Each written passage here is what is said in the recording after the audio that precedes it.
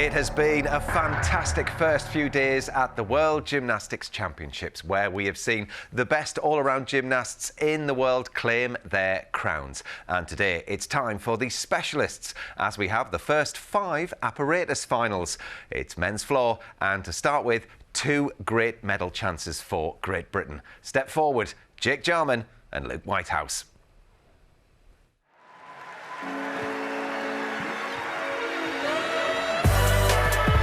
Great Britain's Jake Jarman.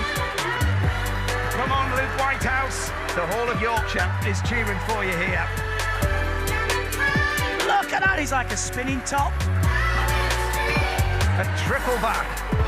He's got outrageous talent. He's so powerful and dynamic. Certainly got to be a medal. I'm absolutely tingling with goosebumps. We're all tingling because if you whisper it quietly, there is every chance of medals for Great Britain when that final, the floor final indeed, gets underway in about 25 minutes' time. And they aren't the only Brits in action today. It's a good job that Beth Tweddle and Sam Oldham set their alarms nice and early, had a good old early breakfast, because it's going to be a very, very busy morning ahead. So 5 individual apparatus finals to look forward to. We've got pommels, rings and floor as far as Great Britain are concerned, and this really was kind of a perspective that the British team were taking here, because they didn't actually compete for, obviously there's no team, but they didn't go for the all-around either, Sam. That's right, Matt. Just focusing on the individual apparatus, I think the team felt that we had the best shot at winning medals on those individual apparatus. We've done very well. We've qualified for 5 finals. I'm very optimistic about our chances today and tomorrow, even with Joe there on the high bar tomorrow. So it's very exciting, and I like the running order that I've seen, the order in which the gymnasts are going to be competing in. That plays a big role when you get to these apparatus finals, because it becomes a bit more about strategy, because you're competing against the very best and the specialists that focus all their training time, sometimes just on one of the apparatus. Yeah. I mean, just talking of that strategy, Beth, are you surprised at this point in the Olympic cycle that they didn't go for all-around as far as the men are concerned? No, I think it's tough to do 6 pieces of apparatus, the amount of training that you're having to do for it, but also the toll it takes on you. So you can see, especially someone like Jake, who's done a full cycle coming into the Olympics, Luke, you can understand why they're taking this year to really focus on the individuals apparatus, where their true medal chances are. Yeah. Well, they are true medal chances. As far as the floor is concerned, we've got Jake and Luke. Now, they could both get up onto that podium, and it's not often that you ever see that as far as the World Championships is concerned with Great Britain. The last time was back in 2015 with Max and Lewis on pommel horse, so they're going to try and match that today. Yeah, exactly, Matt. I think it would be an incredible achievement, but they've got every chance of doing so. I think we're world-renowned now as being the best floor team in the world. We had Harry Hepworth, who didn't compete on floor because of an injury. Oh, no, sorry, he did compete, made a mistake. Didn't compete on vault because of an injury. But they are 3 of the top floor workers in the whole world. So just to make the British team on floor is difficult in itself. So to be here and to have a 25% chance, I guess, of winning a medal, they'll both be going for that medal. And I have a suspicion that they'll both be going for the gold, quietly. Luke's coming in as somebody that's not really put a foot wrong this year. He's won 3 gold medals, British Championships, World Student Games, and the European Championships. And I think Jake, being an Olympic medalist, qualifying in the top position and having the difficulty advantage, he's going to be looking at this competition and going, right, let's go for it. Yeah, well, great to see Alex Yolshin-Cash as well. 20 years old, a fresh face, new really to the world stage as well. But he's, again, following in that amazing tradition that Great Britain have on pommel horse. 9 world medals, 7th in the world table, Beth. You're not setting them up with much pressure. Yeah, I mean, British gymnastics do have a great kind of history on this piece of apparatus, and not just from one gymnast. It's come from a number of names on this apparatus, and that always helps, because it gives the junior team members someone to kind of look up to and think, well, I see what they do in training. We know how they've got there. Actually, how can we follow? And I think that's really helped the British team over the past kind of 5 to 10 years. You mentioned Harry and his floor abilities, but I mean, he's in the rings final. He's qualified 6th, and actually it's been a real dream of his, hasn't it, to be a fantastic rings performer, and here he is now, the 2nd time that he's qualified for the World Finals. Yeah, so he originally qualified for a rings final in the year leading up to the Paris Olympic Games, which was a bit of a surprise for everybody. I remember at that World Championships, he kind of burst onto the scene and made 3 apparatus finals, which is incredible. He's had his success on vault and mainly floor on the World Cup circuit, obviously the Olympic medal, but his dream is to be an Olympic champion on the rings, and what he's done going into this competition, Matt, has increased his difficulty. He's going to be doing the triple back dismount. He does it very cleanly, and I think he could have the right balance of difficulty and execution to really upset the medal table. Yeah, if you've got the difficulty on rings, it's often won or lost, isn't it, on that dismount? So everything crossed as well for Harry. Well, Jake Jarman is here as a defending world champion, but he didn't make tomorrow's vault final. Instead, he's looking to add world floor gold to his Olympic bronze that he won on this apparatus last summer. Let's hear from Jake. World champs the year after the Olympics are always an individual one. I think the biggest challenge will be trying to keep a team atmosphere. I'm interested. I feel like that will probably be a bit more difficult than actually competing for a team event. The most difficult vault you'll see in this competition. 3.5 twist, wraps in. Oh, and that's how you do it! That competition was a bit of a learning curve for me. It's the first time that I'd nailed a vault like that in an event final. Normally, you know, if I do a good vault, I tell myself to settle down, like calm down, still have to focus and do another performance. But I think because it's such a difficult vault, I was kind of overwhelmed by like the excitement. When it came to the second vault, my legs went a bit jelly and I took a few extra steps that I didn't need to. And it did unfortunately cost me that vault title that year. But it's something that I've learned from that I'm trying to take into training, try and put pressure on myself when it comes to practicing, and hopefully, you know, if it ever happens again, I'm a lot more prepared this time around.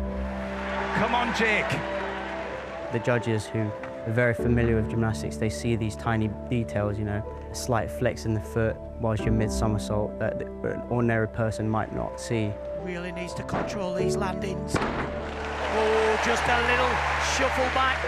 But, you know, that 1/10 can make all the difference. And it's a bronze medal for Great Britain's Jake Jarman. So, you know, when it comes to training, it's just making sure that I do it to perfection every single time. Wraps in, 3.5 twists, and he's done it! It was kind of nail-biting, to be honest. I was a little bit nervous. Ordinarily, if you do a good performance, it's like a massive weight off your shoulders. But I was kind of sat there like, oh gosh, I could do this. I could come out on top here. It's good to have a bit of pressure. It makes you perform just that a little bit better than you normally would in training. I also get a nice little bit of energy as well from the adrenaline that I get, knowing that there's something on the line. His sights are set on a world medal. Watch this, the double front with the half turn! What about that? I see photos and videos of my dad who's cheering in the crowd, and it kind of just, it's fond memories, but it feels like it was such a long time ago now. It's something that I've looked forward to, knowing that I'll be going out there to try and defend that title. Well, huge disappointment for him. He went all out for difficulty, didn't come off in qualification, but it's so difficult, isn't it? You have to do incredibly well on the first day of competition to get a chance of actually being in the final. It can be heartbreaking for gymnasts, Beth. Yeah, I think if you speak to any gymnast competing at this level, qualification is the most nerve-wracking competition, because ultimately, if it goes wrong on that day, that's your competition over. Whereas once you get into the final, you've kind of got nothing to lose. You can just give everything. And actually, he'll be doing that today because he's well set with his routine now, isn't he? As far as floor is concerned, well practiced. Had that whole Olympic cycle to go, so he's going to hit this one really hard today. He is, Matt, and I think over the previous Olympic cycle, he was trying to find his feet and find the best routine that suited him. Yeah. And I feel like this routine that he performed in qualification here is that routine that he's going to keep for probably the next couple of years. The difficulty is enormous. He's got a 6'3" difficulty, tying with the American gymnast. Interestingly, with the American gymnast, he does a very different routine, so they've gone about it in 2 different ways. Jake, I would argue, does the more complicated technical gymnastic skills. So he's doing a triple twist in double straight, just for people listening back home. Normally it's just the tumblers who tumble on a track that's over 25 metres long that are able to do those types of skills. So to fit that in on a 12-metre floor is just incredible. He's a very special talent. Well, Luke Whitehouse is also going in this floor final, and what a tumbler. I mean, he won the European Championships 3 times. I mean, he loves the triple. You know, he's doing the triple in more ways than one, and he's got a real chance, Beth, today. He has, and I think he was very disappointed after the Olympics last year. He made it into the final, but then just, unfortunately, it didn't quite go his way on the day. But he knows how to perform under pressure. To pick up 3 European titles back to back is no easy feat. So I think, yeah, they'll both be going. It's hard when you're going against your own teammate as well. Sure. Well, Luke will go ahead of Jake as well, so it's going to be very, very interesting indeed to see how that final plays out. We also have to mention as well the defending champion Artem Dolgupat from Israel isn't here to defend his title, as the Israeli team weren't granted visas by the Indonesian government. So there will be a new world floor champion. Lots to come, but get yourself a cup of tea and settle down, as this is what your morning is going to look like. So Luke and Jake get things underway in that floor final at about 8 o'clock. So we'll head out live to Jakarta for that one.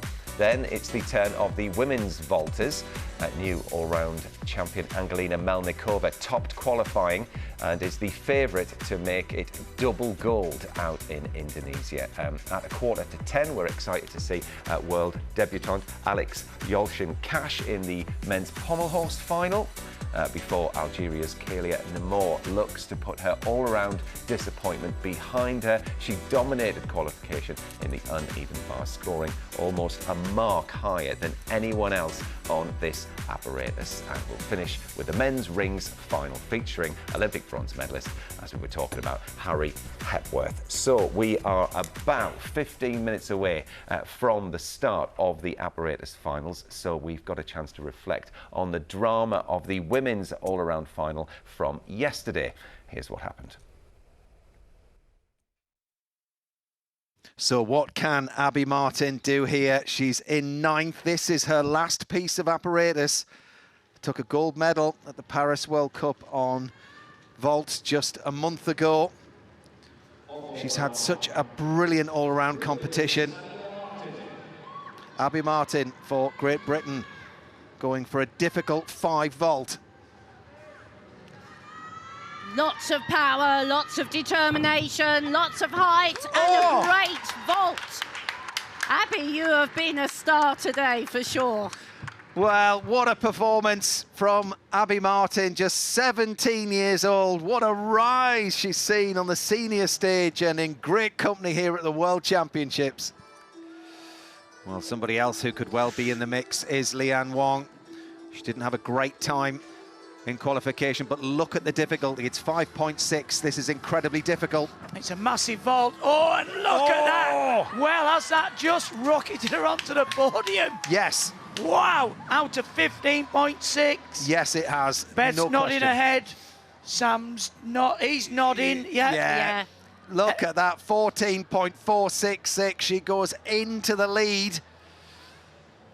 That's definitely going to be the score to beat then. 54.966 is the benchmark. That was a big, impressive vault from Leanne Wong. For Kalia Namor, she steps up to floor this, her final piece. Can she make history? She needs 13.268.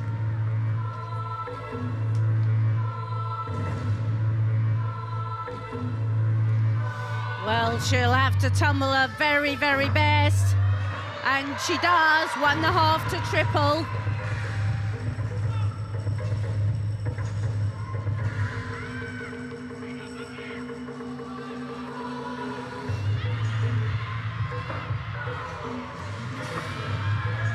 Good and strong on the double pike at the end of that combination.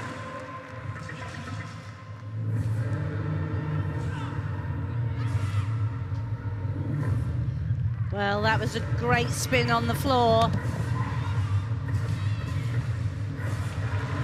Full of expression, quite a different style, but that was a good leap.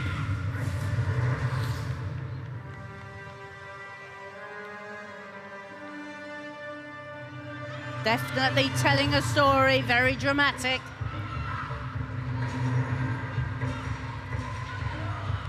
Such an important tumble coming here. Big up, double tuck. Oh! And that little rebound might cost her. Lovely change leg full.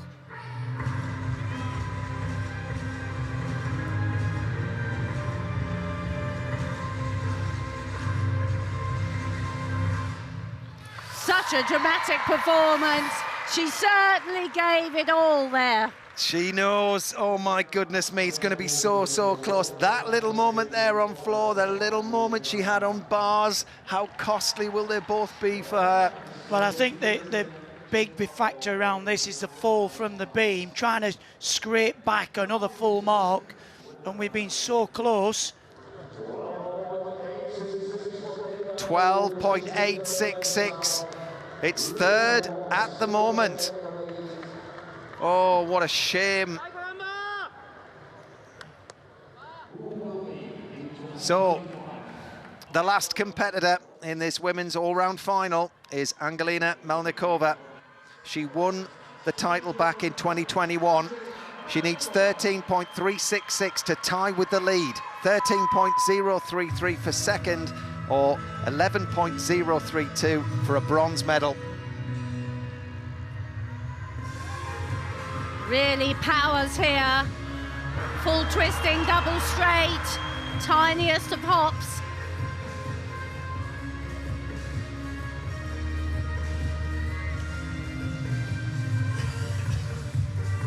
Wow, wonderful series of spins.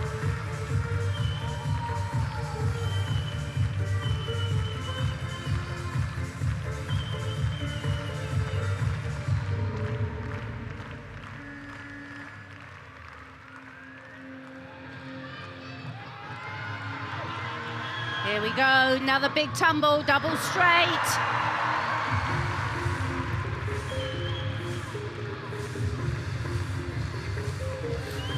Another secure spin. Such an elegant gymnast. Every single movement she makes is beautiful.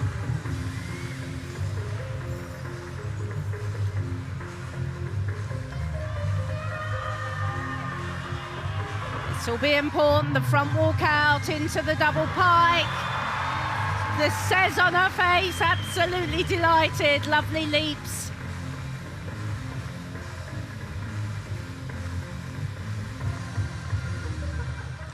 Well, what a joyous performance. Wonderful to see her here on this international stage. Well, what an all-around performance. It's been 4 years since we've seen her. Has she just done enough to win back the title? 13.366 is a big ask. But there were no major errors. She got most of her difficulty. There was just one spin that probably would be downgraded. No big errors on landing. I just think one of them early on where she just shuffled on the line, so did both heels go out? It's hard to tell from this angle. But you're right, she's put in a performance. Can't do any more than that. Interesting that the current leader is the only gymnast to have a clean competition. Melnikova and Namor fell from the beam. That's a full mark, so if they'd have stayed on, it would have been a different story. Well, Lian Wong leads this competition on 54.966. John Qingying scored 54.633, and Kaylee Namor is currently in third with 54.564.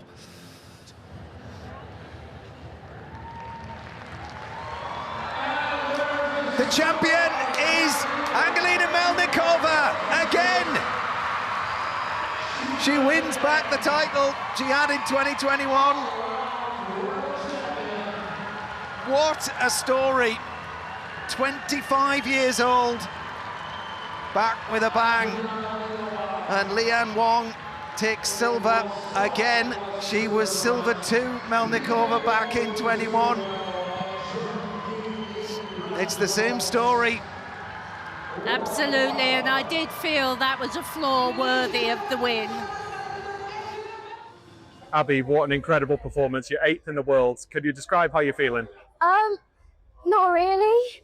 I mean, it was very unexpected. Obviously, qualifying to the grand final was just like one of my main goals. And there's just so many good gymnasts in the world that I wouldn't have thought that I'd come 8th. I mean, I did set myself a personal goal of coming top 10 in the world, but I didn't really know whether it'd be achievable because obviously you don't know what the other gymnasts are going to be like on the day. But I'm really proud of all my performances, and to just come 8th is just, it feels insane. And can you talk about your actual performance today and your routines and how it developed? So we started on bars, and I actually got on your PB on bars and stuck my dismount. So I was really happy with that. Then going to beam, I did my triple series on beam and I landed it, which was a big achievement for me to prove that I can do it. Like I know I can after a bit of a mishap in qualification. The end is a bit wobbly, but I'm just really happy to have stayed on. And then my floor and vault, I just really enjoyed the performance and they're my best pieces. So just had a really great performance all around. Big thanks to Tim Pigg for the interview there. But Abby there, top 10 finish, 8th there. Incredible performance from her. She's got a floor final tomorrow, and then alongside Ruby Evans, who has actually got a medal chance in that final on floor tomorrow with Beth. Yeah, it was a fantastic women's all-around, and to see both British girls in the top 10 was amazing. Yeah. Abby's had a tough year, and it was great to kind of see her come back flying high, and she's really made strides, especially on bars. I was really, really impressed with that. We know that she's really strong on vault and floor, but yeah, it was great to see kind of that overall performance really come together. Yeah, and Melnikova as a neutral athlete, we hadn't seen her for 4 years. She won the title back in 21, won it again. It's as if nothing's changed, no time has passed, Sam. Yeah, she looked incredibly professional, I thought, in her performance, Matt. Just very strong, resilient. Even when she made the mistake, she didn't let it phase her. She got right back on the beam and looked incredibly confident. And I think really she opened the door on beam, and Kaylia Namor just struggled to capitalise on that. Yeah. And I think we're just seeing a vault from the all-around here. She's going to the vault final, actually, the second final up today, and a real chance of double gold for her because she actually got 2 vaults over 14 in qualification. She did. The second one can be a little bit hit and miss. The half on with the 1.5, and I think during podium training had a few issues with it, but it really came off in qualification. So let's hope it comes off today as well. Yeah, now, as far as the all-around is concerned, somebody didn't really come off yesterday was Kaylia Namor, you know, real favourite for bars, but her all-around, it just didn't happen for her, did it, Sam? No, and I was speaking to Beth. I think maybe this is the first time she's really been able to challenge all-around for a medal, and that's a different thing.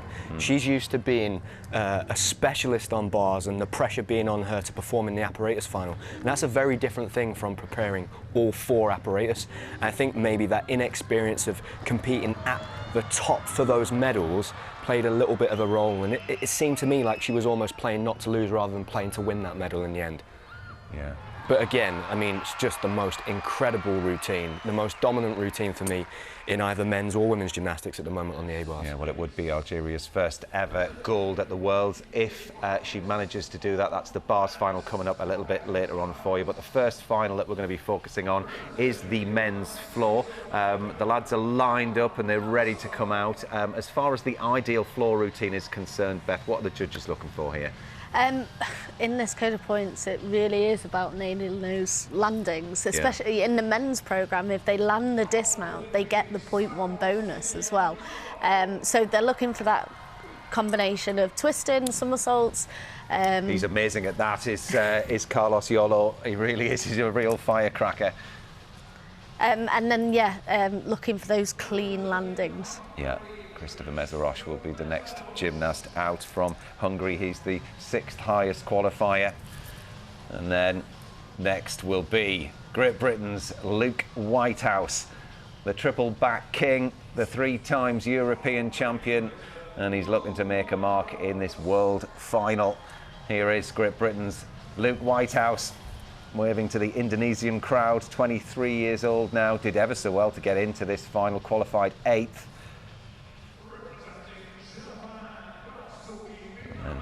Minam Kazuki of Japan, the 5th highest qualifier.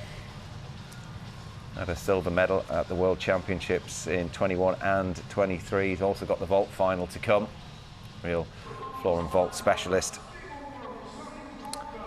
And from Thailand, Thaikumpo Surinthora, qualified 7th. He was amazing in qualification. If he can land his routine, he'll be dangerous. But how is Jake Jarman feeling? That's the question. He's the highest qualifier. Took a bronze at the Olympics. Gold at the Commonwealth Games. Can he be the golden boy here in Indonesia? And Milad Karimi is the 8th gymnast to make this final. He's the 4th highest qualifier. Been in the Olympic final and the world final as well. He got a bronze medal back in 2023. So let's settle in. I'll go and join Craig Heap and Christine Still in the commentary box for this World Men's Floor Final. Thanks for that, Matt, and we'll see you very shortly. 8 gymnasts have qualified for this Men's World Championships Floor Final. It'll be 4 gymnasts to warm up and compete, and then split, and then another 4. First up will be the American Cameron Nelson, and actually we've got 2 guys, Christine, doing triple back in this floor final. It's not just Luke Whitehouse anymore. No, not at all. Cameron Nelson as well. And if he does what he did in qualification, we'll be seeing 2 triple backs, 1 piked, 1 tucked. So, of course, the gymnasts choose which moves they want to include, and they can do the same routine as in qualification or a different routine. But I guess he'll want to be on this stage doing his very best and most risky routine. And there, Carlos Yulo, the Olympic floor champion. Qualified in 2nd place. It's certainly with this, amount of difficulty in the routines, it could be anybody's game, don't you think? Very much so, and Carlos Yulo is sort of either brilliant or disastrous often. We've seen him fall, more than once in a routine, or be absolutely fantastic. We were all thrilled, really, to see him hold it together for the Olympic floor final after having, at the previous Worlds, had some problems. But I think he's quite a bit more mature now. I was just going to say, he spent quite a bit of time training in Japan with the Japanese team at the National Centre, and I think he was very erratic at the start of his career, but he has really just settled in, hasn't he? He's become more confident, more consistent. And again, a lot of these gymnasts, what we see now, it's the first World Championships and they have to go through. So I think he's a great role model for some of the younger gymnasts to go, well, I'm not there yet consistently, but in the future I could be like Carlos. So yeah, it's very exciting, very dynamic. He's also in the vault final as well. He's only 4'11". He's a real powerhouse. Speaking of powerhouses, do you remember he won a house at the Olympics? Yes, he won all sorts, didn't he? When he was the Olympic champion, he won all sorts. He was cars. He had his shopping for a year. I think he also won. I think they said every gold medal you got a house. Yeah. Well, he won 2. Yeah. So I wonder, did he get 2 houses? Did he get a terrace? One in the city, one on the beach. Yeah, well, yeah. Nice, Chris. Yes, absolutely. Well, who knows what they've promised him this time, but no doubt he'll go for broke as the Olympic floor champion. So you're seeing the first 4 gymnasts warming up here. Then they'll be then they'll compete. Then there'll be another warm-up for the second half, in which Jake Jarman will be competing. So Luke Whitehouse will be the 4th gymnast up here. And Cameron Nelson will be setting the pace. This is the gymnast from the USA. We took a silver, actually, at the US Championships on floor, but he's got a 6.3 difficulty. So one of the hardest routines that you'll see here in this men's floor final. It's all going to be about execution for him. So Let's just quickly talk about the major deductions, Craig and Chris, that people can look out for here. Well, they've got to stay inside the floor, that's a given. So 1 foot out is a 0.1, 2 feet outside the lines, 0.3. Any falls, that's a full mark. You've absolutely no chance of getting on the podium if you take a big fall and major errors. But these guys are doing some of the most difficult routines we've ever seen in history, especially this young man from America. 2 triple back somersaults within his routine. So big gain, but again, very big risk. Yes, and of course the smaller mistakes, a couple of steps on landing, legs untidy, bent, crossed in the air, all those are little places they lose marks. So it'll be the gymnast who performs the most perfectly that wins. So here we go then with the world final. Men's floor, Cameron Nelson, packed with difficulty. Unbelievable amount of rotation in this routine. He's the 3rd highest qualifier.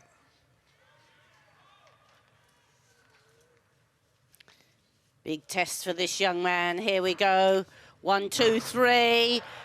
Step out, so that's just a 0.1, but that was a very risky move. 3 somersaults in the pike position and again in the tuck. More secure landing there, but that is massive difficulty. So 2 of the most difficult skills you can do. And he follows it with a beautiful 2.5 twist into punch front. Now, these gymnasts have to show their versatility as well.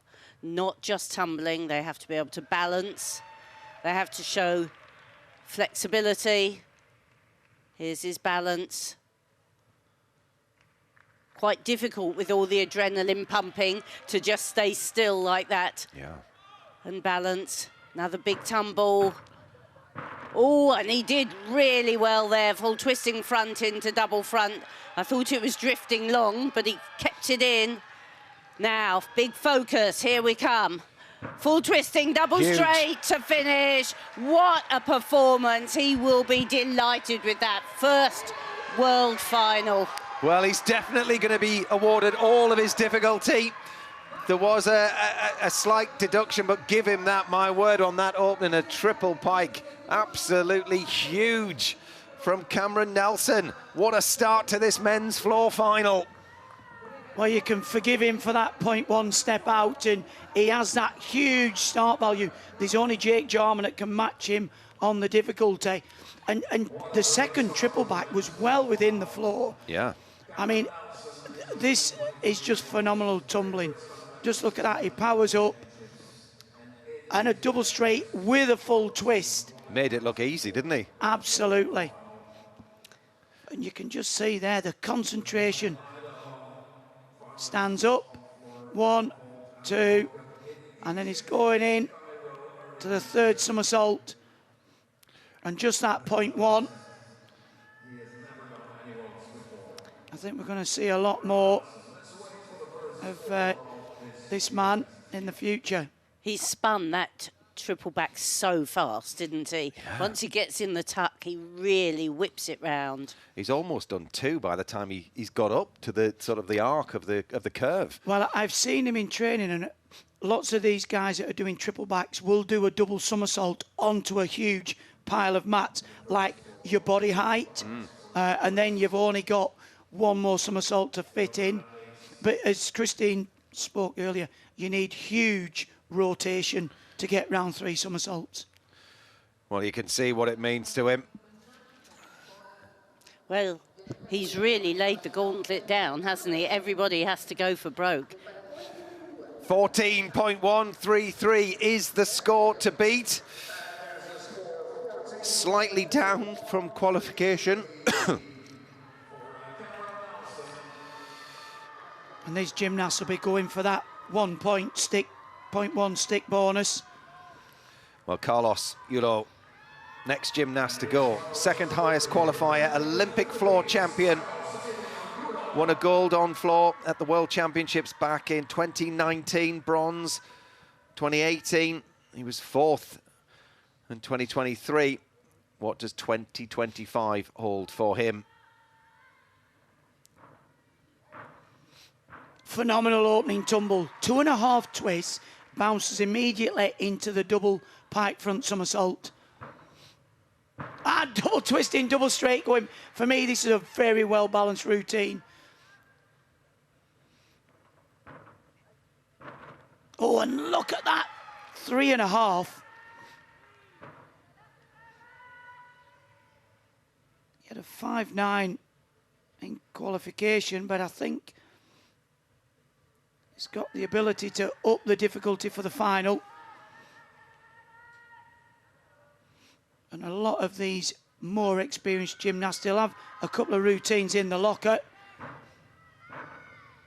Flies there, no problem. Double twist into the straight front somersault. One of the new things at the construction of the routine, it's not just about stepping into the corner. They've got to use these artistic links. Final tumble. Full twisting, double straight, and nails it well. He might not have had the same difficulty, but for me, that was the better routine. That's the one to beat. Yeah, well, he scored 14.566 in qualification, so it looked as good as his qualification routine, Chris. Yeah, he's so extended, you know, every time he does a double straight, the legs and the body are dead straight, whereas the previous gymnast had a little bit soft knees, and that's the difference. That's where the judges will be taking their point ones. So that was a fantastic routine. He will have got his stick final tumble as well. One. Even though he didn't hold back on the difficulty, it was a massive double straight with full twist. I was going to say, most gymnasts would struggle to do that as an opening tumble, and he did it as the final tumble. Unbelievable. Well, this is where the difficulty versus execution really does come into play. So Cameron Nelson, he put up a 6.3 difficulty and scored 14.133. Yulo's routine slightly easier at a 5.9, but can he beat him? Well, Cameron Nelson had an execution score of 7.9, so I think they'll go higher on this execution, but how much higher? Can you see the beautiful technique, how he wraps the arms into the side to make the twists? Delighted with that performance. He really showed his maturity now. 14.133, the score to go into the lead, with another 6 gymnasts left to go in this final, including 2 from Great Britain, Luke Whitehouse and Jake Jarman. Luke Whitehouse will be up after the next gymnast.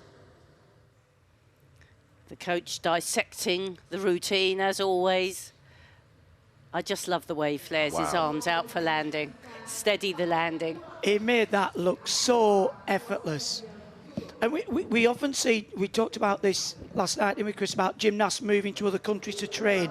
It doesn't always work, but for this gymnast, his time in Japan has definitely paid off. 14.533 for Carlos Yulo. The gymnast from the Philippines goes into the lead, so that is the score to beat. Massive execution score, 8.6. We don't often see them in the 8s. Well, Christopher Mezarosh took the bronze medal at the European Championships last year. He scored a 13.966 in qualification. Oh, and that was a big mistake right at the beginning. I think he landed slightly out and then jumped back. He did extremely well to hold the landing, but that was much better. These tumbles are amazing. Combination of double somersaults and twists. He's got the very classic snap his heels together as he lands. And you can see he's a beautiful pommel horse worker.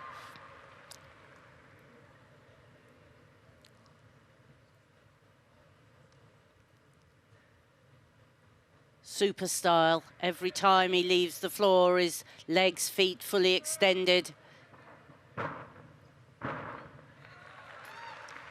Good twisting there. He managed to keep that in the floor. Took a long run. Here we go. Full twisting double back, just that step on the landing. So no 0.1 bonus for a stuck landing, but a really classy routine. Classy, but it won't threaten the top two as it stands at the moment. 14.133, second, and 14.533 is currently the gold medal score for Carlos Yulo of Philippines. This is a bit of a problem when you don't have the difficulty of some of the other finalists. He's got the weakest routine, not that it's, you know, weak in terms of what he does, but if you look at some of the others, which are 5'9", 6'3", he's a 5'5", so he really has to be accurate with all the landings, and there were just a few little shuffles and hops. For me, he's a really good all-round gymnast rather than a specialist. He's a good all-round gymnast with floor as his best piece, his best chance of a final. But when you're competing against the others, not many of whom will have worked all round, it's a bit of a different story. They are specialists on this apparatus. Yeah, well, he came 8th in the all-round competition a couple of days ago. I was going to say, big final tumble, double twisting, double bike. And interesting as well is a lot of gymnasts have chosen to lose the flick in sort of this recent cycle of gymnastics to give them the opportunity to run across the floor and fit inside that 12-metre square. Seems happy with that, but I have to agree with you, Matt. I don't think 1 and 2 will be challenged. See, this is the new bit that's been added to the floor routine for the men, is using those artistic links around the floor rather than just stepping into the corner.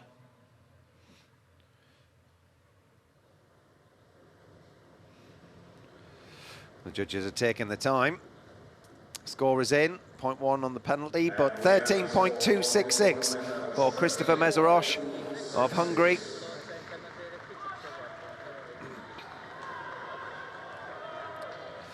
So the next gymnast to stand in the corner of the floor here at the World Championships is Great Britain's Luke Whitehouse. Qualified in 8th place, but don't let that fool you. 3 times European floor champion, going for a medal here at the World Championships. Now just watch this opening tumble. Triple back, now that's how you do it, well within the floor. Oh, that's lovely. Double twist, immediate double front somersault. Easily around the 2.5. One of the things that Luke does have in his locker is this immense spatial awareness. So accurate on his landings when he needs to be. Room for improvement from qualification. And going well so far. Come on, Luke. That's more like it. Double pike front somersault.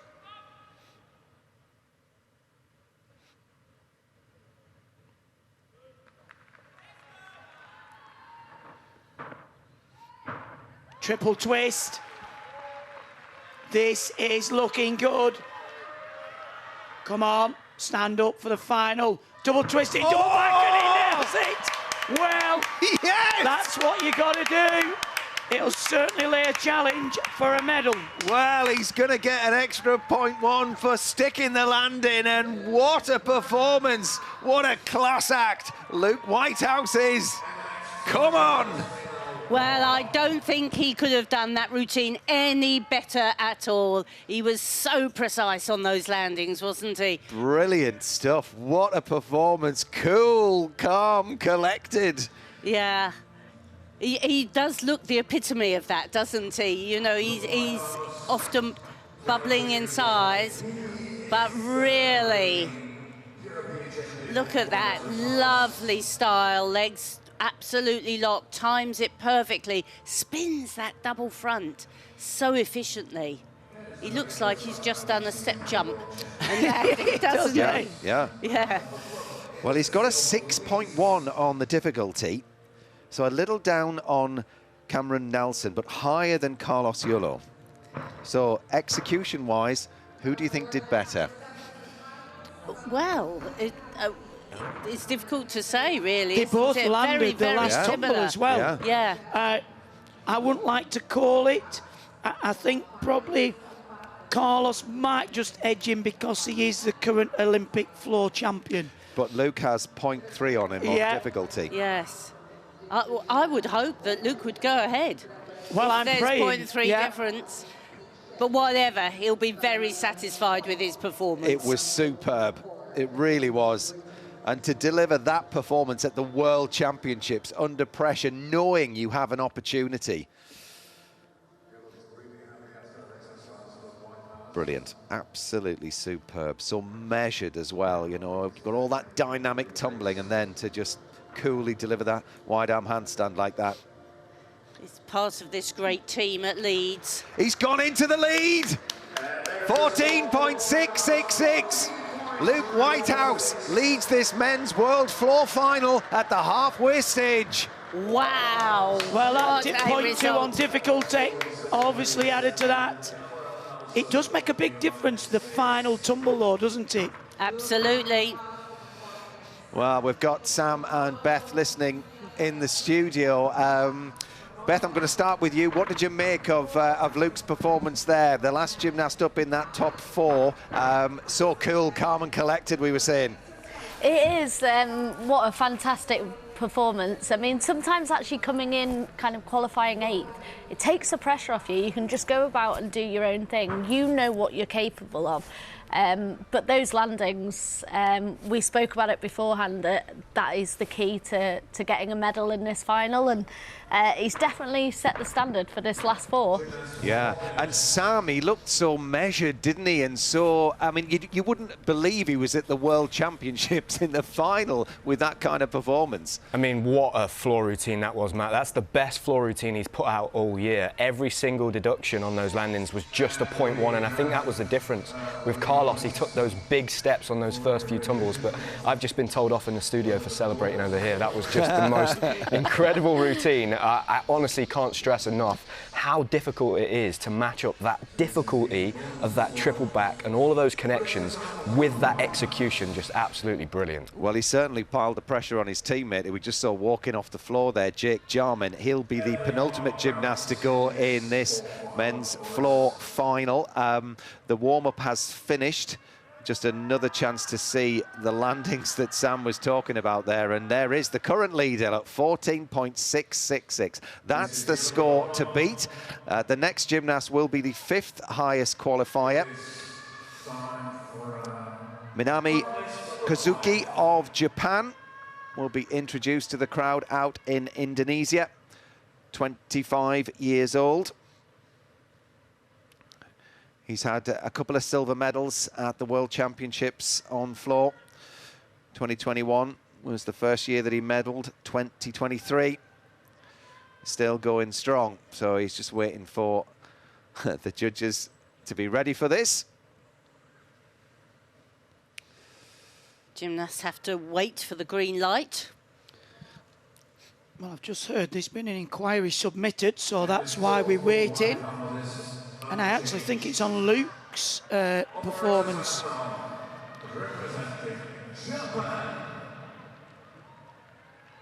Well, on we go for now. Minami Kazuki. And we are going to wait for the judges. Are they ready? I think they're ready.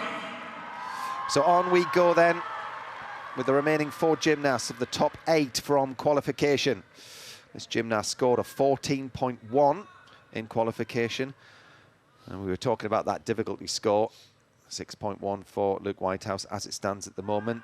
Kazuki has a 5.7. Oh, and that is not a good start. The very difficult twist into the double front, and he just timed it wrongly. Oh, beautiful triple twist in the double back somersault. And the 3.5. The jump full turn to front support, which you can do instead of the balance. Several of these finalists opting for that.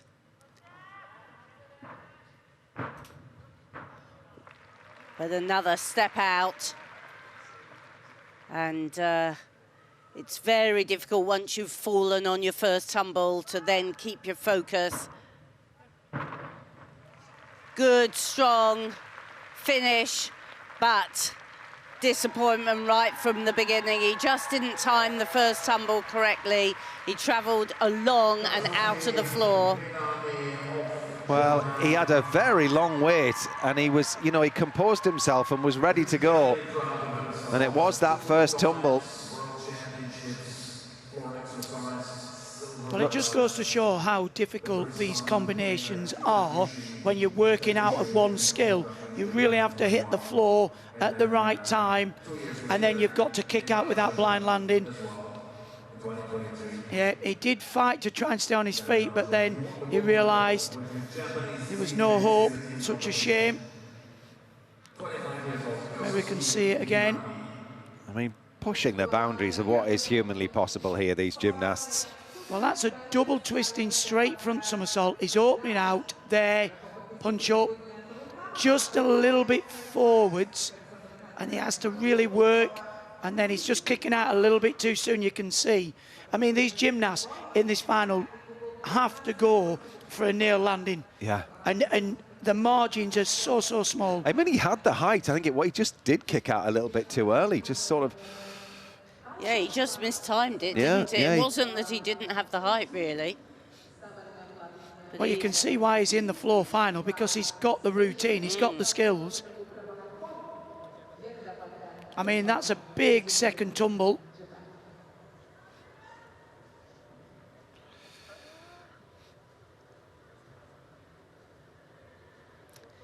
The specialist on the floor.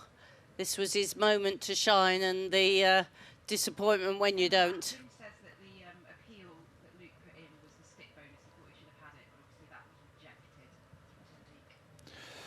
Well, we're just hearing that the inquiry that was put in for Luke Whitehouse was the stick bonus. He wasn't granted it, so the score is unchanged from 14.666. But oh, gosh. It did look like he stuck it.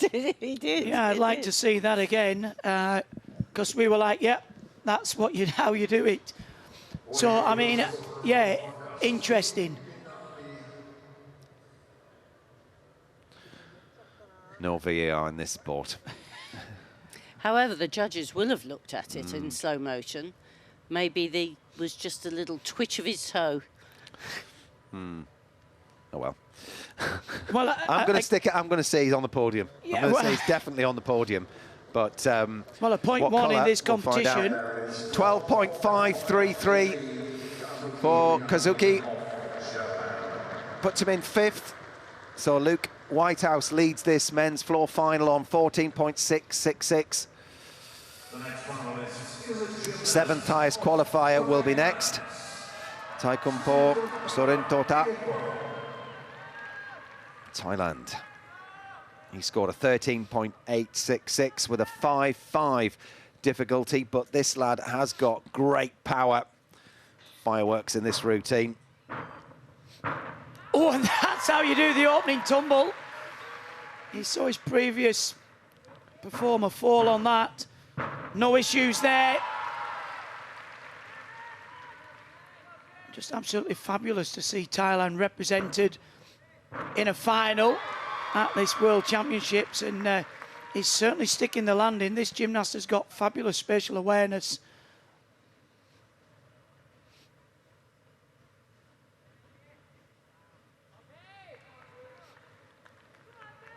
Calm, measured.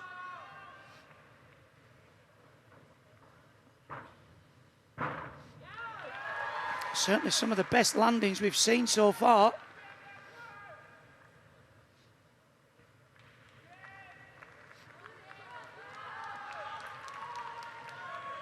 Come on. Well, what a shame that won't be a stick bonus, but the other tumbles were really good, Chris. Oh, they were special. He was very, very clean, wasn't he? Yeah. Well, Willie knocked Cameron Nelson out of that third place spot. 14.133 is the score for a medal at the moment. There's 2 more gymnasts still left to go in this final. With just a 5.5 difficulty. 0.8. It's a lot to make up, and certainly the final tumble. Actually, it was the worst landing of the routine, wasn't it? Yeah. It was a huge step forwards. You know, he probably needed that 0.1 at the end. But some great floor work.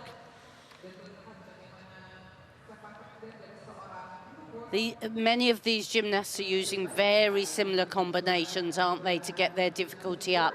When you add the very difficult moves together, the double twisting front into the double front, then that's when you really start to get your big bonuses. And all those moves added together give you this D score. And when we're talking about Luke Whitehouse having a difficulty score of 6.1, that's how he's achieved it, through all the big tumbles being linked together, the unique triple back. We'll only see 2 gymnasts in this final doing that. Interesting, this gymnast, I would question the routine construction, because he's finishing on, we're talking this blind landing. That's a very difficult skill to land, and to put it as your final tumble where you have the chance of the bonus, I think that will have cost him.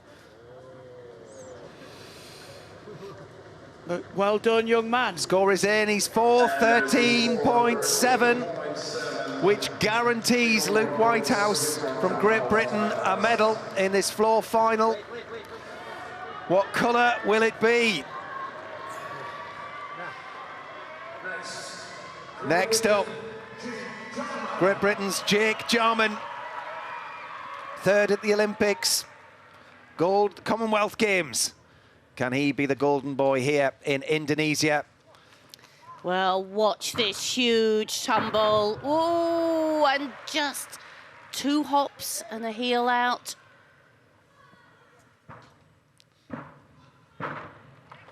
Another little tiny hop, lovely speed.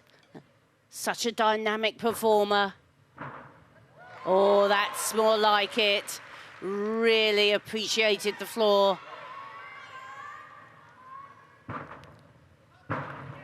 Oh, such massive difficulty. Huge tumbling, multiple twists, multiple somersaults. Good speed.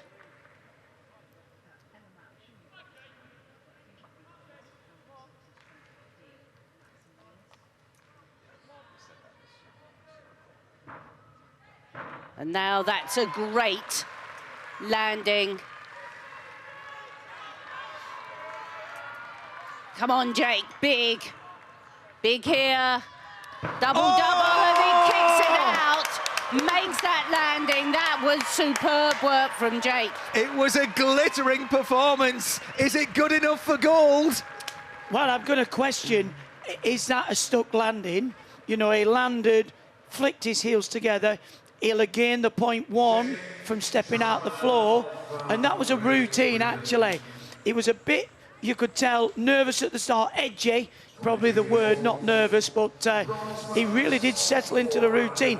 He's got 0.2 on Luke in his difficulty. This is going to be very close. It's going to be very close indeed. But what a conversation to be having. We're talking about who's going to take the gold medal from 2 British gymnasts. Unbelievable. Yes, you're absolutely right, Craig. He settled in, didn't he? He's found his timing. He's such an excitable gymnast, isn't he? And he talked about this in one of the interviews the other day. You know, we expected to see him in a vault final. He said, you know, I was like a space cadet. And you can see, because he does 2 big tumbles with a triple twist in the double back. One in the straight position. I mean, that's one of the hardest skills you can do. And look at this. Again, we're talking about flaring out a little bit with the arms. There. Are you going to see him moved his right toe? I mean... Well, 14.666 is Luke's score. Jake scored 14.7 in qualification. It's going to be very much difficulty versus execution here, isn't it? But he performed that really well. Like you said, Craig, you could see he was edgy to start, but he harnessed it. He didn't allow his... The gold medal is in the hands of Jake Jarman for now. 14.866 with one gymnast to go. What a huge score for Great Britain's Jake Jarman. He can't believe it. Well, the difficulty made all the difference, and stepping out the floor, he really had to get back every 10th. It's Great Britain 1 and 2 with one gymnast left to go. Milad Karimi of Kazakhstan, he's the 4th highest qualifier. He got a bronze medal in 2023 on this piece. No one's sitting comfortably just yet.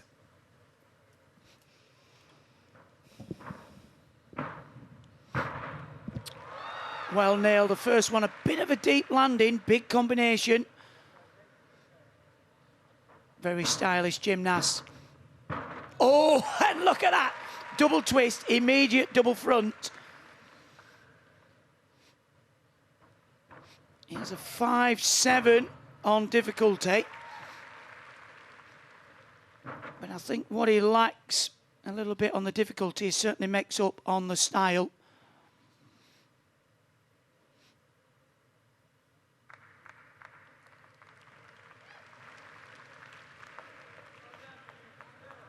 Cool, calm and collected.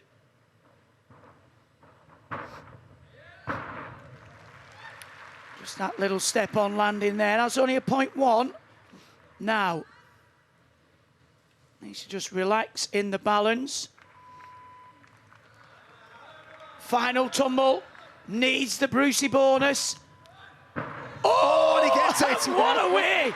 Well, would that be good enough just to edge out Yulo for the bronze? 14.533 is the score that he needs for a bronze medal. 14.66 is a big ask to knock Luke Whitehouse off the silver medal spot, and he won't go into the lead and beat 14.866 from Jake Jarman. I think his difficulty is just not quite high enough to demand that. I didn't think it was a better routine than Carlos. No, I would agree with that, but well, didn't have many deductions. No, well, that's the thing. I mean, I like Carlos's routine. For me, it was very exciting, very dynamic, but this gymnast is very, very stylish. Yeah, I mean, Yulo had 0.2 on him with difficulty. I think this first tumble, I think we're seeing it here, where he landed really quite deeply. Or maybe that was the second tumble. No, I think that was the first. Actually, I think it looked deeper from the other angle, and it depends where the judges are sat. They're at the other side now, so they get a different view. Certainly beautiful work. Well, we can't confirm anything, but it very much looks like it's Great Britain 1 and 2 here. What great performance by the British guys as well. Beautiful style. I mean, he had a long old wait, did Milad Karimi, the 8th gymnast to go. Watched all of that gymnastics happen, thinking to himself, I'm in with a chance here of a medal. 26 years old, and to put out that performance, knowing that you have an opportunity. He didn't let himself down at all. So 14.533 is the score to tie with Yulo for bronze. What a great floor final. It was brilliant, wasn't it? Absolutely brilliant. Well, we've only had one fall, actually, haven't we, with the Japanese gymnast.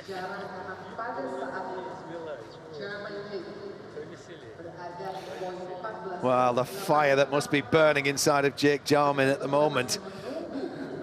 You just got to wait for confirmation to find out that you're a floor world champion. Took the gold on vault, the last World Championships. Well, he'll have every medal there, European, World and Olympic. So one that's missing from his collection. He's collected a couple of bronzes, but one way to surpass it, I mean, to become the world champion. I think they know they've done enough. My lad cannot catch that big score. Ben Howell's there, coach of Jake from Huntingdon Gymnastics Club. The judges are taking the time on this. Thinking hard, aren't they? Watching the video through, maybe? Well, he's the only gymnast from Kazakhstan to actually get a medal at the World Championships, is Kurimi, so can he get another one here? No, he can't. 13.6. He finishes down in 6th place. But the scoreboard shows a glittering vision for Great Britain. Jake Jarman is the new men's world floor champion. And taking silver just behind him is his teammate, Luke Whitehouse. What a story for Great Britain. 1 and 2. Phenomenal final. And the last time that Great Britain got a gold and silver was back in 2015. It was the Glasgow World Championships with Max Whitlock and Lewis Smith over on the pommel horse, but this is a first for floor. Well, we've had to wait 10 years, but it was well worth the wait, and we've been waiting for a medal at these championships. There's Jake's dad, his mum and dad.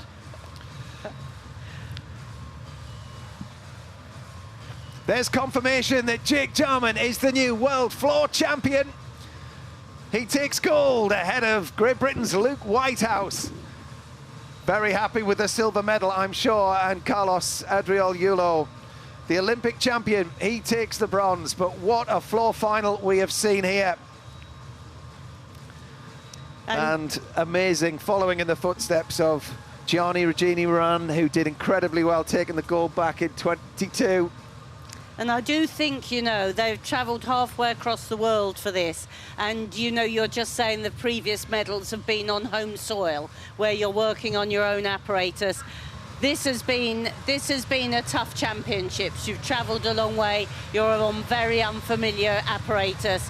To achieve at this type of world is something huge. Well, I think what's really impressive is actually the boys stepping up from qualification. Didn't go as well. I mean, Luke qualified in 8th place. He just got into the final, ends up with a world silver medal. Yes, Jake, we've talked about this consistency for a while. He's qualified in top spot and he's come out on top, which is really good. It shows that he's progressing, his confidence, and as we've seen, he can be a bit jittery at the start, but he almost had a word with himself, didn't he, going, yeah, you need to sort yourself out, otherwise you're not going to get this title. Yeah. Well, Jake Jarman, following in the great footsteps of Gianni Regini-Moran, who took a gold back in 2022 in Liverpool. And we're just watching Luke Whitehouse, the silver medalist. I'm going to bring in Beth and Sam. Beth, first of all, I mean, you can see what it meant to Luke finishing off his floor routine, and he didn't half-pile the pressure on Jake Jarman, but how Jake managed to keep his composure, admirable, wouldn't you say? Oh, for both of them, to be able to perform under that pressure, you know that it's about those landings. Luke, I mean, he improved his score by about 0.8 from qualification. Yeah. So we knew he had the capabilities there, and it did come down to that difficulty in the end. There was 2/10 difference between Jake and Luke in the difficulty. And that's basically what the difference in the score was. But what an unbelievable result for British Gymnastics to have 2 medals, gold and silver. Fantastic. Yes, Sam, I mean, we're just watching the women coming out for the vault final. We'll get to that very shortly, but just a word that we thought this was possible. We hoped, we dreamed that it could happen, and for them to actually achieve it, I mean, it's one thing dreaming it, but another putting it into practice. Absolutely, Matt, especially on an apparatus like floor where there are so many rooms for error on all of those landings. I honestly think both of them have knocked it out the park, and I can't remember many Saturday mornings that started better than that in my time, and it was incredible. And I think that makes Jake Jarman the first ever British male gymnast to win 2 World Championship gold medals on 2 apparatus, which is an incredible achievement. Yeah, absolutely. I mean, we've watched him grow, we've seen him mature, and he's just so assured on the world stage now. The entire world watches Jake with wonder and awe, and just seeing the reaction, Sam, on his face when he saw the score. Sometimes even he can't believe what he's doing. Yeah, I mean, I think you really saw some emotion from him. He laughs, he jokes, he plays with the camera. You can see his eye rolls all the time, but you could really see there just how much it meant to him. I remember seeing Jake in a mums and toddler class when he was about 4 years old, and his coach that you saw there, Ben Howe, saying to me, this kid's going to be world champion one day, and very rarely does that ever happen. So the fact that Jake's been able to do that over here, like Chris said, on the other side of the world, on a apparatus like floor, we really are the best in the world on this apparatus. Yeah. And following in Gianni Regini Moran's footsteps and becoming a floor world champion, I mean, what a morning and what a great start for Great Britain. Yeah, sure. Well, the women are out for the women's vault. They'll have a few minutes warming up. While they do, I think we'll just keep indulging in this, Beth, because it's one thing, isn't it, to feel like, you know, you turn up at a World Championships, you're enjoying the experience, you feel like quite amazed that you've managed to achieve it and get there, and quite another to have this turning point in your career. You went through it too, where you absolutely feel like you deserve your place there, and other people are coming out to try and beat you. It's a real sort of turning point in your career, and Jake's exactly there right now. Yeah, it can also be a very pressurised situation to be in, because when you're that underdog, you're kind of going in, you're doing your own thing, and no one's really watching you. But then suddenly, when all eyes are on you, it's a very different pressure before you've even put your arm up to do the routine. So Jake has really learned how to handle that pressure. I think he's been to numerous major championships now, and each one you can just see him taking the experience. He obviously spoke a lot about the experience from the vault in Paris last year. And then this year he's taken the time just to kind of specialise on apparatus, and even that in itself, that's a very different experience for Jake, because he is an all-rounder as well. We're just watching the women warming up for the World Vault final here. Beth, if I could just get your thoughts on this to start with, and the fact that there's 2 vaults, isn't there, in the women's vault final, and they both have to be different.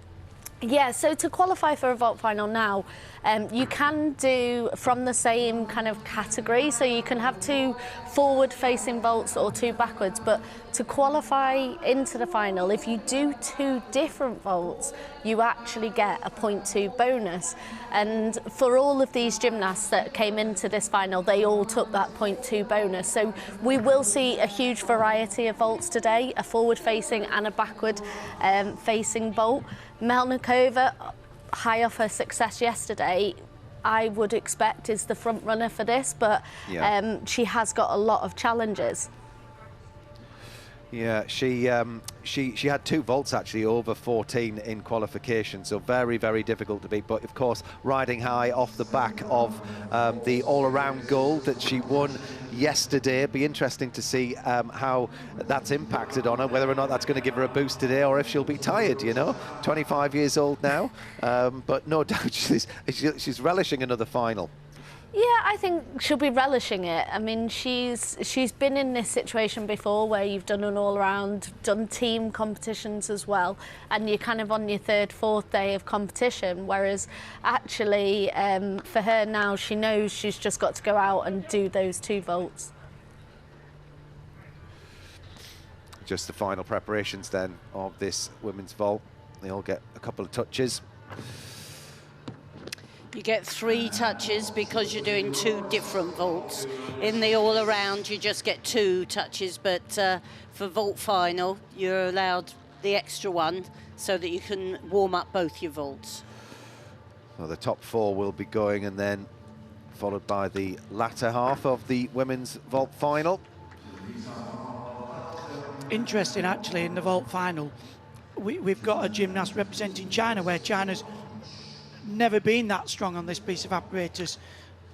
No, and I believe this gymnast has only come and done vault. They just brought one for the all-around and then some specialists, bar specialist, vault specialist. Their all-arounder is their beam specialist. Well, I don't think they'd have brought her if they didn't think she had a chance. She's qualified in 2nd place. So if anybody can push Melnikova with the difficulty, it would be this gymnast. And again, she's fresh, done qualification a good few days ago. Melnikova was competing last night. She's got a heavily strapped knee.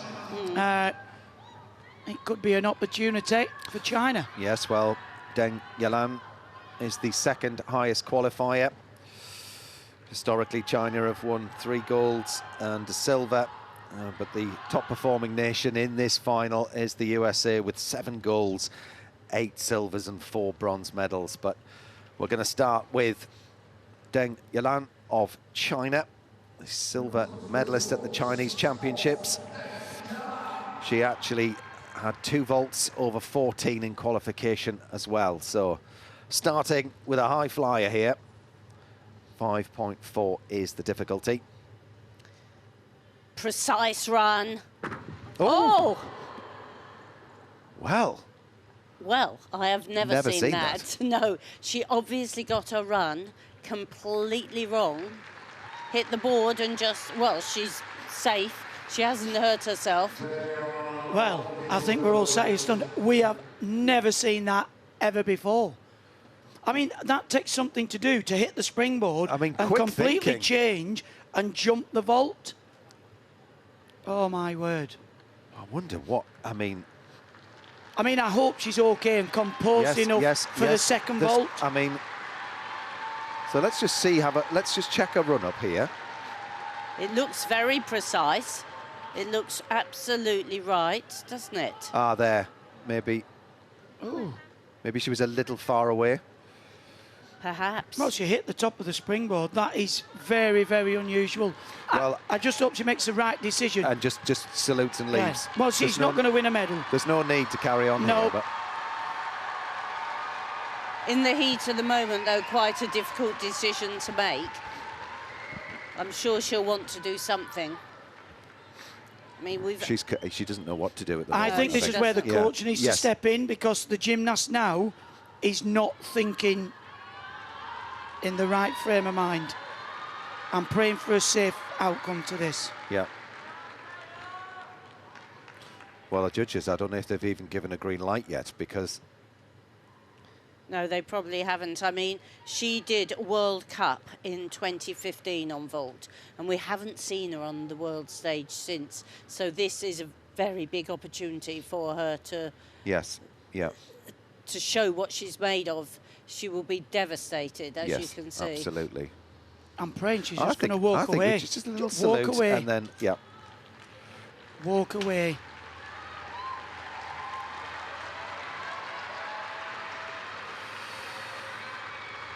Well, there should be some consultation, Christine. If that was your gymnast, you know, you need to speak to them.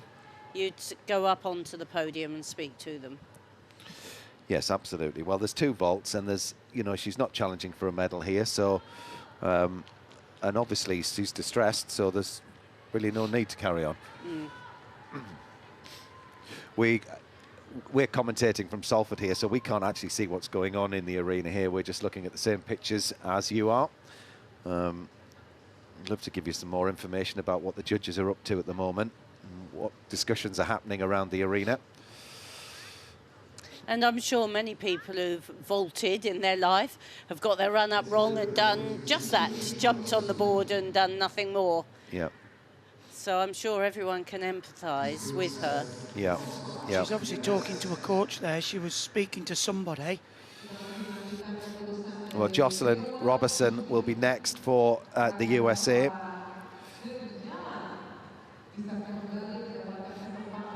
I think, yeah.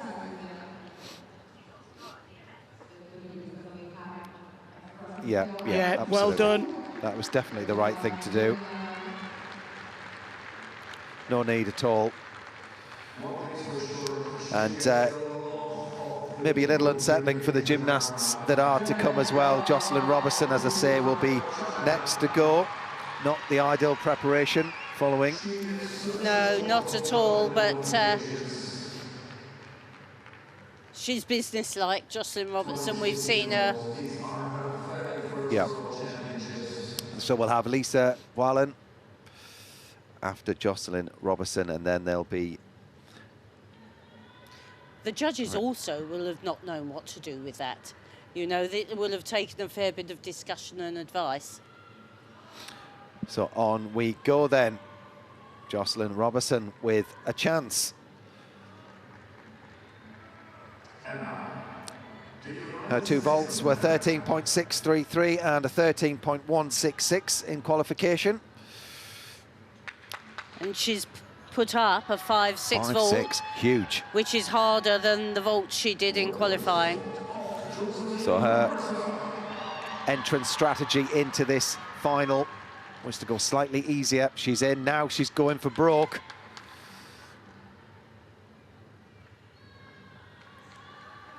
Really powers down, the half turn on, the full twisting straight front off. That was a beautiful vault. It was. Not much to deduct other than the little hop there. Wasn't the highest vault we'll see in this final. Well, we're used to seeing the Americans dominate this piece of apparatus. Very powerful and athletic. 5.6 is the vault. So that's up on difficulty from qualification. The round off half turn. You can see there from the springboard. Jump half turn. The straight front somersault with the full twist. A little bit soft in the legs, but at that speed, that'll be hard to pick up. Great start. I mean, this gymnast, if she's got a good second vault, could surprise everybody. Well, she's added half a twist on from what she qualified with, and she did it with ease. It looked very comfortable. Well, the easier version of that vault, she scored a 13.633 in qualification. The second one is a 5.2. Well, she really so is going for it, she's upping this one as well. It's interesting that vault with an extra half turn has added 0.6. Yeah. I mean, that's a significant increase for the half turn. So she'll be 0.8 up on her difficulty from qualification. That would match Melnikova. Yes, and just as on all pieces, you don't have to do the same vaults as you qualified with. Yeah. You can, and if you're a good vaulter, a specialist vaulter, as she is, you'll have a fair option, I would imagine. Well, actually, if she does a 5.2, that is a higher start than Melnikova for both vaults. Because Melnikova had a 5.6 and a 5. Melnikova scored over 14 for both of her vaults, so Jocelyn Robertson here needs to get up into the 14s.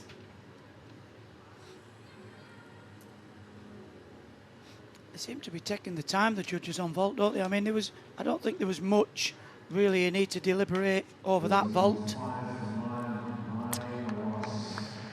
13.966. It's a little bit down on where she would be hoping.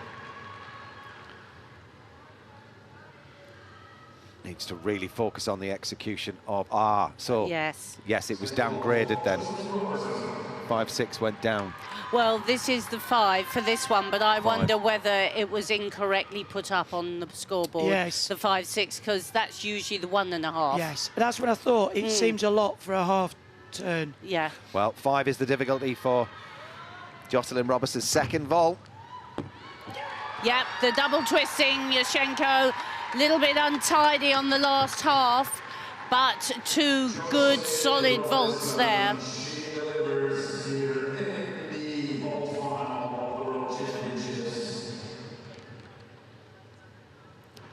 Yes, you submit your vault number and the administrator puts it into the thing. So I suspect it was put up slightly incorrectly. It was just a little bit scrappy in the latter part of the twist. And not much height from the platform, so the judges will start deducting from the springboard there. So that separation of the legs will pick up a deduction. They're looking at the block and height. See the legs just a little bit soft. And she was sort of not fully round as well. Now that for me is quite similar to the vault we saw yesterday from our bar worker. Kaylin Namor. Namor, yeah, and they scored that at about 13.4. So I would imagine it wouldn't go much higher than mid-13s. Yeah, I think the execution will be picked up there. But a big improvement from qualification.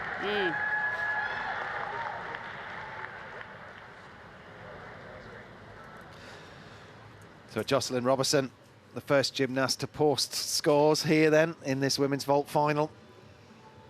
And we're just looking, the average will be taken to give the total. And that will be the score for the rest of the gymnasts to beat. So Jocelyn Robertson setting the benchmark in this women's vault final. And the score to beat is 13.983. You're right there, Christine. Second vault, 13.6. She got the 0.2 bonus for 2 different entries, 2 different vaults. Lisa Voilen of Belgium will be the next gymnast to go. She got a third at the European Championships on vault earlier this year.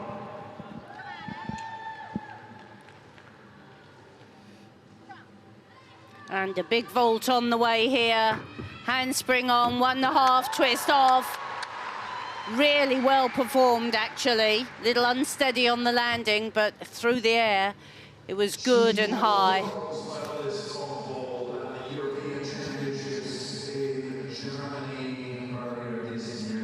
Well, she scored a 14 for that vault in qualification. Well, out of a 15.4 maximum. Need a lot of power for this vault. Forward entry, handspring, and the gymnast can almost use the pike position when they extend out to initiate the twist. Watch there, big heel drive, a little bit of leg separation into the pike, and then extends out, wraps in the 1.5 twist. Tries to stick that landing.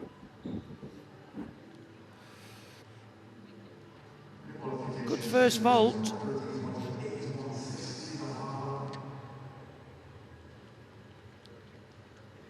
The split of the legs and the crossing of the legs is where the judges will deduct. But the direction was great. She was right down the middle on that red line.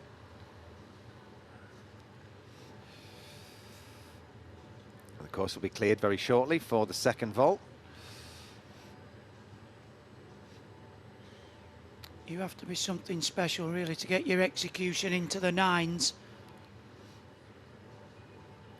She's been great on the European stage, hasn't she, Lisa Voilen, over the last, certainly the last Olympic cycle? Yes, she has indeed, quite a specialist on the vault. And Belgium drifted away a little bit in the team competitions, but they've kept their specialists.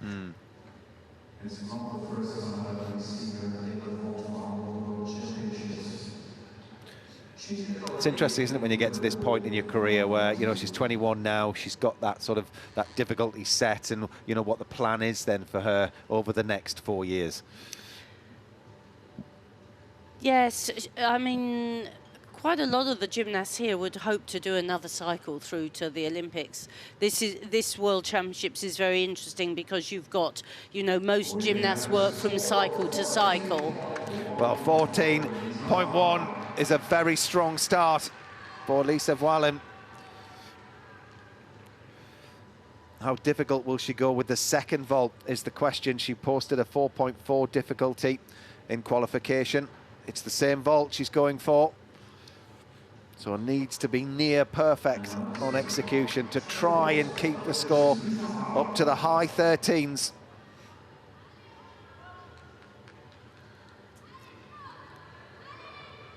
And here we go, the half turn on, the full twist off. A simpler vault, but quite tidy.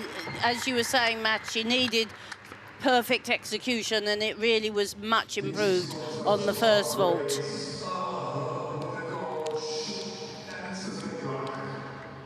For many of these gymnasts, it's a great achievement to make a world final. That's probably one of the things that they're working towards, being able to make a world final. Very secure on that vault. Obviously well within her skill set. But at this level, you really need just that little bit more difficulty. You can see there that just little leg separation. She has good extension in the air. It's revolutionised the sport, hasn't it? The introduction of the table, as opposed to the old sort of thinner vaulting horse. Yeah, it has, and not many of the female gymnasts still do forward vaulting like this. They use the round off and flip on because you really can contact the platform. Platform's got springs in, and you hit it properly with straight arms, it really can launch you up. I think one of the main things as well is not just the level of vaulting, however the safety is really important. And when it used to be the other way, what was it, maybe 12 inches wide to get the hands on. So now when they're doing the back entry, you've got all the platform. It is a much safer piece of apparatus. And you can see she hits the front where the springs are, block, up into the air. I think she'll really struggle to challenge with the second. First one's a really good vault, but a mark behind on the second vault.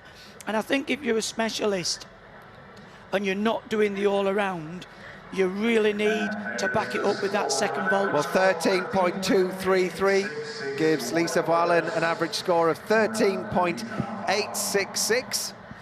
So she's behind Jocelyn Robertson, who leads this vault final on 13.983.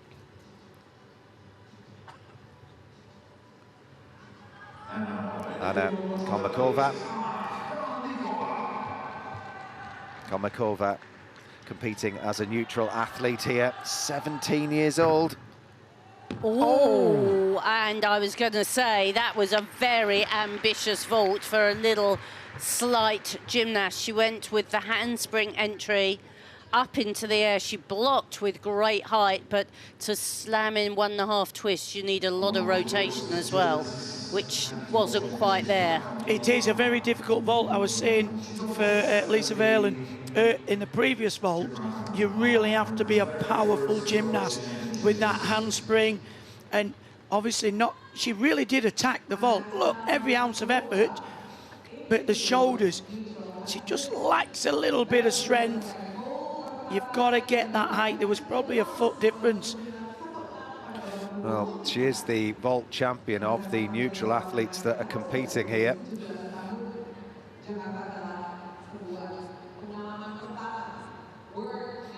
She was falling from the air there. You can actually see on the replay. Yeah. She did well to get her feet down. They'll mark it because her feet came down first. But if she'd landed on her knees, she just didn't drive her heels, did she, into the vault. Once she blocks here, you have to drive strongly to create the rotation. Well, A for effort on the run-up. I mean, you could tell she really had to attack. Absolutely. Well, we haven't seen much here that's going to challenge Melnikova. Not so far. She's the final of the fourth of the gymnasts that are competing in this first half of this competition. There'll be a warm-up and then the next four will go. Now she's put her wrist supports on, which indicates she's probably going to do the flip-on this time. It takes a lot of pressure on the wrists to round off on the hard mat that you run up on. So the gymnasts often wear these wrist supports. And we just have to remind ourselves, there's 8 years difference between her and Melnikova. Wonder what this gymnast's going to be doing in 8 years' time. We're 12.866 at the World Championships for her debut. She's going to follow it up with a second vault now. She scored a 13.333 for the second vault in qualification. She actually scored 14.1 for that first vault she performed there in qualification.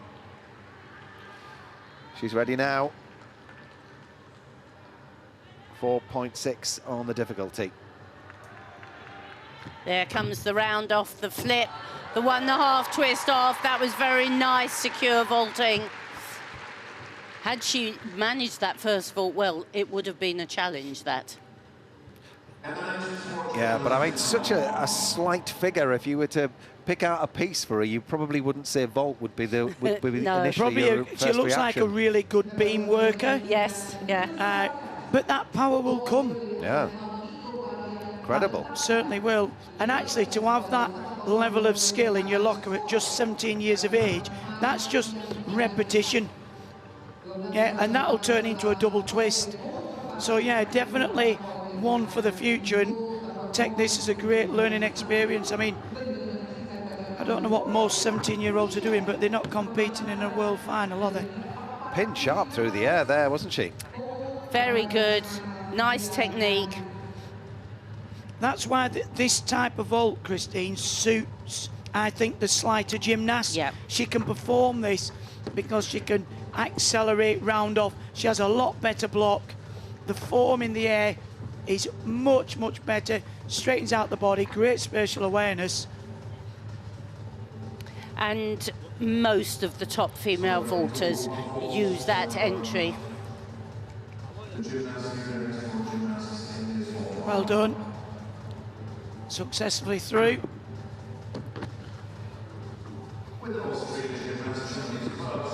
So 13.333 was the score for that vault in qualification. She does better than that, look, 13.533 is the score. 13.13199 is the average. Puts her in third with 4 gymnasts left to go and a warm-up in between.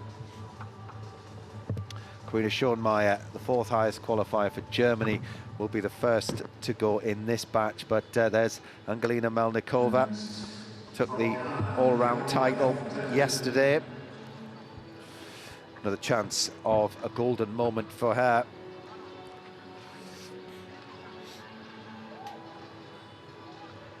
So Beth, Melnikova here looking incredibly focused on the job in hand. Can she do it?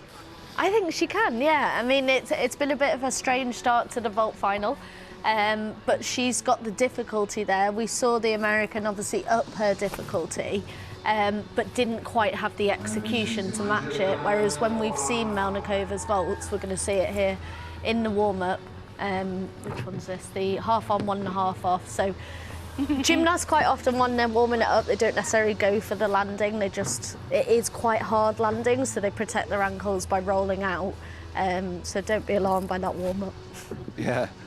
Sam, just a word then on Deng Yilin, the first gymnast out.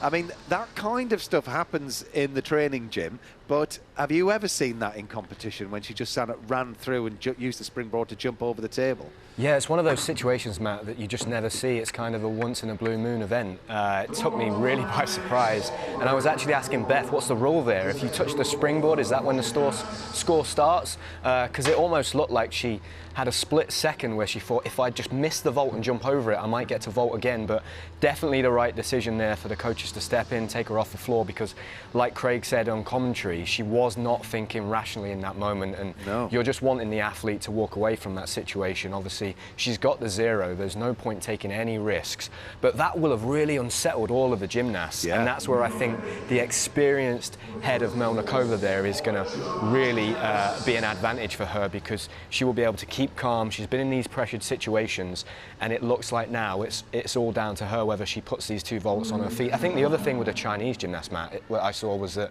there was a coach standing in for the warm-up, throwing her up in the air. So, yeah, for me, that always leaves me a little bit nervous going into the actual vaults. Yeah, well, thanks for now, Sam. We'll get on with this women's vault final with the second 4 gymnasts competing. Melnikova will be the penultimate gymnast in this final. For now, it's in the hands of Karina Schoenmeier of Germany, the 4th highest qualifier. And she looks set for business here. And she is. the half turn on, the front with the 1.5 twist off. She wasn't quite clean on that first half on, but she knows what she's doing. European champion this year. Yeah, absolutely. She won the gold at the Euros just earlier this year, and she's looking on song here. Well, she's upped the difficulty from qualification, adding an extra full twist. And actually, just looking at the 2 warm-ups of Melnikova in this vault, she looks very confident.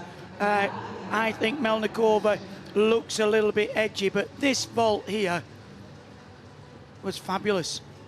Up in the difficulty, as we said, that'll score well. Well, I mean, if she can go into the lead here and stay there, it would be Germany's first gold medal on vault. A silver and bronze, but never the gold. She did a 4.8 in qualification for the second vault, so I'm just wondering, can she up the difficulty in the second vault? But there was no problem there, plenty of height all the way around. She also competed in the all-round yesterday, not terribly well actually, because we've seen her rise to the challenge often in the past, and she'll be really wanting to show everybody what she can do today. Yeah. Well, a good fact-finding mission to go out and use the equipment as well. Certainly, if you've got your eyes on an individual apparatus final. And to feel the arena as well, because they can be odd places, can't they? They can be. It's quite a quick turnaround for these gymnasts, though, from competing last night. It's a quick turnaround for us commentating, let alone doing gymnastics. Oh, yes, it's so tough sat here, isn't it, Christine? Yeah. Well, it was, I mean, it's less than 24 hours, isn't it? Yeah, you know, from the for the women who worked all round. Yeah, but we've seen already people that have done the all round come in and medalled. You know, the Chinese girl who's rested, you know, missed the vault, so you know maybe it just keeps the flow going. It's all down to the preparation as well. These gymnasts have prepared to compete or train routines day after day after day, and certainly the older gymnasts, they've got that maturity and confidence, aren't they? They just stand there and it's just do what you do in training, where for the young ones it's the inexperience. Well, that looked like a very good first vault. The only thing I would say, Craig, is that I doubt that the very big vaults they do every day, certainly not onto a hard surface. You know, it's quite...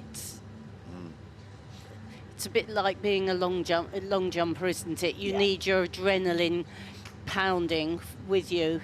Well, I think, you know, when you look at, we've just watched this, this vault looked very capable for this gymnast. And as Sam was saying in training, it's always alarming when there's a coach standing in. You know, Melnikova's got a heavily strapped knee. The coach is in. It looks like, oh, is she going to get round? Well, you can't do a lot of landings like that. And I think the confidence comes where you can perform that skill at ease. Yeah. Well, 5.6 is posted as the difficulty.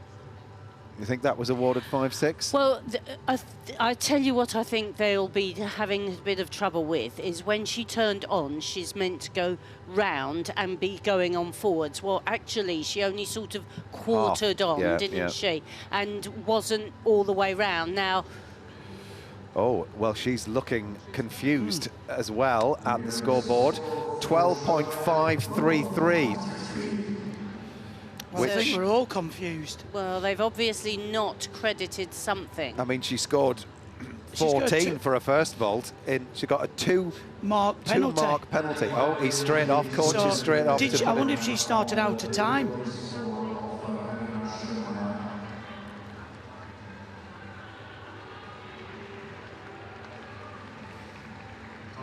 Sam's thinking it was a one-handed takeoff. That wasn't apparent to us. Well, we're off and running with the second vault. This isn't a replay. Oh, and that was a beautifully performed double twisting, Yashchenko. Well, I'm sure there will be an appeal put in on that first score. Well, it should go up in difficulty if you're doing a vault from one hand. There are some new rules, actually, of surrounding if you only go off one arm. Well, that's it then.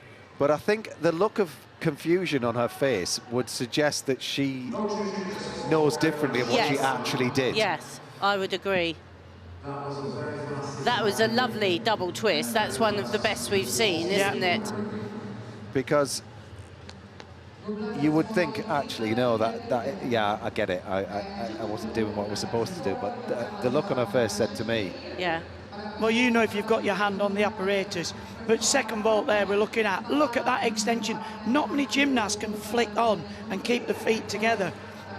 And one of the highest vaults we've seen as well, so no deductions for lack of height or anything in that department. That was a real medal contender right there. Yeah. Yeah. Well, this has been a huge talking point in the gymnastics community, this one. See, she blocks with beautiful straight arms, extends through the shoulders. It's very nice vaulting, this. Loads of time in the air, both vaults. Straight down the line. Very confident vaulting. I expect there will be an inquiry, and I expect we will get an explanation. Well, what we want to see is another replay of that vault. But we're not in control of these pictures here. We're just talking the same as you are, the pictures. But vault number 2, 14.033, the average score of 13.483. No doubt there will be an inquiry put in.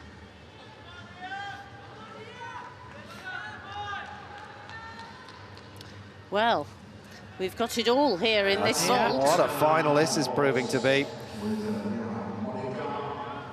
Well, at the end of the vault runway now is the third highest qualifier, Leah Monica Fontaine of Canada. She's just 16 years old, stands there as the Canadian vault champion. And the first Canadian gymnast we've seen these championships. And another very nice double twist. She'll be wanting a 14 for that vault.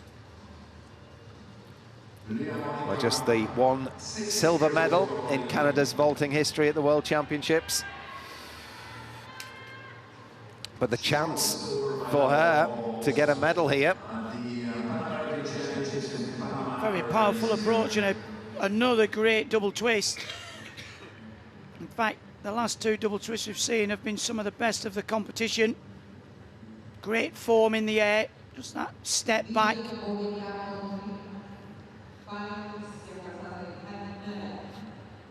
It is a real good vaulting technique, this, to get the height from the table. Probably not just as tidy in the air as Schomeyer. Not quite so steady on the landing.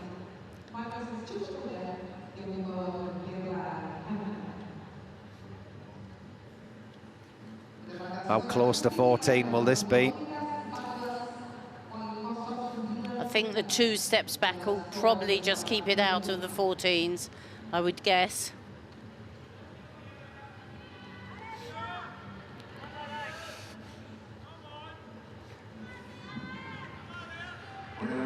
$13.933. 8.933 on the execution. So 13.483 is the average score for a medal as it stands at the moment. Jocelyn Robertson leads this women's vault final on 13.983. Lisa Voilen, 13.866 is silver. Can Leah Monica Fontaine, at 16 years old, vault herself up onto the world podium? Well, good, precise work. Oh, and that really was very nice vaulting, very good. She turned on nice and cleanly. She lobbed up into the air, only half a twist in the straight shape, but it was a lovely straight shape. 2 technically good vaults for a 16-year-old. Well within her capabilities. Good extension, 4.8 on the difficulty. Just watch this, round off half turn. Lovely extension and shape.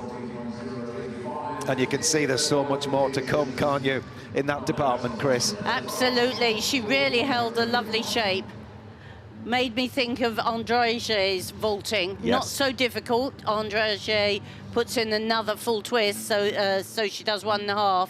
This is only the half, but she turns at exactly the right moment, doesn't she? Yeah, so smooth. Yeah.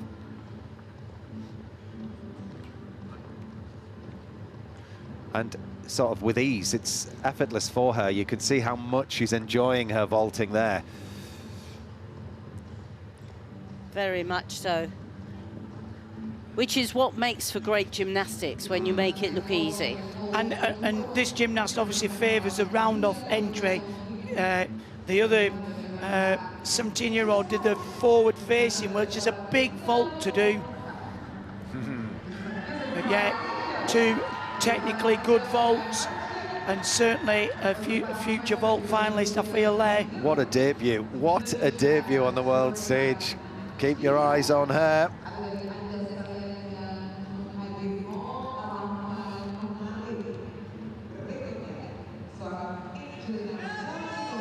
Well, she's gone into the lead. Look at that. 14.033 is the average score. And that's not going to be easy to beat, actually. And actually great to see quality work winning out. You know, the good technique, the legs together, the body straight. Yes, my word. The pressure is on Angelina Melnikova, the neutral athlete who took the gold medal in the all-around competition.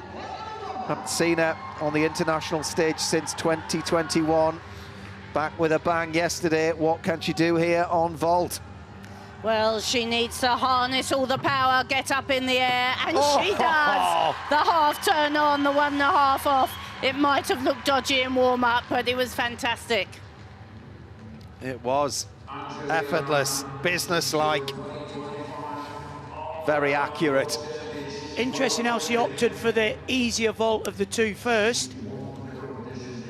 Obviously wants to just have a touch of the apparatus, double twist of the Yushchenko, just a little bit of crossing of the feet. She had a 14.2. Yes, really good vault, you're right, Craig. The easier one first without the turn on. Lovely and clean. You can see just the difference between this vault and some of the others is she's got a little bit of leg separation on the way on, and that crossing of the legs in mid-air. And it is a good tight position, but the legs aren't great there. No. And so I don't think that should get a 9 into the 9s for execution. Well, she's going to have to go some on her second vault to go ahead of Leah Monica Fontaine, who leads this competition on 14.033 as the average. And that 0.2 bonus obviously makes a big difference as well. 14.1 given for the first vault. I think in the speed, natural speed, those legs aren't so apparently crossed because they leave the platform together, which is, I think, why the judges don't deduct so severely. Well, she's going all out for difficulty with this second vault. 5.6 makes you think, does she need to go that difficult? But she's got the plan, she'll stick to it. Well, let's hope she can execute the plan well. Here we go. This time we have the half turn on. And she does. Well, she absolutely went for broke there. 5.6. Well, I think we all held our breath a little bit off the top of the platform looking at the warm-up. But, I mean, this is the experience and the confidence. She just goes up another level, wraps in, almost lands on a bit of a straight leg there as well. Look, the half turn, wraps in, 1.5 twist. She's actually very efficient in the twist, isn't she? Like when you say, Craig, she wraps in. It is a very difficult skill, the round off with the half turn, to keep the legs together, because you know, the energy and the gravity and the forces are actually trying to pull your legs apart. Well, I think we're probably going to have a new leader. But there's plenty to deduct here, you're right. Oh, and look at the pressure, and she's definitely trying to protect the knee. I mean, she scored 14.1 as an average in qualification. 14.033 is the score to beat. She'll get the 0.2 bonus on top. And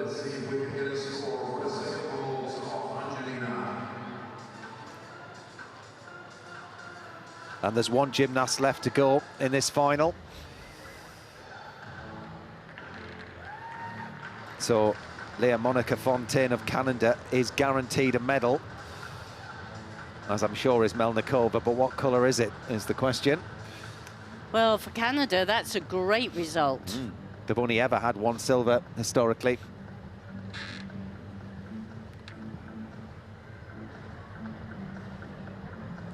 The judges, as they have done with every single vault, are taking their time on this.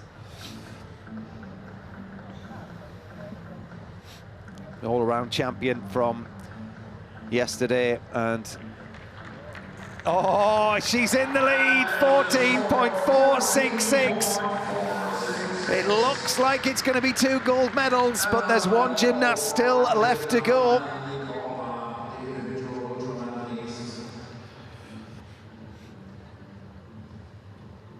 That's the Austrian gymnast, Charlize Moers.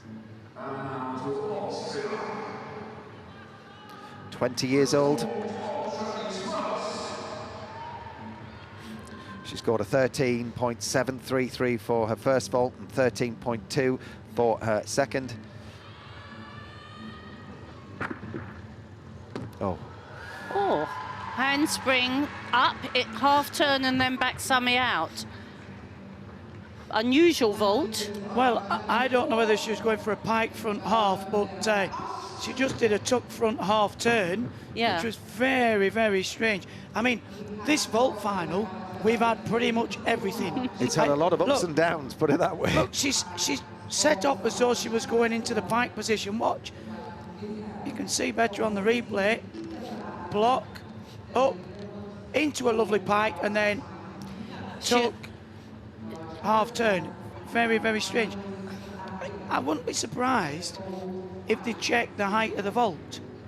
I'm wondering, in the Sydney Olympics, they had the vault at the wrong height in the opening round of the all-round final, and then they measured it, and actually, gymnasts got to go again. There's something very strange out there today. I don't know, I would agree with you here though, Craig, that she looked exactly like she was coming for a pike front half, but probably felt she didn't have enough rotation. I mean, it was a very clean, tidy vault, and the judges do judge what they see as opposed to what you put up on the board. I mean, that's quite a statement, Craig, if you're thinking that the vault's at the wrong height. Well, we've never seen it. I've never seen a vault final like this, ever. No. No. Somebody jumping over the vault, somebody vaulting off one hand. Yeah, it's... and someone coming out of a vault halfway through, yeah? 12.7. See, difficulty's gone down to 3.8. Because it was a tuck front half. Yeah, and she put in a 4.6 in qualification for the first vault. Well, second vault time.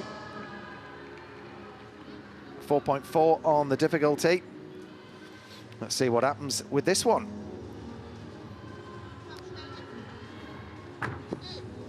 Oh, well, very nice, full twisting Sukahara, the half turn on, straight body off. She's got very nice lines in the air.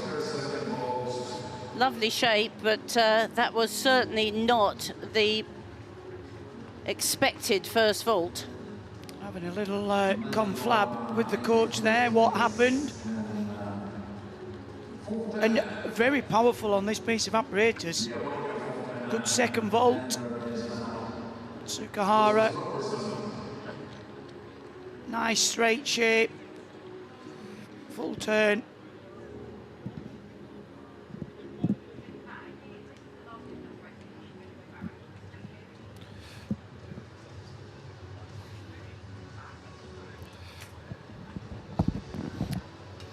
Well, only 4.4, so it's not going to challenge Chris for a medal. So it looks like Melnikova will have taken her second gold medal of the championships.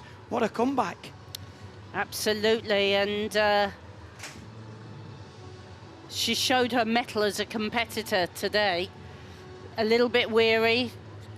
Warm-up didn't look strong, but when the hand went up, she showed she's got all that competitive edge. Well, she had 13.166 for the second vault, gives her a 13.133 average into 7th place. Great result for the Canadian gymnast as well. Yes, we haven't seen anything of the Canadian team at this championship so far. They didn't have anyone in the all-around, so it's super to see somebody coming out and performing so well. And a bronze for the United States. We're just waiting for confirmation of the results.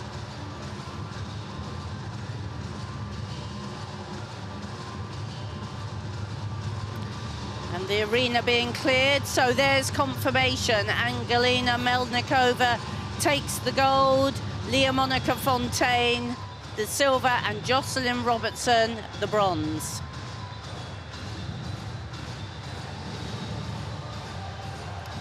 But I'm sure there will be much conversation going on about this final for many, many months to come. I think they will. So we'll have a little break from the women. We'll be up next up on the final will be the men on the pommel horse. Well, we actually have a bit of GB interest. Alexander Yolshin-Cash. Yes, great young gymnast burst on the scene. Continuing the tradition of pommel horse workers for Great Britain. Well, I think now we've switched from pommel horse to floor. Don't you feel? It is interesting how when you've got a group of gymnasts who are all fighting each other for the places, it really raises the level. So that's the bronze medalist from the United States, Jocelyn Robertson. And the silver going to the Canadian, Leah Monica Fontaine. Two fabulous vaults.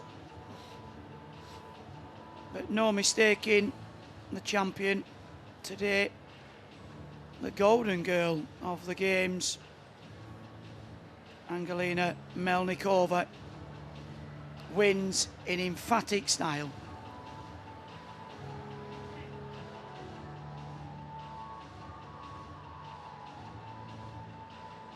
A golden return for Melnikova. I don't know what the best story is there. Is it Leah Monica winning a silver medal at 16 years old, or Melnikova? I mean, very stylish. Or the crazy final that we witnessed there. We had everything, Sam. It was an incredible final, wasn't it? I wasn't expecting that, Matt, No. when we were getting ready for that vault final. But, I mean, Beth, we're talking, and we feel like with Schoenmeier, they've almost made an example of that one hand on the vault instead of the two hands. And interestingly, then, Melnikova really made sure she put the two hands down when she did the same vault. But, I mean, just what a final. I think the experience there of Melnikova really paid off in the end. A super vault final following an incredible floor final, and what a story for British gymnastics to have two gymnasts on the podium, Jake Jarman and Luke Whitehouse. Well, we've got a bit of time before the next final, so let's indulge, let's look back. We'll start with Luke Whitehouse, as he was the first to go of the two British gymnasts, and let's just talk through his whole routine. Beth, start with the triple as he opens up. Yeah, he's known for the triple now, and it's always so solid. You look there, he could see the landings, and I think this is what got him into that silver medal position, was the landings today. Everything, tiny little hops. Interestingly, we'll see the last tumble about the stick bonus, but throughout this routine there was class, there was a variety of skills. Yeah, just a really classy. Actually, as he went through his routine, because obviously, Sam, as he's thinking, hang on, I'm on here. That sort of feeling, that fire inside is going to build as the routine continues, because he hasn't messed up, so to speak. Exactly, Matt. As you're going for a routine like this, it's very, very difficult to block out all of those thoughts that are going on in your head of, I'm getting closer, could I get a medal? Yeah. Because he knows he's in with a chance doing a routine like this, and every single landing, although he's not sticking them, they're just 0.1s. So going into this dismount, I was keeping my eye on his feet, and we obviously all spoke about it. It was pretty harsh not to give him that stick. I felt, to me it was almost just like a shuffle, but incredible routine, and of all the routines he's done this year, I personally feel like that's the best one he's done, and you can't ask for any more than that. I mean, we do need to talk about that little clicking the heels together, because, you know, we're all taught in gymnastics, put your feet together. So, like, to actually have a stick and keep your feet apart seems a little bit sort of off message. Yeah, You know it'll what be I mean? interesting to see. I mean, we watched it back when they were putting the slow-mos up, and it almost looked like his heel just came off. His whole foot didn't, but his heel just almost rebounded and came back down. Yeah. And But the other what thing is classed as a stick? I mean, the Exactly, 0.1 wouldn't have got him above Jake, let's be honest. But it's very difficult as well, Matt, to stick on these floors because they're now sprung. So that you get a bit of refurb back off the floor when you land, and that's sometimes where you see the foot shuffle. It's not that they're not sticking it, it's that the vibration from the floor, because of all the force, is moving their feet to the side. So it's challenging to stick those tumbles. Well, Jake Jarman took the gold medal. He had a nervous wait. He watched his teammate go out there and set the benchmark. But Jake Jarman, I mean, how does he do it? It's just unbelievable. He defies gravity.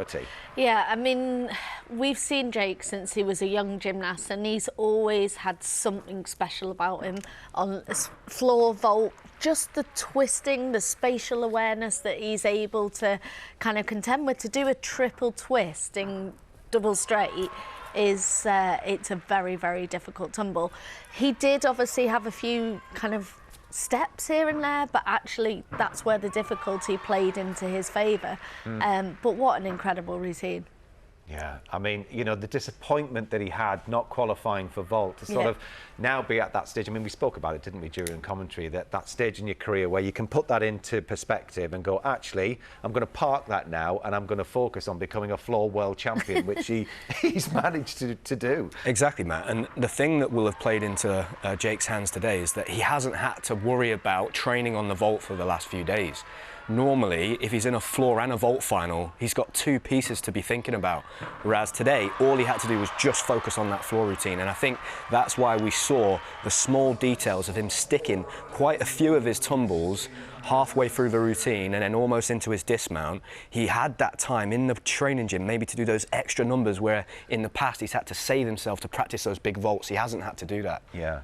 And what is going on now within the British squad that means we've got two gold and silver there at the World Championships on the podium? I think Sam alluded to it earlier, the fact that you've got so many gymnasts just fighting to get into that team. So it's almost a championships in itself to qualify yourself to get a spot. So to do that, you're constantly pushing the person in front of you. That person that was kind of maybe sat on their own previously didn't have someone kicking at your heels. But now, because you've constantly got to look over your shoulder, who's coming up? I mean, Sam said he went to watch the World's Trials, and actually there was a number of gymnasts just trialling to get into that team, and that's only going to make your team stronger. So what does Luke do from here now if he wants to challenge Jake, or what does Jake do to keep going? Well, I think the exciting thing for Luke now, Matt, is he's going to really look at his difficulty. Because now Jake's getting that difficult routine very consistent, and you've got the likes of Carlos Yulo increasing his difficulty. Luke is now in a position of, you know, he's not that top dog when it comes into the Europeans. He's now chasing somebody else.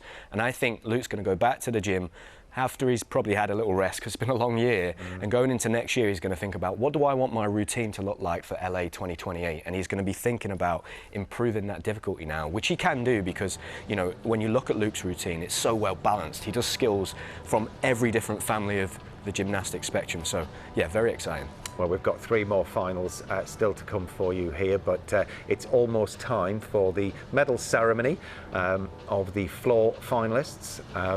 they're not there at the moment, so we'll keep indulging, we'll keep enjoying it. We're not out, obviously, in Indonesia, so we can't see. We're just watching the same television pictures as you are, but we can wax lyrical about Floor, Beth. Yeah, well, I think just following on from Sam's point, actually next year is going to be a busy year, but we normally have our Europeans around April, May. So actually you don't, by the time you come back, it's Christmas and you've got time to build up.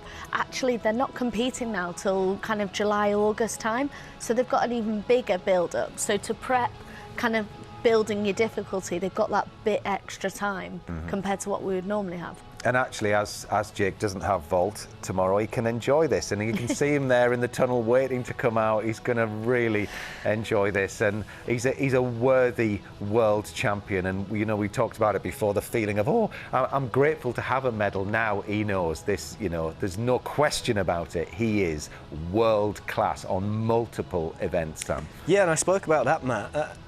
I could be wrong, but I think Jake's the first British man ever to win gold medals at World Championships on 2 apparatus. Yeah. That in itself is a huge piece of history and just shows how good he is.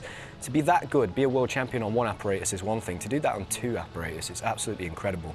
And for me personally, I think going into next year, Jake's focus is going to switch to, I think I could be one of the top all-arounders in the world, and I think that's where he's going to start adding the other apparatus back in. And to be able to do an all-around competition and be a world champion on 2 of the events, just incredible.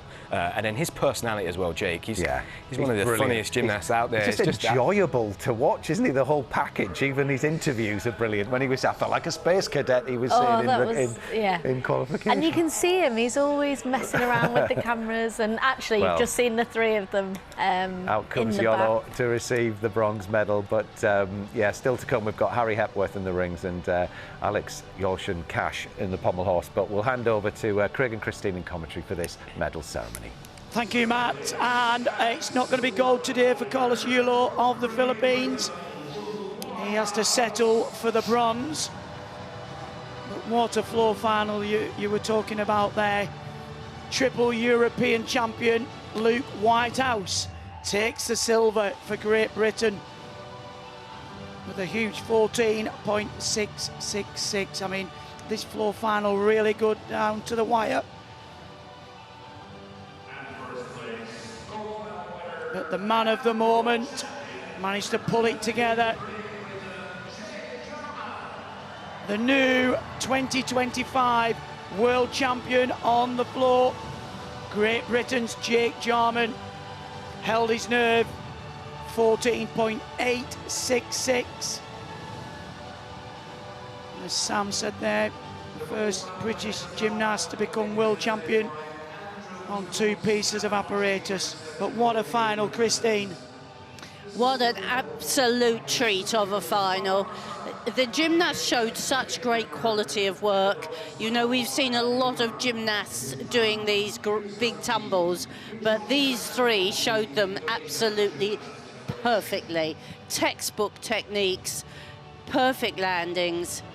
It was a real job for the experts to split them. They were all so good, and really it came down to difficulty in the end. Jake had the most difficult routine, and that won him the gold. Yeah, absolutely.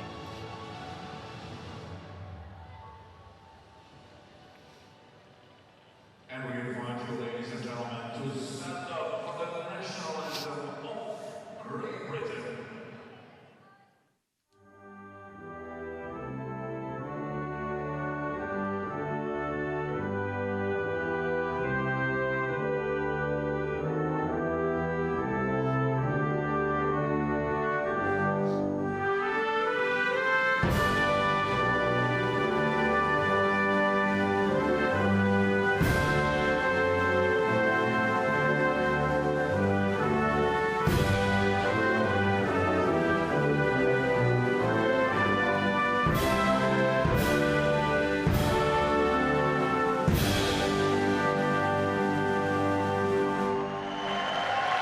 To our first lot of apparatus medals at this World Championships.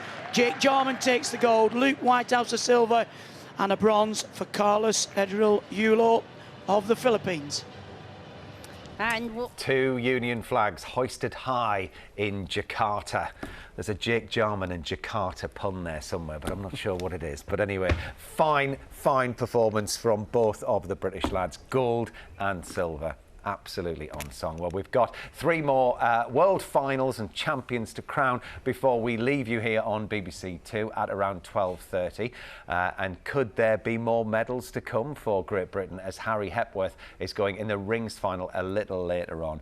He's an Olympic bronze medalist on the floor, so he's hungry for a first world medal to add to his growing collection. Let's hear from him now. I can just remember being so excited before I was about to go into qualification. another powerful run and approach, handspring. Oh, yes! Twist, that was magic. Being on that stage with a massive crowd, yeah, it was just amazing. When you think that they have the likes of Jake Jarman vaulting for them and Harry Hepworth. Come on, Harry. They can do a 2.5 twist and a triple twist going forward. Oh, and that was fabulous vaulting. We just sort of push each other. It's just both do insanely difficult vaults. We understand how hard it is to perfect them. So it's just sort of, we relate with a lot of things. It's a good sort of rivalry. It's not toxic or anything in any way. We just sort of push each other. And I think that's led us to be where we are now. Oh, look at that. He just made it look so easy.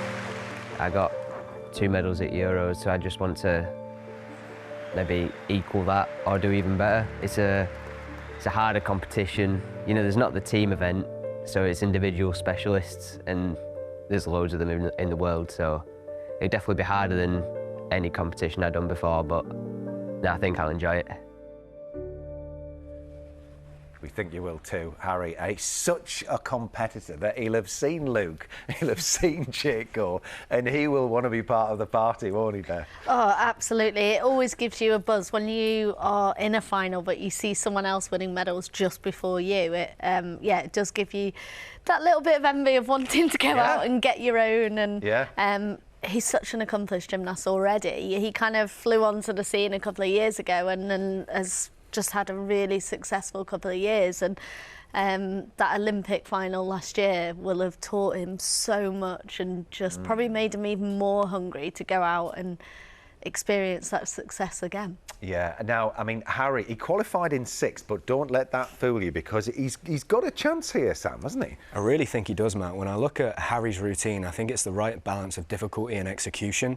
He's added in a triple back somersault right at the end. I think at the British Championships earlier this year, he finished 2nd behind Courtney Tulloch. Courtney Tulloch, obviously, first reserve for this final. Yeah, he got a bronze, actually, didn't he, at the Worlds? He did, yeah, and had done the triple back. Right. Harry went straight back to the gym, started training that skill, put it back into the routine. So now he's upgraded that routine. And for me, last year he wins an Olympic medal on vault.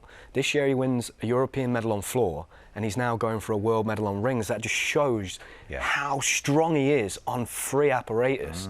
I don't think anybody's from Great Britain has certainly ever done that before. And potentially on the world stage, not many athletes have won major championship medals on 3 different apparatus. So very exciting. How's he coping with that dismount now then? Because this will be the first sort of international performance that he's done with it, wouldn't it be? I think so. This will be the first time he's competed that dismount at a major championships. So he's not had as much experience with it, but I think he's found the right construction of his strength elements, so when he gets to the end of that routine, he's fresh and he's ready to go. And of all the gymnasts you're going to see perform a triple back somersault in the top position, he's got the cleanest. His legs are very close, and I feel the most confident watching him do that dismount. So it will come down to that landing, which it normally does on the rings. It's all about that.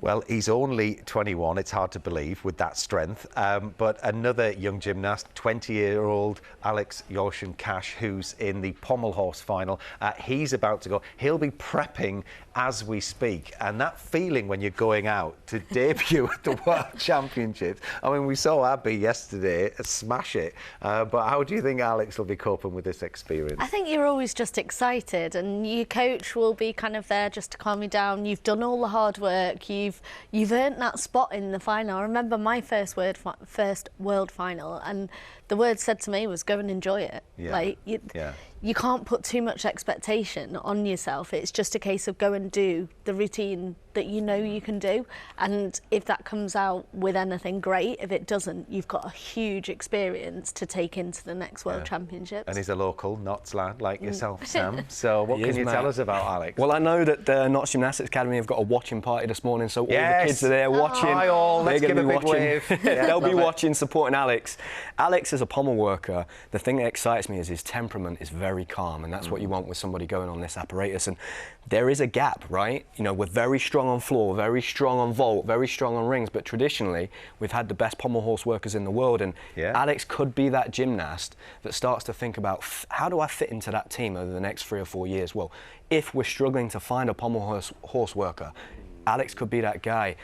His difficulty is right up there. He's at a 5.8. Top difficulty in his finals are 6. He has great execution, and I'm hoping Alex is able to stay in the zone, just focus on his own routine, put a clean routine out there, and then on pommel horse, you never know what's going to happen. So, look, this could go either way, Matt, and it's going to be very, very exciting. Yeah, Patrick Hoops is worth a mention as well, the guy from the USA. No Stephen Nadorsek here, but there's strong competition here. But yeah, it's going to be very, very close. I mean, when we look at those sort of qualification scores, and I mean, tenths are lost so quickly, aren't they, on pommel horse? I mean, it's a brutal piece of apparatus. It really is, and I think what we're going to see today in this final, Matt, is a battle between the difficulty and the execution. You've got number 1 qualifier, Narmin Kurbanov there, qualifying with a 6. You've got Patrick Hoops on a 6, but then you've got the Chinese gymnast in 2nd place, and Hamlet Manoukian, who we saw at the European Championships, just with a 5.6.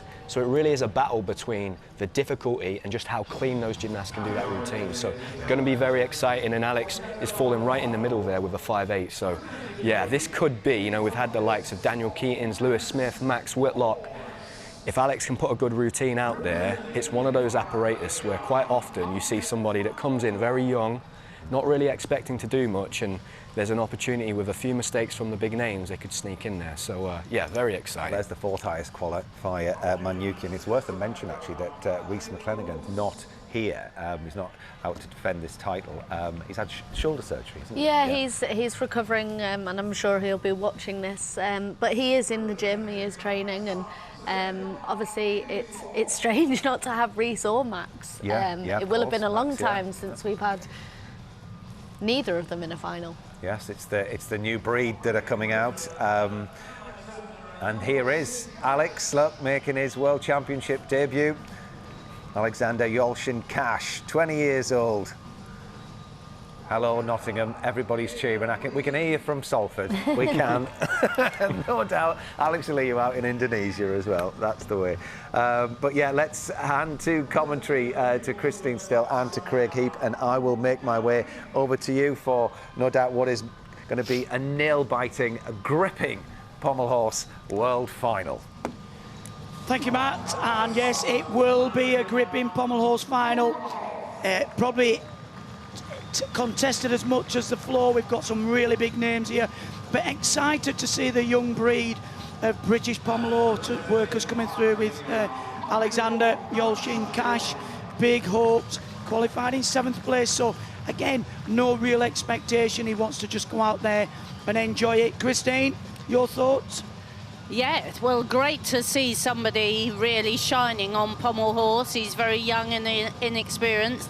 And like you say, no great expectation on his shoulders. Best way to be, really. After that first time, something's always expected of you.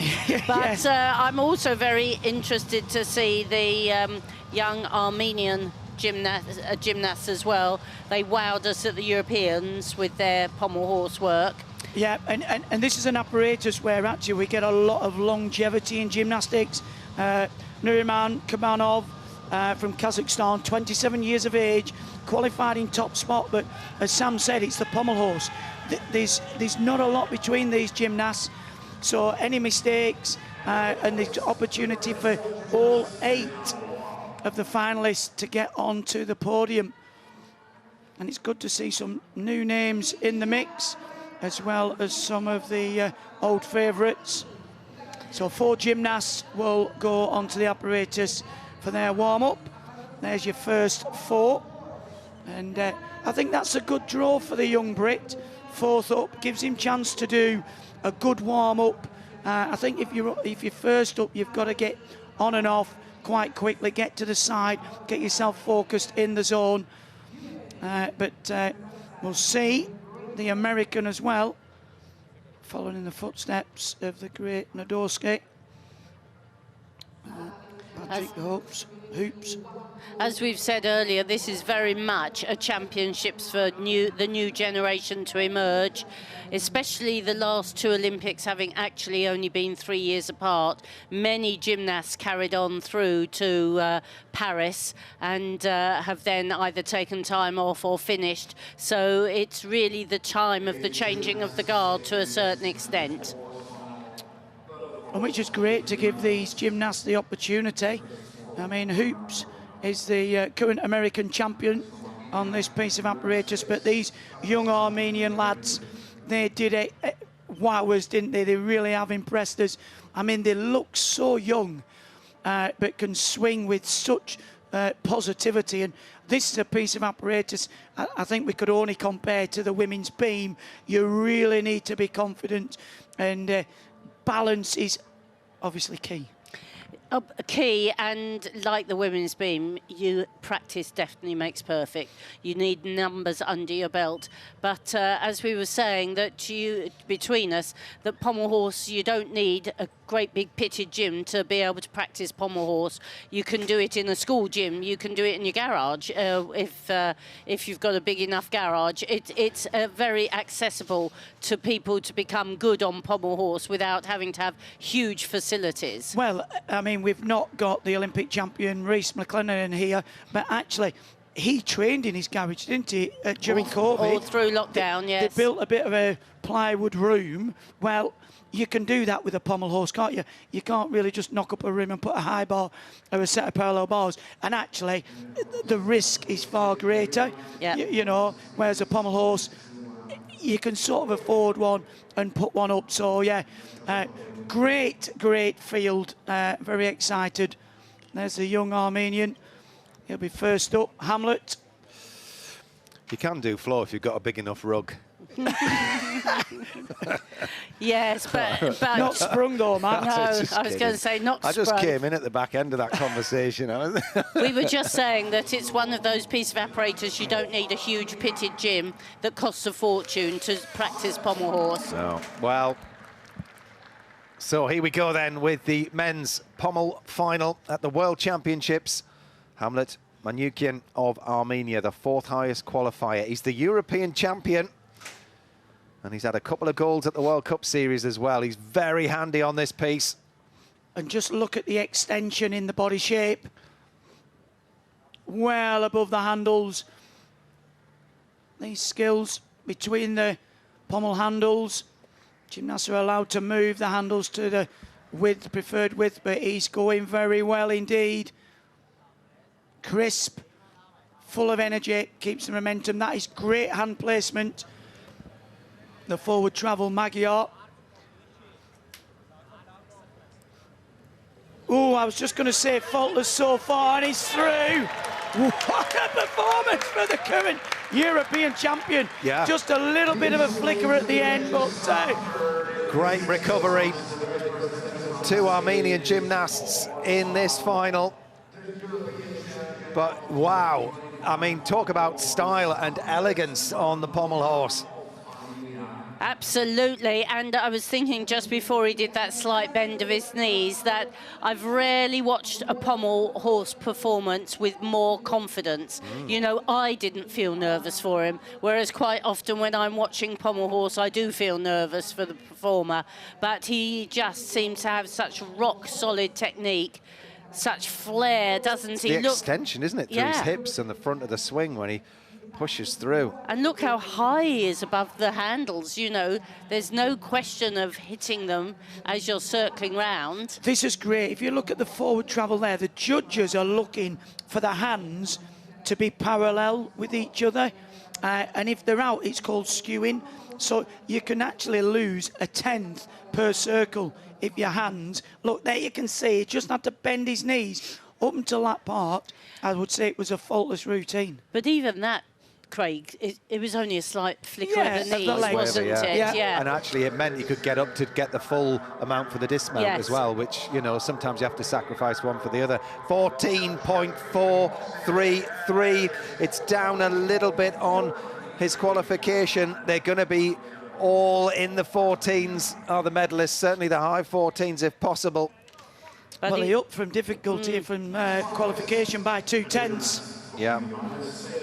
Well, the new Patrick Hoops, the US pommel champion, he scored a 14.566. He's got a 6 on the difficulty, so this is one of the hardest pommel routines in this final.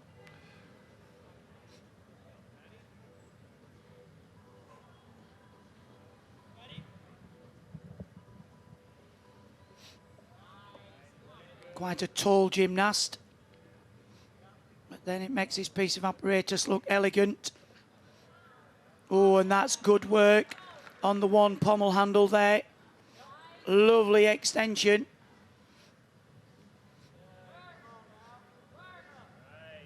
Lovely work.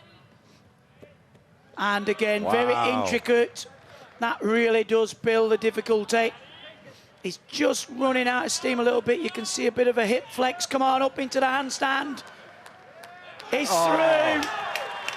Well, I think we could have a new leader. Yeah, I mean, it's medal worthy, that one. Absolutely mastering the handles is Hoops. Wonder what it's like on the rings. Well, delight in the USA camp. That was a super start for them. It was good. Just again, just a slight flicker. But I loved that middle section. Very ambitious. It just doesn't have the same extension on the circles. However, he's got a little bit more difficulty. Yeah. He's up by 0.4, or he was, as far as qualification is concerned. And even though he doesn't have quite the same extension, and he doesn't clear the handles quite so high, he does clear them. Yeah. It's not sort of deductible. The other one is virtuosity, isn't it? Interesting over the sort of past couple of cycles how the Americans have greatly improved on the pommel horse. Yeah. I mean, it used to be the real Achilles heel. We've seen them leading team competitions, finish on the pommel horse and end up way down the field. Yeah, well, Nadorcek took gold at the World Championships back in 2021. They've had 2 silvers and a bronze. His Hoop's going to join the medal hall. 14.566. It's exactly what he scored in qualification, and he got the 3rd highest score there. Mr. Consistency. Absolutely.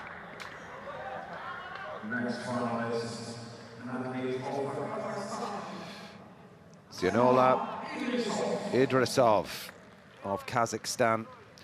Next, just 19 years old.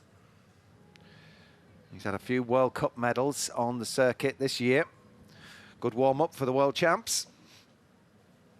Well, qualified in 8th place, so he's all to play for. Gymnast again with good extension. Look at the difference between his body hips, his line, and the pommel horse. Oh, and he did well there. That's a very difficult skill on the one pommel. Really builds the difficulty. Oh, up into the hands. Oh, what a shame. What a shame. Now, sometimes you go, oh, I'm going to redo the dismount. Because he just came, that's 2 gymnasts come a bit of a cropper on that penultimate skill before the dismount. Well, he's not going to redo it. He's off, and that's it. He worked with tremendous speed, though, didn't he? Really zipped along. And that's something else that, for me, is indicative of really good pommel work. We've seen 3 really very impressive performances here already. Shame he just lost impetus towards the end. But the quality of this work was equal. Well, as you said, Matt, he's done a couple of World Cups, first World Championships final. Great for Kazakhstan to be here, getting into these apparatus finals. See, it just didn't get up to the handstand. You need a minimum difficulty on the dismount. Well, it's one of the requirements.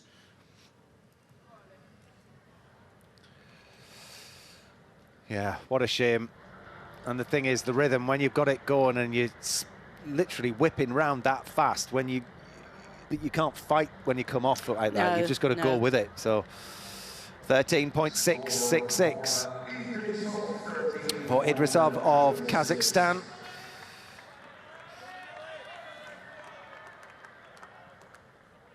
The fourth gymnast in this World Pommel final, Alexander Yolshin-Cash. Great Britain, Nottinghamshire. Very capable. He's got good difficulty. Posted a 5.8 in qualification. Come on, Alex. His World Championship debut. Oh, and that's nice and smooth on the one pommel. It's a very difficult routine. So big risk, however, big reward. Lovely travelling down the horse. That's the Wu travel. Forward travel with the Magyar. He'll come backwards with the Shavado. Come on, up into the handstand. Pirouette off. Oh! Well, what a World Championships debut. Well, he's grabbed the opportunity with both hands and put in an absolutely storming routine. Well, what a performance for this young gymnast. He didn't show a flicker of nerves there. That was brilliant stuff.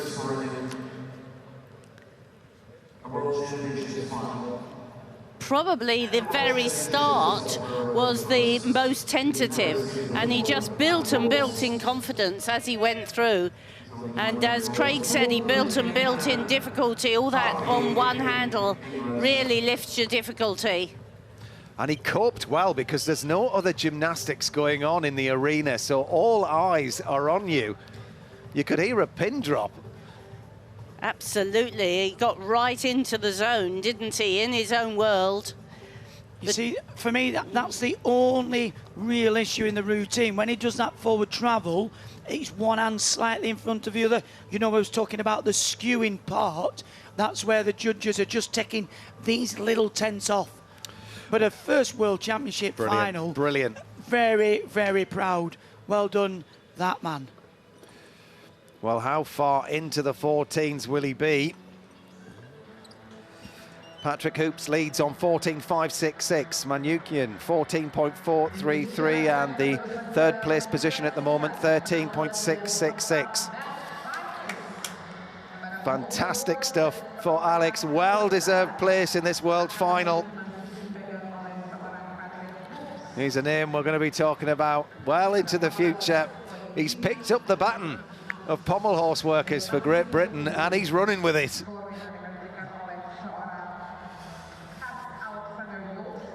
Well, there's some big shoes to fill, aren't they? If you think about the history of Great Britain on the pommel horse. Yeah, amazing, really. Max 3 times world champion, 2 silvers. Lewis 2 silvers back in 2010, 2015, and then Lewis with his 2 bronze medals as well, 07 and 11. 14.366. He's in third as it stands. Well done, that man.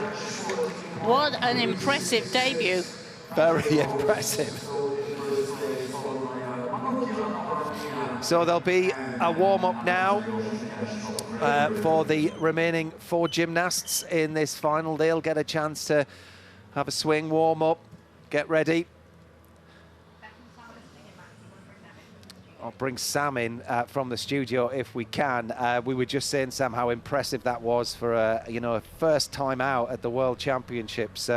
Looking very, very comfortable on the world stage in this final. Incredibly, really, Matt, from somebody so young and inexperienced on that big international stage. He looked very confident. It's a really difficult routine. You've seen him put a 5.8 up there. Well, the hardest routine we're going to see is a 6.0. So incredible, big shoes to fill, like Chris said there on commentary. tree, but so impressed with Alex. And his score, to repeat his qualification score, again, like we said, you never know what's going to happen on pommel horse. He's done his job. He couldn't have done anything more, so really proud of Alex, and amazing work, amazing routine from him.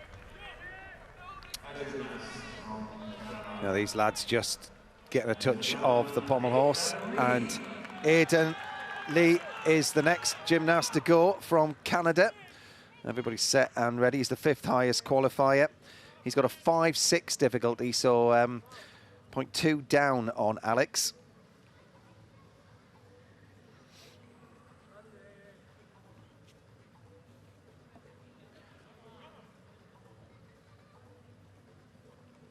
Lovely smooth rhythm at the start. Oh! And, well, what about that then? That's a very difficult skill. It's called a sawn, where you have to spin around the one arm 180 degrees. I mean, the problem is with these gymnasts of this great quality, they make it look so easy, but it just goes to show if your shoulders are slightly offline, you're off. So that's 1 full mark. There you go, repeats again. And then on to the 1 pommel handle. Turns. Ooh, it's got a good extension. Travelling forwards with the woo. He'll do the Magyar. He's got good alignment on his hands. Just as he gets towards the end of the routine, the arms are going to fill with lactic acid. Has he got enough left to get up to handstand? Oh, and he comes off the wrong way. Well, not the outing he would have wanted. Well, not today for the Canadian pommel champion. That's just a reminder of how difficult this piece of apparatus really is. Well, the first 3 gymnasts really made it look very simple, and a lot of this work is fabulous. Really clean, really good extension. But you have to have the stamina to go with it, and it's a piece of apparatus where it's easy to just make the odd mistake. A bit like beam, the margins for error are very slim. You don't have to be too far off to not be able to. I also think actually the frame of the gymnast really does impact on this piece of apparatus. If you look at the Armenian guys, they've got a really slight figure. This gymnast looks quite tall, so that's long levers, and having to generate the double leg circle, obviously you will fatigue a lot quicker, and you could just see he was tiring towards the end, even with the fall.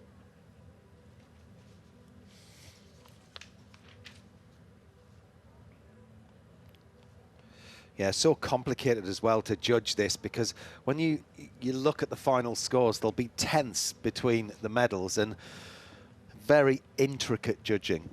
Yeah, very much so. It's one of those pieces where you have to be an expert to be able to judge it. You can't just glance across.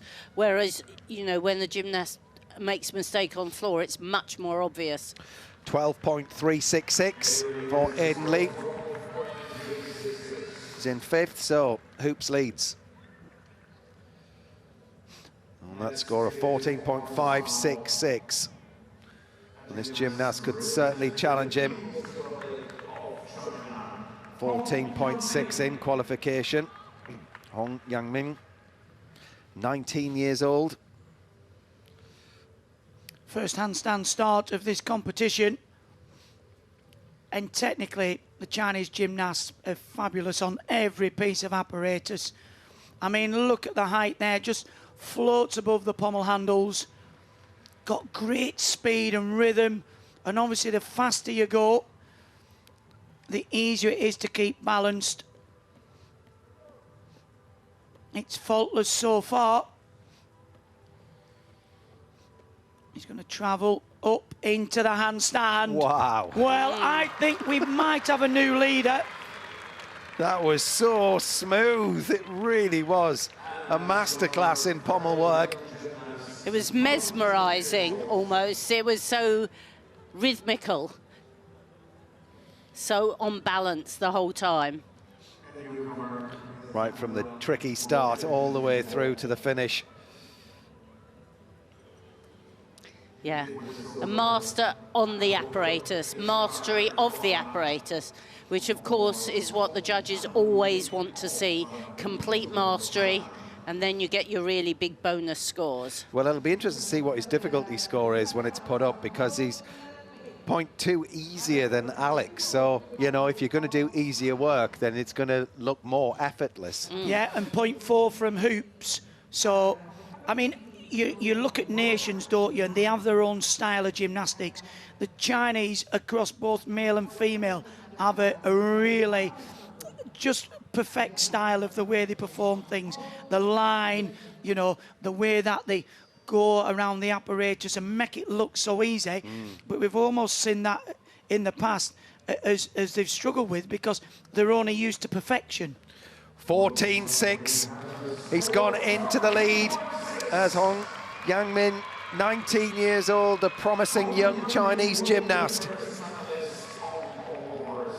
And a 9 on execution. That's exactly, that for me, that sums up Chinese gymnastics. Yeah, well, he's guaranteed himself a medal. There's 2 more gymnasts left to go in this final. Nariman Kurbanov of Kazakhstan is the highest qualifier. 14.7 he scored in qualification. Well, this gymnast has his own skill, and that was it there. And he's a very, very tall gymnast. So he's got a lot slower double leg circle, a lot more controlled. And again, oh, he's gone! And exactly, I was just thinking, he was a lot more controlled than what we've seen. And when you've got such a big frame, well, I mean, I think, well, that's 1 full mark. And he can't come back from that to medal, can he? But it's almost like it was over-controlled and he didn't allow the swing to carry him through. What a shame. Now, it will build a difficulty on the 1 pommel handle, but it's a bit too much too late. Up into the handstand. Well, what a shame. Oh, man. He came here to rewrite the history books. Kazakhstan have never had a medalist on pommel horse at the World Championships, and that was their moment. Olympic silver medalist. What a shame. Beautiful work, though, his lovely line. But like Craig said, it was a bit slow, and it almost sort of ran out of steam. And that, of course, is one of the troubles when you are already a medalist, when you've got all that weight of expectation on your shoulders. It's quite a different deal to being Alex out here for the first time, first international. Well, Alex has just beaten the Olympic silver medalist on pommels in his first World Championships. I mean, regardless of where he finishes, that is some achievement. But he just didn't look settled from the start. I don't know whether he felt the pressure of being the Olympic medalist up there. I mean, it's such a difficult routine, isn't it? 6. Well, when you know you can win, do you know what I mean? Yeah. If you're going out as the highest qualifier and you're thinking, I've just got to get, if I can get through this, I've got the gold. I'm going to be on the podium. At least I'm going to be on the podium. And I think when you, well, who knows? I mean, I don't know what it's like to compete that level, but when you're going through in that moment, you allow yourself the chance to start thinking. That's the danger. 13.533, 6th for now.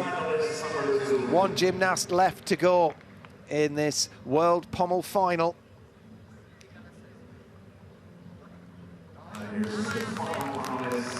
And it is the 6th highest qualifier from Armenia. Mamikon Karchatrian took a silver medal at the Euros earlier this year on this piece. Well, just watch this gymnast zip around this piece of apparatus. Completely different style from the previous performer. Up into the handstand, great separation, back down into the flare.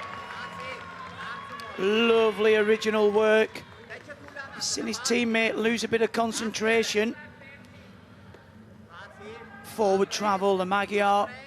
Chivardo, it's looking good. Come on, up into the handstand. Pull it. Is that your champion? It was absolutely flawless.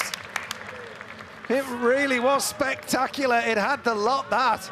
Well, it's 2/10 up on Hong of China, who's currently leading.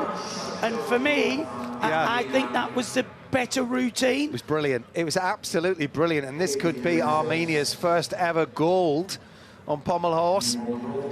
What a routine, full of complexity. Now, he absolutely lets the swing take him. He trusts himself. He doesn't try and over-control.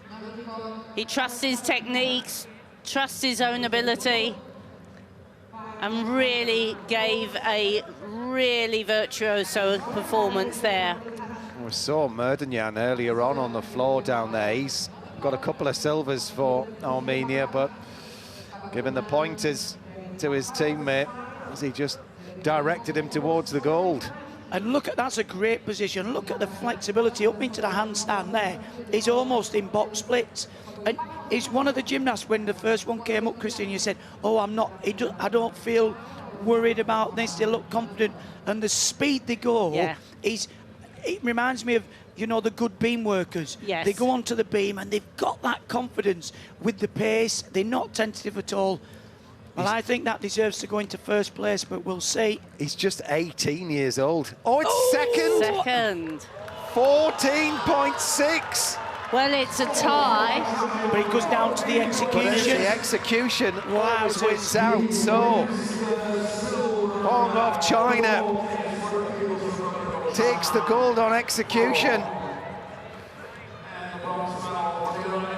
What about that? A 19 and an 18-year-old going toe-to-toe. They get the same score, but because you have the difficulty added to the execution wins out. Well, you have to say, this was phenomenal pommel final. Well, certainly the top three. Oh, superb. And what about Hoops? Has he held on to the bronze? Hoops gets the bronze. Hong takes the gold. Karchatrian, he's the silver medalist. And Hoops, the bronze. Alex Yolshin-Cash finishes 5th in this men's pommel final. But Patrick Hoops getting himself a bronze medal for Team USA, but Hong Youngmin, 19 years old, he says, I am #1.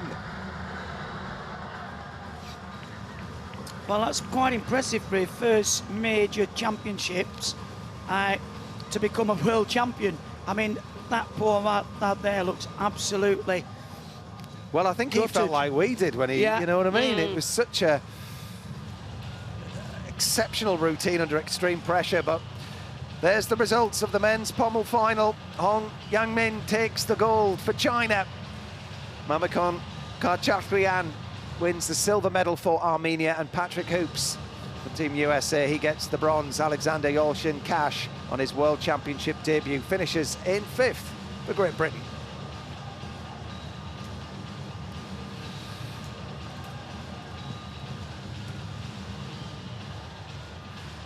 Chance to look back at Patrick Hoops.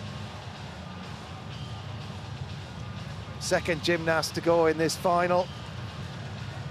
And he had a long wait to find out if he was going to be awarded that medal, but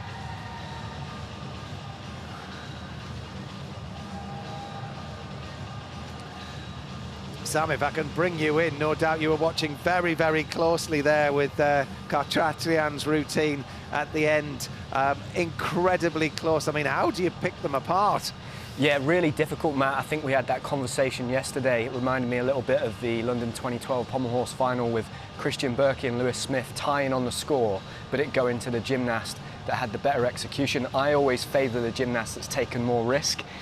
Probably says a lot about my personality, but I just felt that Mamakon's routine there had everything. You know, he had the Buznari in it, showed all of those travelling skills, the skills on one handle, and you could see just how disappointed he was. But that's not to take anything away from the Chinese gymnast there that's won the gold medal. It was a beautiful routine. And again, for me, pommel horse at the moment is the most competitive apparatus in men's gymnastics.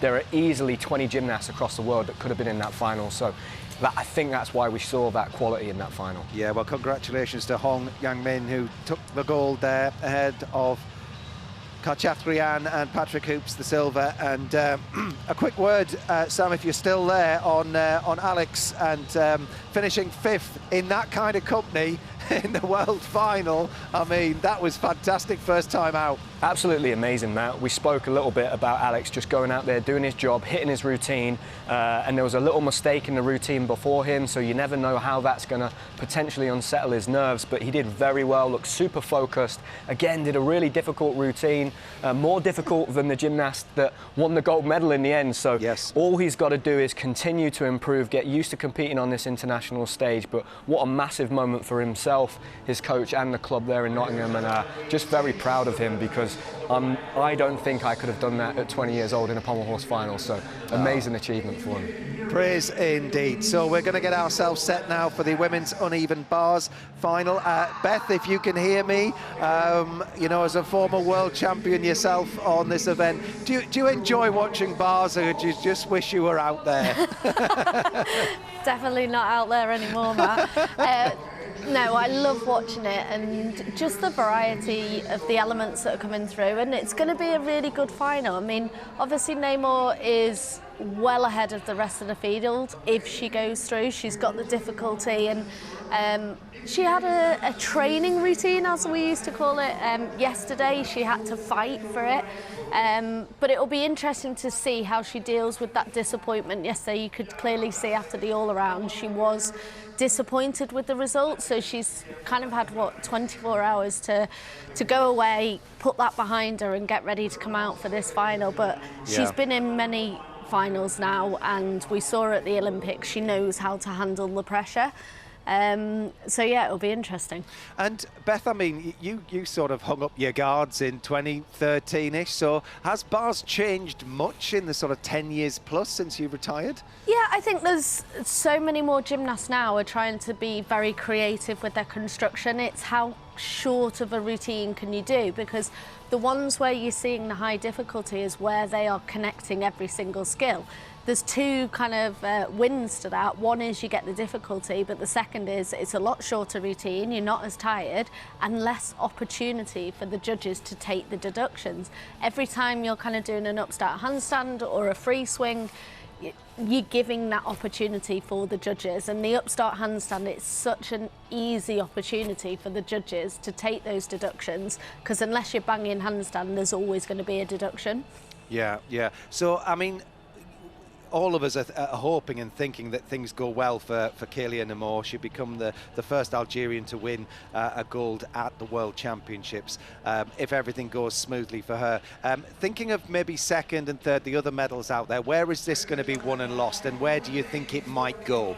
It's going to be won and lost, I think, on the difficulty.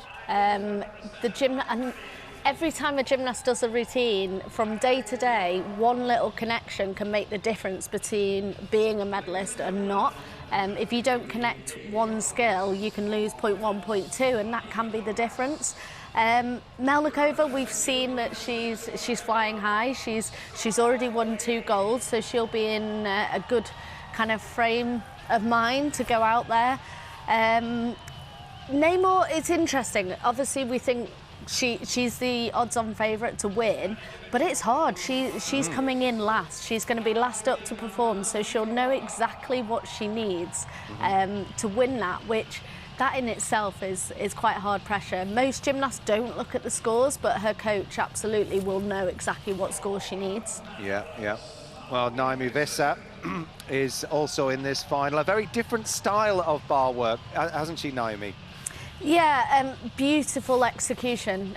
We've seen her now in quite a few finals. She's done 2022 and 2023 Worlds and came 7th. So she's experiencing coming into a world final, but we quite often see little errors just coming through. And has also made European finals, but never quite yet made it into the medals. Well, here comes the second highest qualifier. Feng Yuwei, 20 years old. She's the Chinese bars champion. She well, goes without saying, she's a beautiful bar worker, so really she's going to be the gymnast for to really pile the pressure on Nemo. She is. She's got a 6-4 difficulty, so she's still kind of 0.7 behind Nemo. But she has been out on the World Cup circuit, obviously allowing the judges to get to know who she is, allowing people to understand her routine and see that. And that makes a big difference, just people knowing who you are and what your routine is. Yeah. So yeah, Zeke of Hungary, very prevalent at the Europeans on bars as well, and and here comes Kelia Nemo.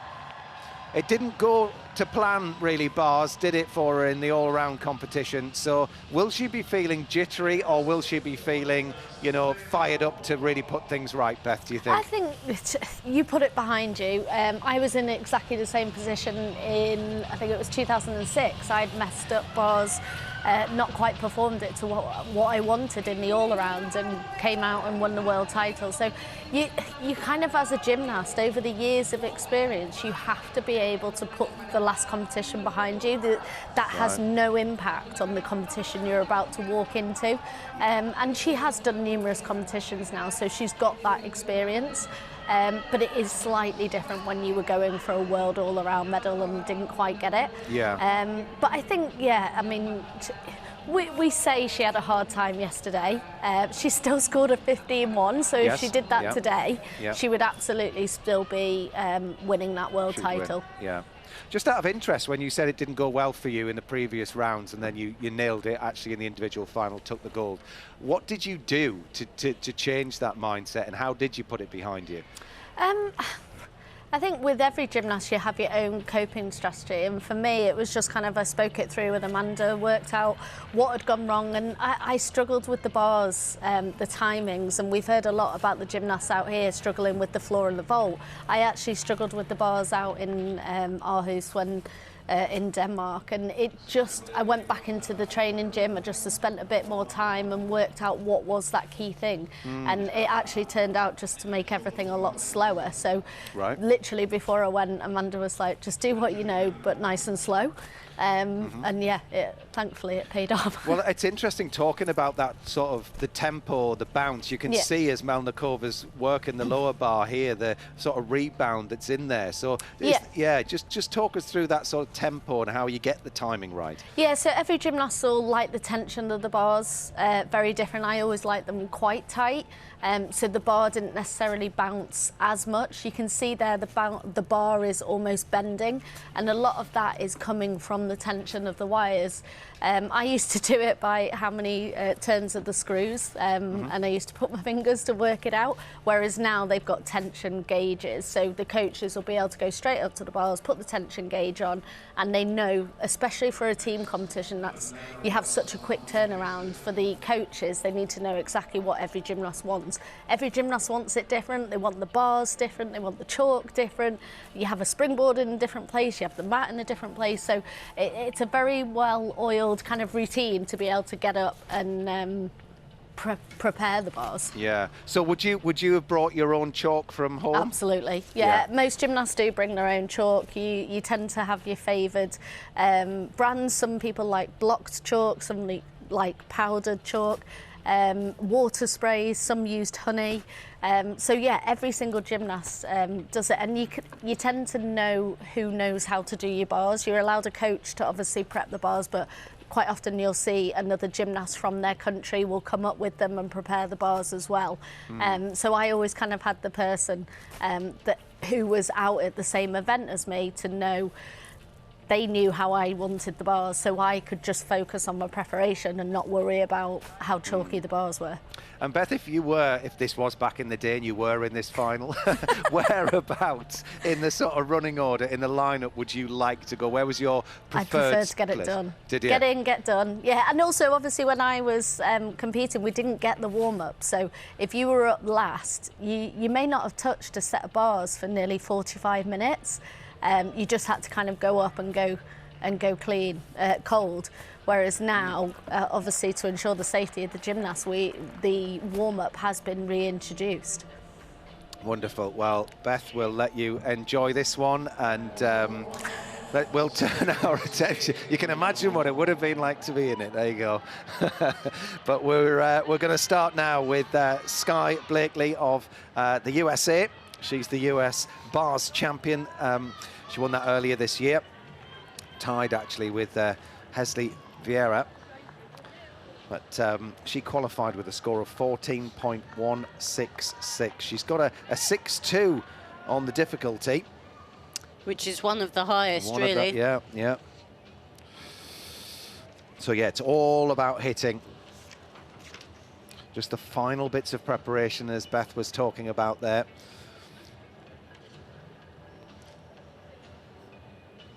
What do you make of Sky Blakely, Chris? We haven't really seen very much of her in this competition, but she's a very classy gymnast, quite experienced.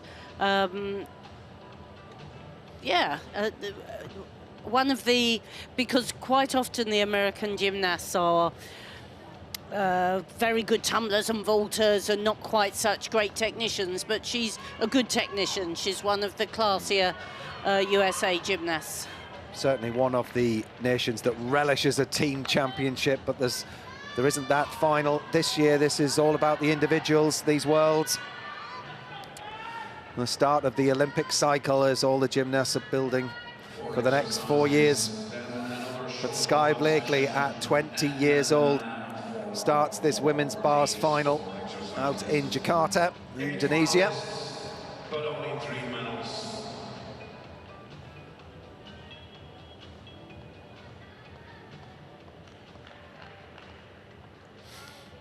Dazzling under the lights.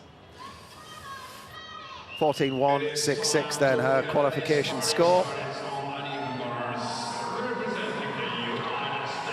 Gonna need to be into the 14s, mid-14s if possible, for a medal in this final.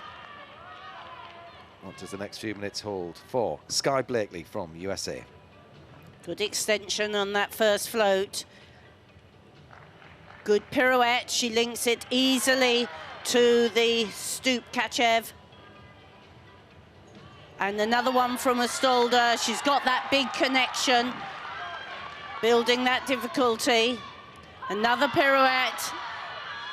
The pirouette linked to the difficult move. We'll give you a little bit more.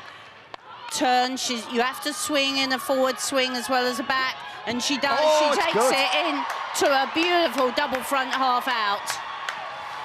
Well, I think she may better her qualification score here and pile the pressure on those hoping to get onto the podium. Well, I really did enjoy that routine, actually. Well, full of variety.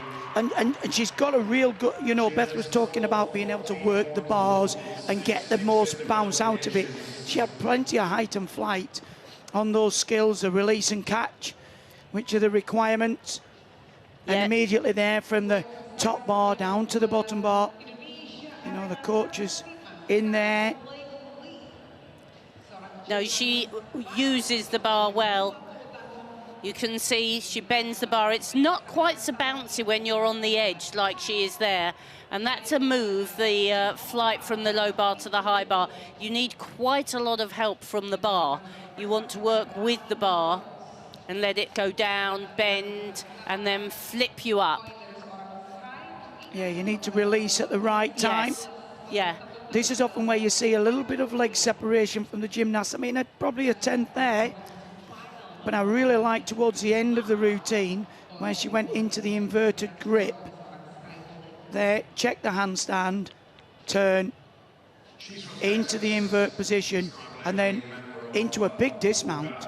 That's right. She does the double front somersault, but then opting for the half turn, you can spot the floor. Makes the landing a little bit easier. A great start to this bars final. Sparkling performance from Sky Blakely. And she just missed out at the Paris Olympics of being in the team. She snapped her Achilles during the team preparation, so she'll be thrilled to be back here. 14.333. It's a good opening score. Absolutely.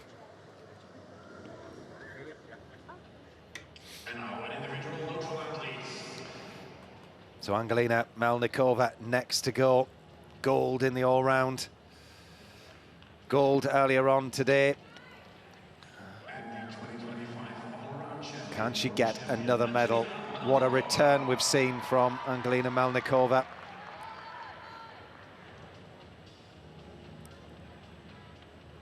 These first moves where she stoops in and out, full pirouette, and then stoops with the flight to the high bar, back down to the low bar, immediately up. That's the big connections that she's made.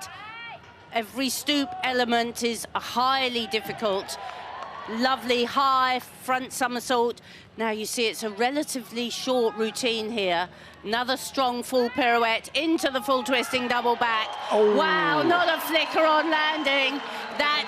She did so few moves, there was so little opportunity for deduction. Well, that landing is going to be key, that's for sure. She's looking reserved, but I think inside she'll be thinking, medal number 3. Well, interestingly, she hasn't won a World or Olympic bars medal. So she'll be keen to get this because she is a good bar worker. See, she immediately got the feet on there. There was just a couple of parts through the routine where just lost a little bit of leg tension, and this was a bit close there. You can see the bending of the arms, so that'll pick up a deduction. But again, as you said, Chris, there's nothing major in this routine to be concerned about. I mean, she did a good Jaeger in warm-up, a good straight-arm catch. Not the most difficult routine that we'll see, but a 6.2. She did a 6.3 in the all-round competition, so it'll be interesting to see what difficulty score she's awarded here. You were right, Craig. That was she did really pull that Jaeger in, that front somersault in quite close. And the problem is, if you pull it close into the bar, it almost catches you a bit unawares, and you panic, and then you tend to lose a bit of tension, and then the legs come apart a bit. So it wasn't without errors. It's not the best we've ever seen her, but it certainly put in a good score. She doesn't always get that connection, you know, where she does the pack salto in immediate toe on. She looks a little disappointed. 14.5. She shouldn't be. Look at that. That's brought a smile to her face. Same as qualification. Yeah, I don't think she thought she was going to get a score that high, but she's in the lead at the moment. Yeah, her score in qualification, 4.5, saw her with the third highest score. Nami Vissa of the Netherlands. Spoke with Beth earlier on, a different style of gymnast, very elegant. And beautiful natural swing. Super height there. Lovely combination. The Kachev down to the low bar, but you see she took the upstart handstand in the middle. That was very nice. The Esheva and down to the low bar, but each time on the low bar she's had to do an upstart handstand rather than immediate link, and every time you don't absolutely hit a perfect handstand, the judges deduct. But this is lovely work.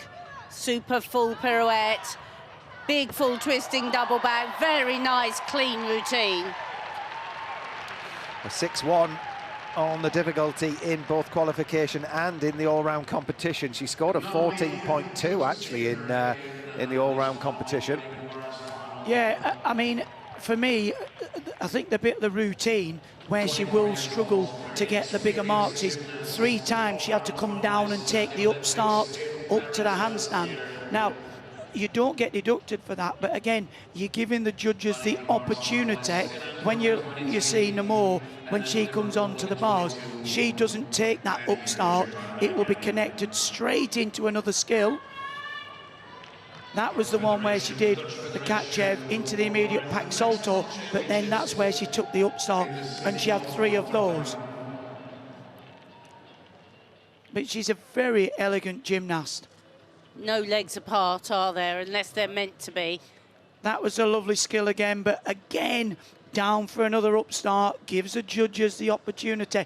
And as I said, these women's judges, Christine, they do like to deduct, don't they?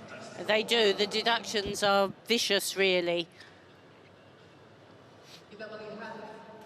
I mean, it's like it is a world championships for judging as well as gymnastics. Oh, yeah. These are the best judges in the world. And they are assessed in the same Yeah. way as the gymnasts, and not invited again if they're too far out. And actually a word on the judging panel, who've just awarded Nami Visser 14.066. So there's a big spread, there's a panel of judges, isn't Yes, there, right yes. across the world. Yes, yes, and generally you can't, if you've got a gymnast in the final, you can't judge the final. It's from neutral judges. But the 2 judges that decide the difficulty can be from any country.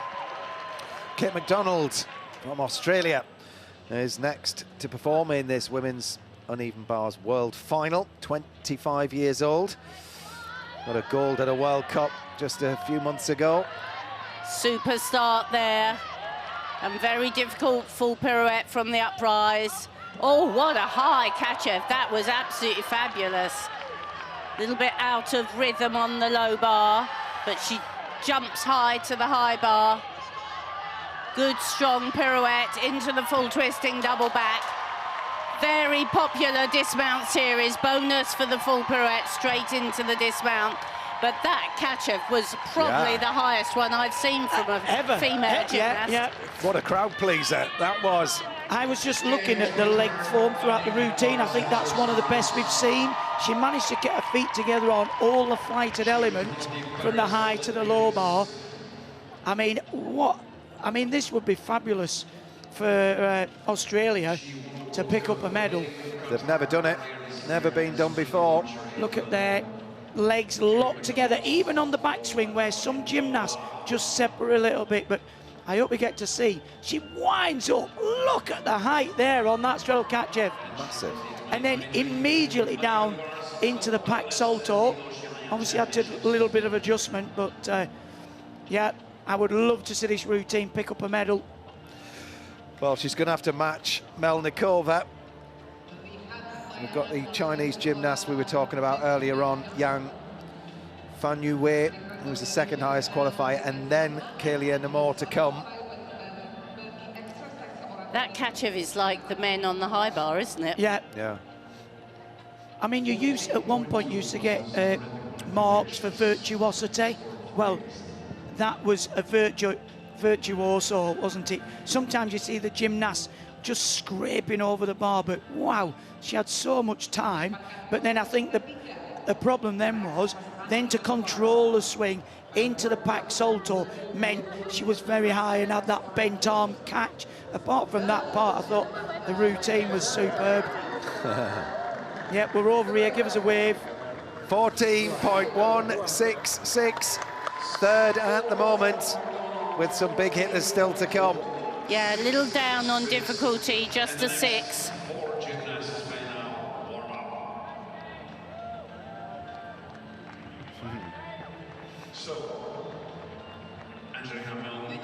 The next 4 gymnasts will be scurry onto the podium. We'll have a quick word with Beth if we can. Beth, if you're there, just your thoughts on the first half of that competition, with Melnikova leading on 14.5, Sky Blakely second, 14.333, and Kate McDonald there we saw 14.166, 3rd at the moment. But Melnikova, what did you make of her routine?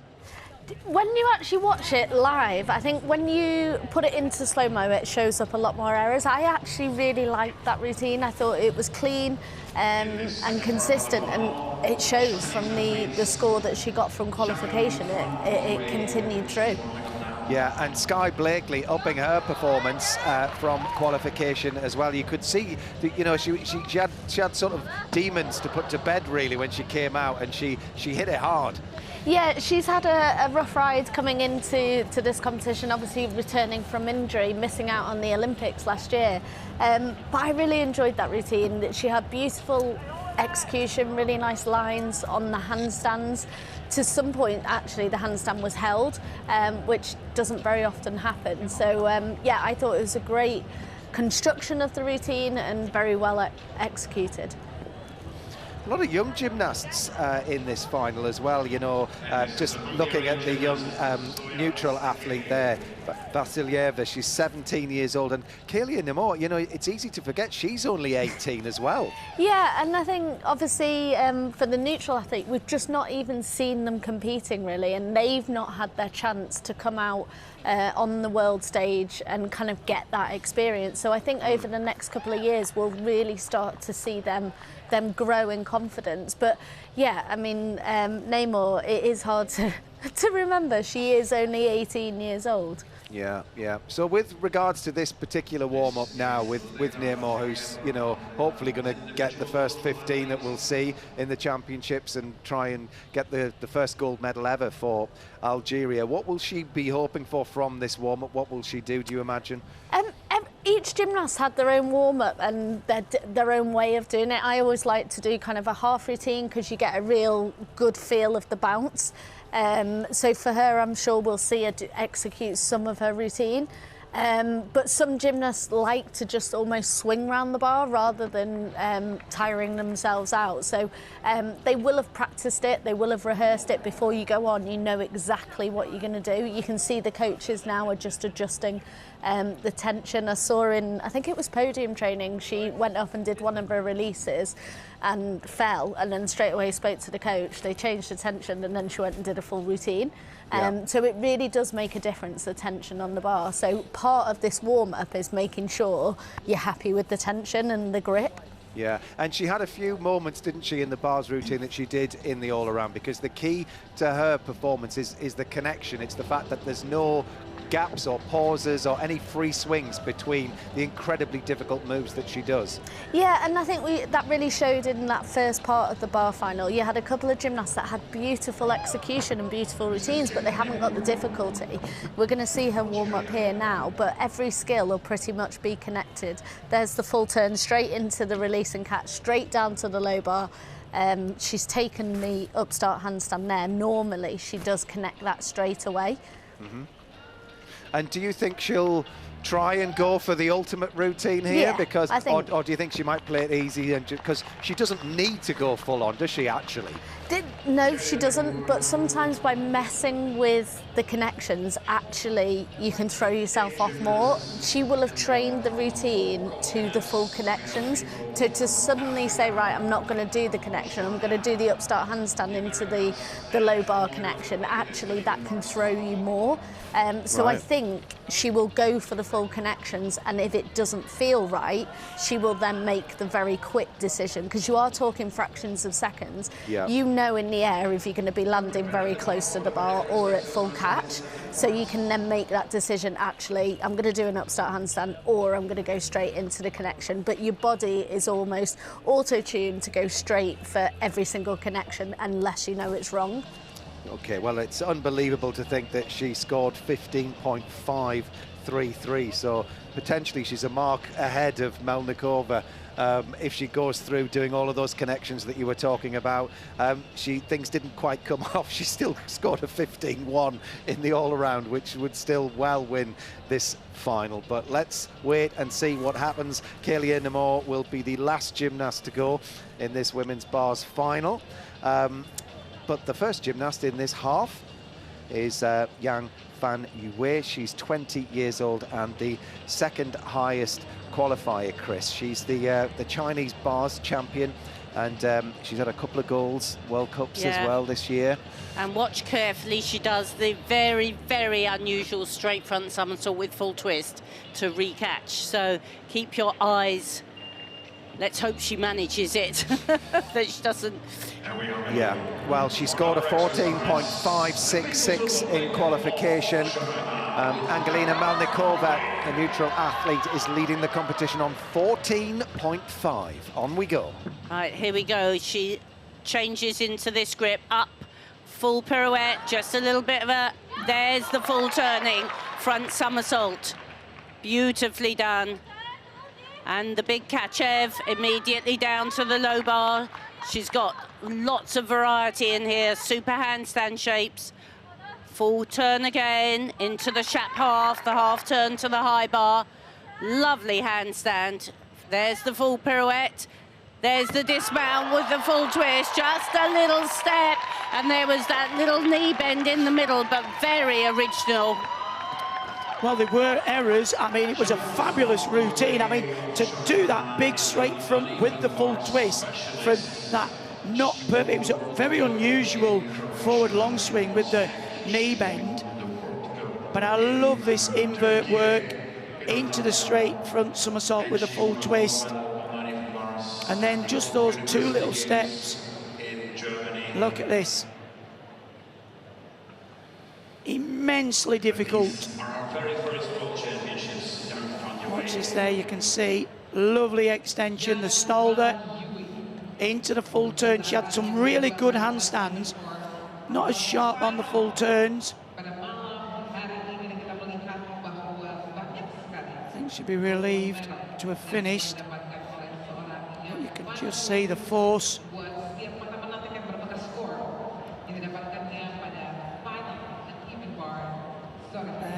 Eyes on the bar, and again that was just slightly past the handstand, and that's what the judges, I think it would struggle to go above Melnikova.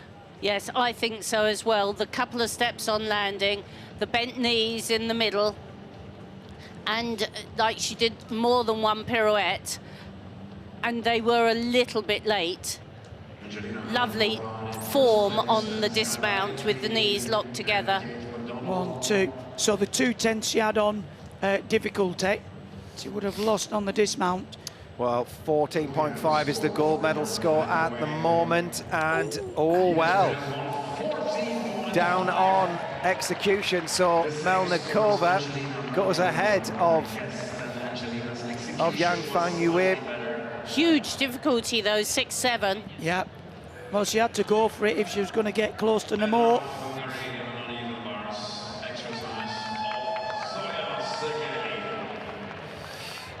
So Zoya Zeke of Hungary next to go. Lovely stoop full, very popular and very well rewarded. There we are, the stoop into Shap, where you don't put your feet on the bar. Oh, and that's a very good combination. Straight down, good Ginga Salto. So she's fulfilled her requirements. Here comes the big front somme. Lovely high piked front somersault. Swing turn.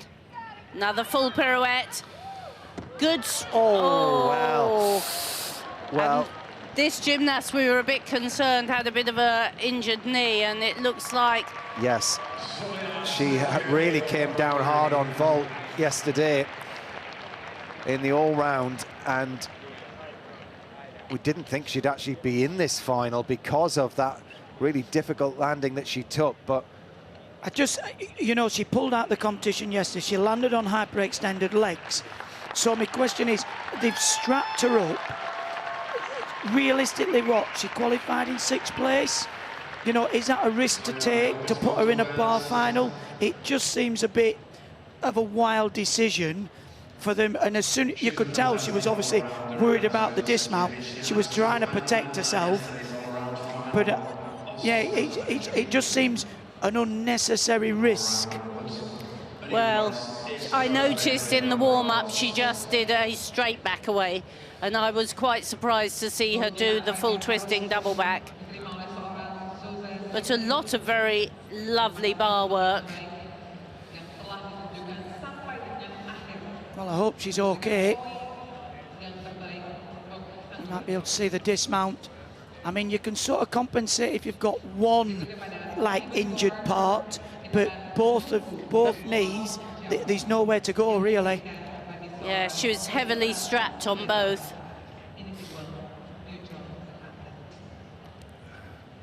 Liam Wong. You see there, the silver medalist from yesterday. Ilya Vasilyeva will be next to go. And the crowd are applauding Zoya Seke. She's made her way out of the arena, I think. 12.433. Two more gymnasts left to go then in this World Uneven Bars final out in Jakarta. Ilya Vasilyeva.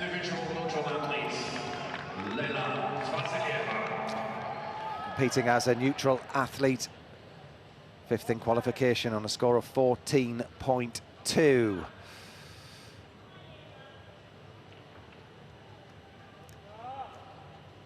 Straight into the rise up to the high bar. Nice full pirouette from the Stolder and back down. Then with the half turn. Lovely shapes, locked together feet. And a confidence front somersault, the Jaeger salto.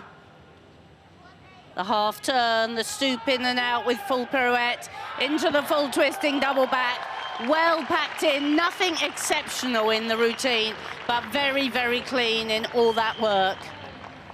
Another of the young gymnasts in this final, just 17 years old, Vasilyeva.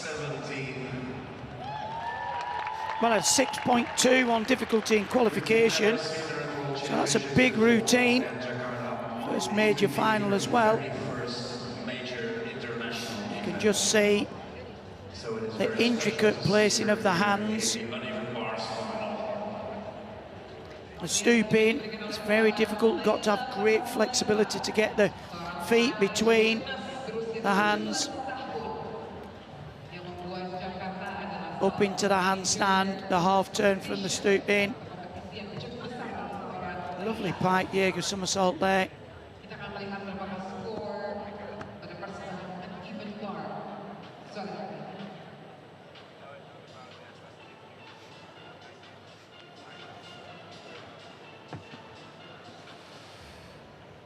See the concentration. The half turn. This is a nippy little combination, the half turn into the stoop full, and then the stoop full being well rewarded, going straight into the dismount, lifts that difficulty quite a bit. Yep, that's what the judges are trying, the gymnasts are trying to do, should I say, is connect these skills without the extra swings. I mean, the final competitor really is the master of the bars. 14.066 for Vasilyeva.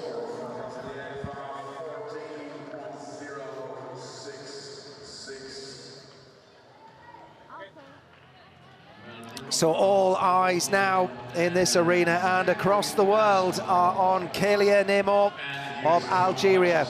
Can she win her home country their first ever world title? She's got the hardest routine in the world and is the greatest bars worker in the world.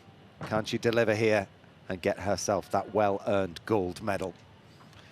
Super full pirouette, immediately into the Jaeger, straight down, there we are. She's got the links that she missed yesterday. Lovely full pirouette. Another big release coming here and another shap up to the high bar. So far, so good. One pirouette, one dismount to go. Here we are, lovely double straight. Oh! Fantastic work, amazing. Well, that was the bars routine of her life. It had the lot. Best bars routine I've ever seen, Chris. Oh, absolutely, and she knew she had to do it for her own self. Well, we were talking about this the other morning at breakfast, Matt. Stick to the plan, and that's exactly what she did. She didn't hit that same combination in the all-around, but that was the routine. And it's not just about winning and playing safe. She could have done that. That was everything in connection.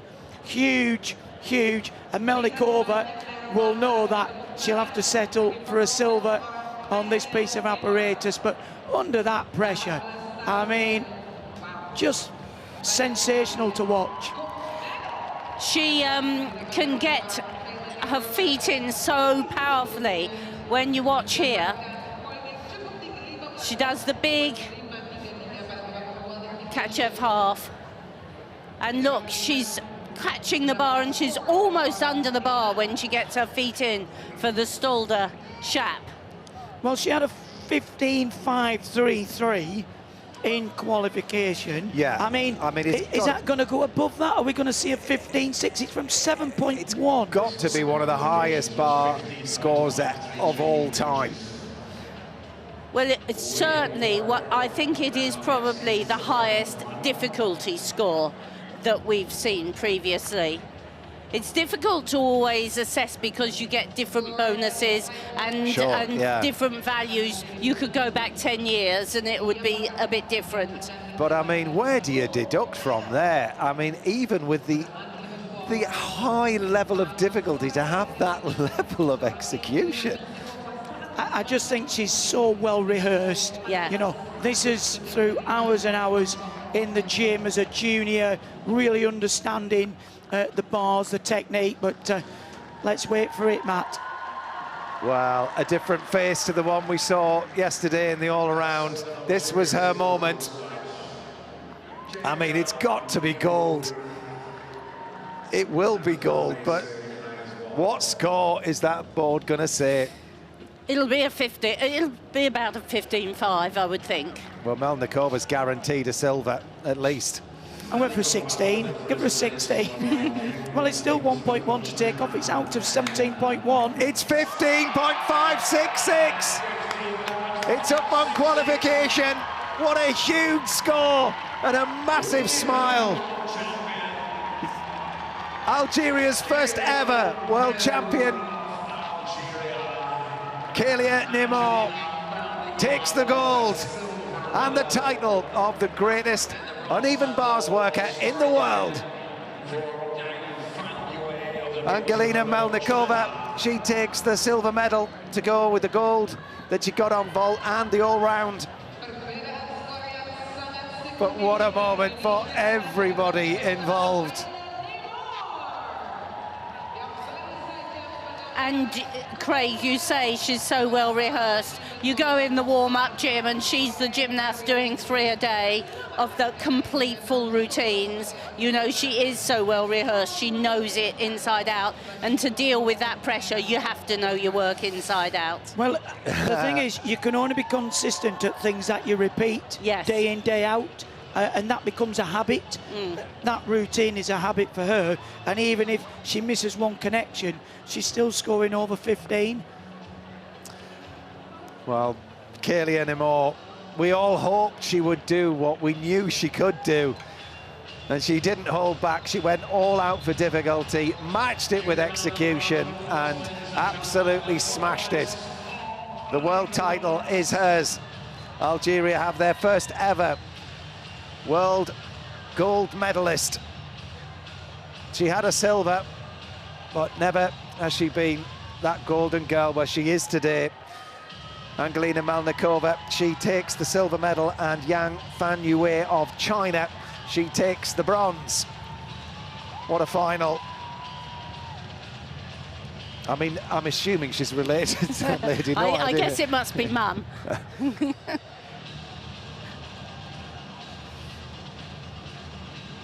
Oh, the hard work, the effort, the sacrifice, everything that goes into creating a world champion at the age of just 18 years old. Confirmation that Kélia Németh, as we all knew, would be world champion on uneven bars. Angelina Melnikova, the neutral athlete, takes the silver medal, and Yang Fan Yue of China, she takes the bronze. Sky Blakely finishes 4th, but what a performance from Kate McDonald from Australia, finishing 5th. Great final. Great final and great uneven bar work. You know, those top 3 performers, very different in style, each of them, but really super work. Well, let me bring in Beth Tweddle if I can, as we're watching Yang Fan Yue and her bars routine. This is the gymnast, Beth, that won the bronze medal, and she did it in style.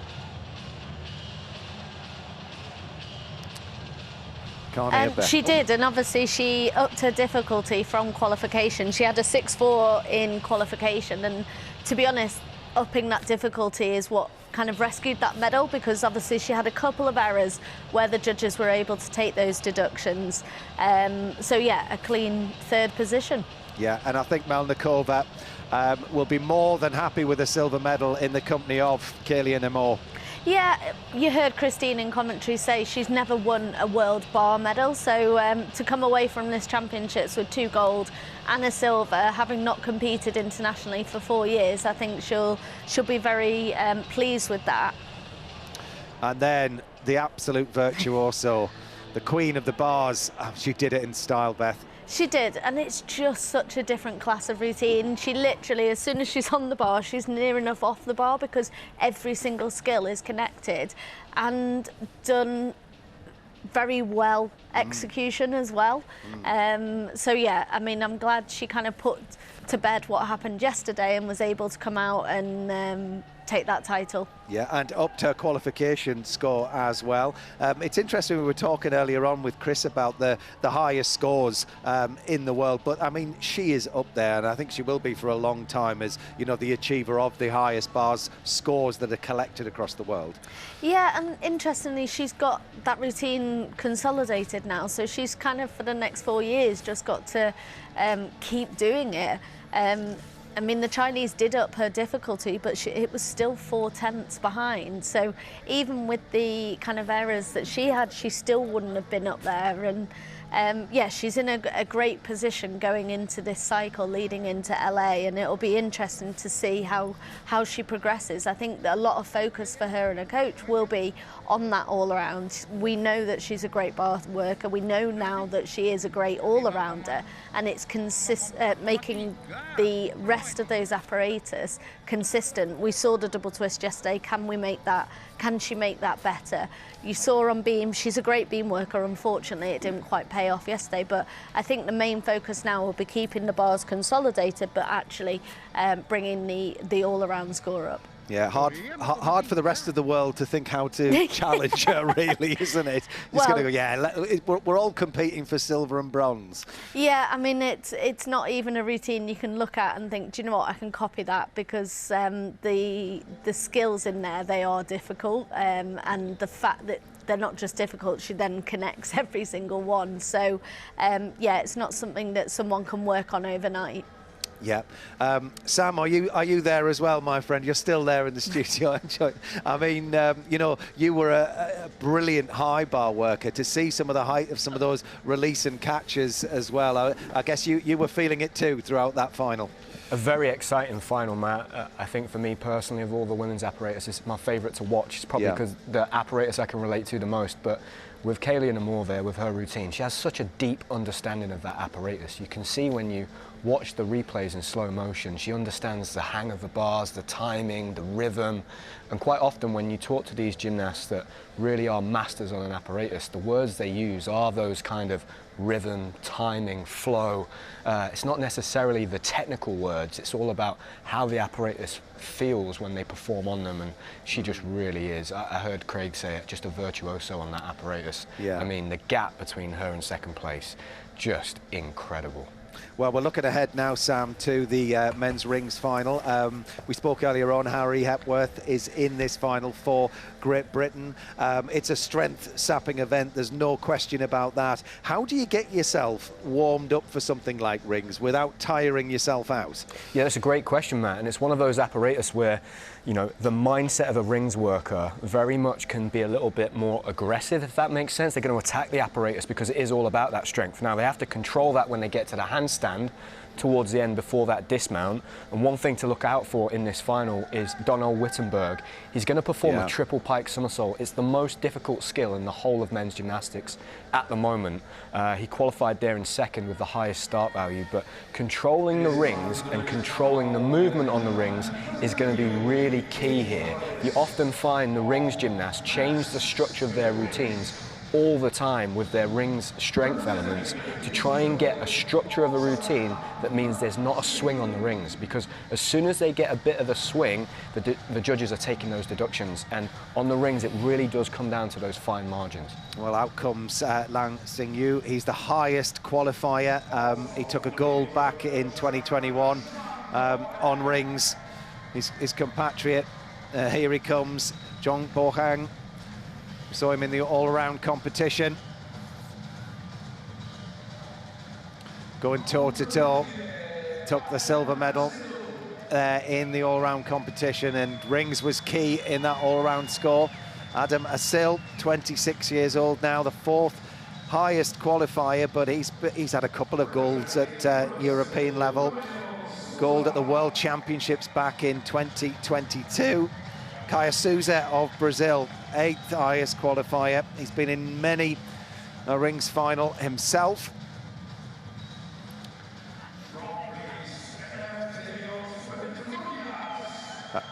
Eleftherios Petronius, the legend of the rings, 3 times world champion, 8-time European champion, and Olympic champion as well.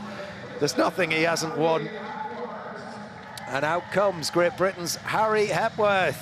He's looking relaxed, he's looking calm, Craig, he's ready for this. Well, these lads from Leeds are like so relaxed, aren't they? They just come out and really want to show the world what they can do, and Harry is developing into an all-rounder with 3 exceptional pieces of gymnastics. It's so exciting. I mean, I think one of the things that's going to separate these gymnasts, because we're talking tenths, will be, you know, we all say rings goes down to the dismount. There's only one gymnast out of this 8 that actually stuck the dismount, which was Caio Souza of Brazil, to get that .1. There's big Donnell Wittenberg. I mean, he's 31 years of age. He's 31 years old, and, you know, he's a heavy-framed gymnast. Now, you need enormous strength anyway to work rings. So if you're, I mean, I'm not saying the guy's over it by any means. He's strong, he's full of muscle, but to actually be able to not only support all your body, but then do all these strength, he sort of defies ring working, does Donnell? He does, absolutely. You wouldn't go for it. You wouldn't say go be a rings worker at that height. But he's obviously incredibly strong. Amazing. I mean, his advantage is the width of him. Yes. You know, I mean, this guy's never going to swing pommels in his life with shoulders that big. But actually, he's built for power. He's great on floor. He's great on vault. He's great on rings. You tend to see vaulters and ring workers in similar finals because of the physique. I mean, for him, it'll be all down to that big dismount, I feel. Yep. Well, talking of dismounts, Harry Hepworth has a triple back. If he nails it, then who knows where he'll end up as far as the podium is concerned. But Harry is that type of gymnast, isn't he, Chris, where we've seen the British team go out. They've had a great run out. They all have. Every single one of them has smashed it. And Harry will want to be in that mix. Oh, yes, he will.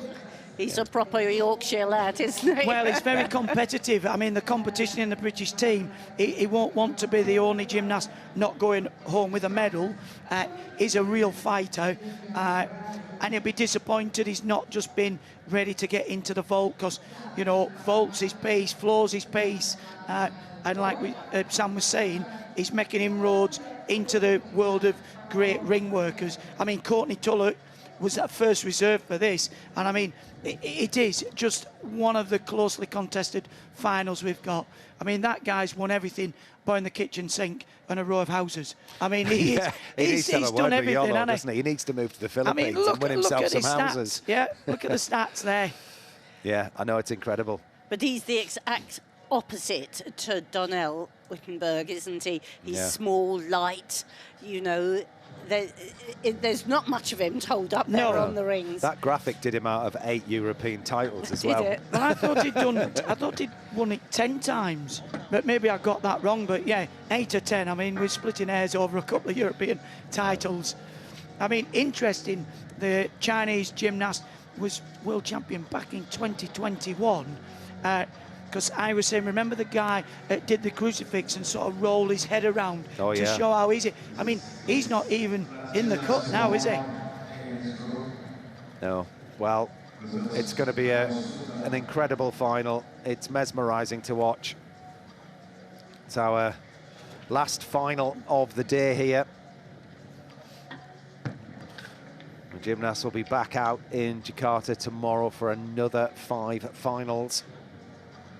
We've got Ruby Evans, Abby Martin and Jo Fraser performing tomorrow. 2 medals today for Great Britain, Jake Jarman and Luke Whitehouse. Jake Jarman took gold on floor and Luke Whitehouse the silver. And the 3rd British gymnast to perform is in this final, Harry Hepworth. He's the 6th gymnast to go, and there'll be a warm-up in between the first 4 and the second set of 4. And Harry will be in the 2nd set of gymnasts to perform here. So it looks like warm-up is done, and Lang Xingyu is just chalking up, the 27-year-old from China. Many gold medals to his name. He scored a 14.766 in qualification with a 5.9 on the difficulty. So certainly one of the hardest routines you're going to see in this final. What a way to start. He's the highest qualifier for this rings final. He's got that right arm heavily strapped up. Just like hydraulics, aren't they, these the arms of these gymnasts? They absolutely are. They're quite unbelievable. This is a piece of apparatus that is unbelievable when you watch it. The strength of them is something that the average person can't conceive. Can't ever understand how strong these guys are. Well, prepare to be in awe as Lang Xingyu of China starts off this men's World Rings Final.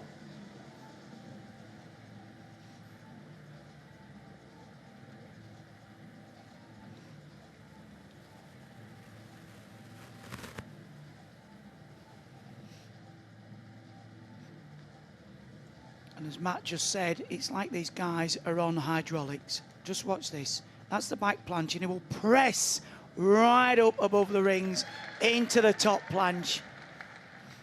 And watch this now. From below the rings, press up into the Maltese position. But gymnasts have to swing on this piece of apparatus as well. Ooh, and a little adjustment there on the handstand. Swing to strength, one of the 4 requirements. Easily held for the 2 seconds and into the crucifix for good measure. Amazing.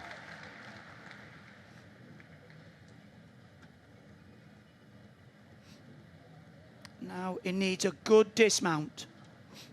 Double twisting, double straight, just that little hop forwards. Well, I mean, he will set the standard. There was a couple of wobbles, well, not real wobbles, but adjustment in the handstands. And in this field of competition, we are looking for perfection. So I think there is the opportunity with some people in the field just to get up there. I don't know what you thought, guys.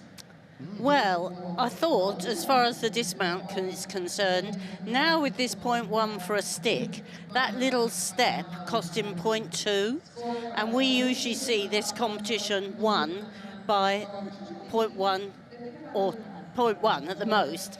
So I think if you give away, look at that, that is absolutely superb, isn't it? Completely parallel to the ground. But having done all that wonderful work, that little step has now cost him 0.2. Well, I think Sam was talking to this, Matt, just before then, talking about Donnell's big routine. He's got all that strength, but then got this enormous triple pike back dismount.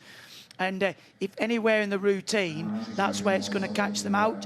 I mean, his swinging skills between the rings and his strength were absolutely spot on. But there was just a few little wavers. And even though the rings move, it's actually called the still rings. The aim of the gymnast is to keep the rings still. And his chest was quite down there as well. Yeah, he doesn't look that happy. No, he doesn't look like he feels he nailed the winning routine. 14.5 is 0.266 down on his qualification score. So that's the stuck landing. Yes. Well, he knows that his compatriot can certainly do better than that. Zhang Bohang scored 14.6 in both qualification and the all-round.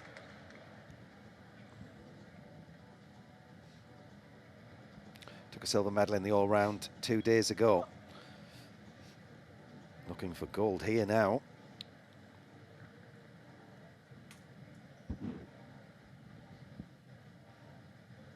Flat in that position, the Maltese into the crucifix. Watch him in the swinging elements. Lovely double pike, straight up into the handstand. You see, not a flicker there.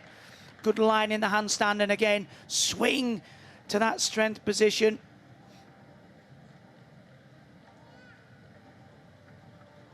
Double twisting, double straight. Better body position. He didn't get the 0.1, and he's down a little bit on the difficulty. I mean, that's going to be close to the 14.5. I feel this gymnast has really broadened out since we saw him last, which would have been in Paris. He's sort of changed, not changed physique, but become quite a lot stronger in the upper body. If you look at traditionally the all-around gymnast, which he clearly is, they rarely make a rings final because rings tends to be their Achilles heel, because if they've got the bulk, then they struggle on some of the other piece of apparatus like pillow bars, pommels. So actually, testament to what a fabulous gymnast he is, that he can make a rings final and well within a shout of a medal, Matt. Oh, no question about that. I mean, when we looked at, I mean, as far as qualification is concerned, Donnell Wittenberg, second highest qualifier on 14.7. We've already seen the first gymnast to go drop down to 14.5. And if Harry lands, then he's going to be in with a shout as well of getting in the mix. Well, that was a significantly better body position on the dismount, even though there was that step. He didn't get the 0.2. But the judges really do hammer the gymnasts if the chest is down. 14.466. He's down in second at the moment. Not a flicker of emotion from Bohang. I think he, a wry smile, I'm not sure he agreed with that. No. Well, the door's open now for Adam Masil.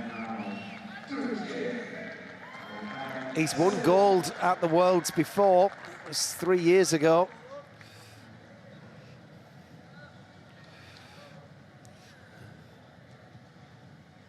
Chance of another world medal for the Turkish gymnast. The fourth highest qualifier. Getting that grip absolutely right. No chance of a regrasp really during a rings routine. Well, just watch this for strength.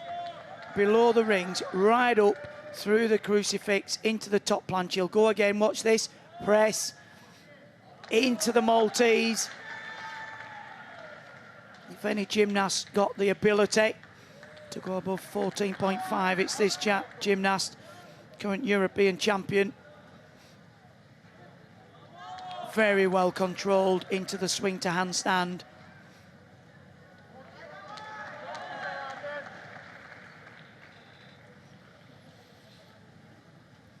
A little bit more difficulty than Bohang. Come on, lock out this handstand. He's a dismount to go, and he's a dismount away from a podium finish. Come on. Double twisting, double straight. Well, just that little hop on the dismount, but again, another superb routine. And he just had that little more difficult routine. I mean, it was precision, it was accurate, apart from that little hop on the dismount, but the difficulty was 5.7 qualification. Yeah. He's a gymnast who brings great energy, isn't he? You know, really, you feel his desire. And again, another good all-round gymnast. Yes. He was all-around European champion, who's good on rings. And he's also good on vault. I mean, if you've got a couple of good pieces, then your piece that's not so good, then it just helps that apparatus. Certainly when you've got 6 pieces to go around. I don't really think on the women's side, Christine, I don't know if you agree or not, but if you've got a really low piece on the women's side, it's hard to be a good all-rounder because you've only got 4 apparatus. Yes. Absolutely, and as we've seen with Namor, if you've got an excellent piece, it has a great influence on your all-around. Incredible work.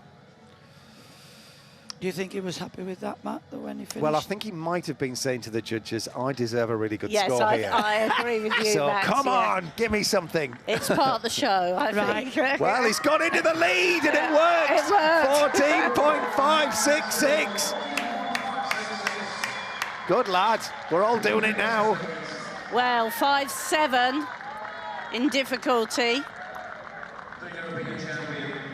Yes. 1/10 separating the first 3 gymnasts. Yeah. I mean, we knew it was this is going to be one of the closest finals. So, Cara Souza, oldest gymnast in this final at 32 years old. 14.333 scored in qualification.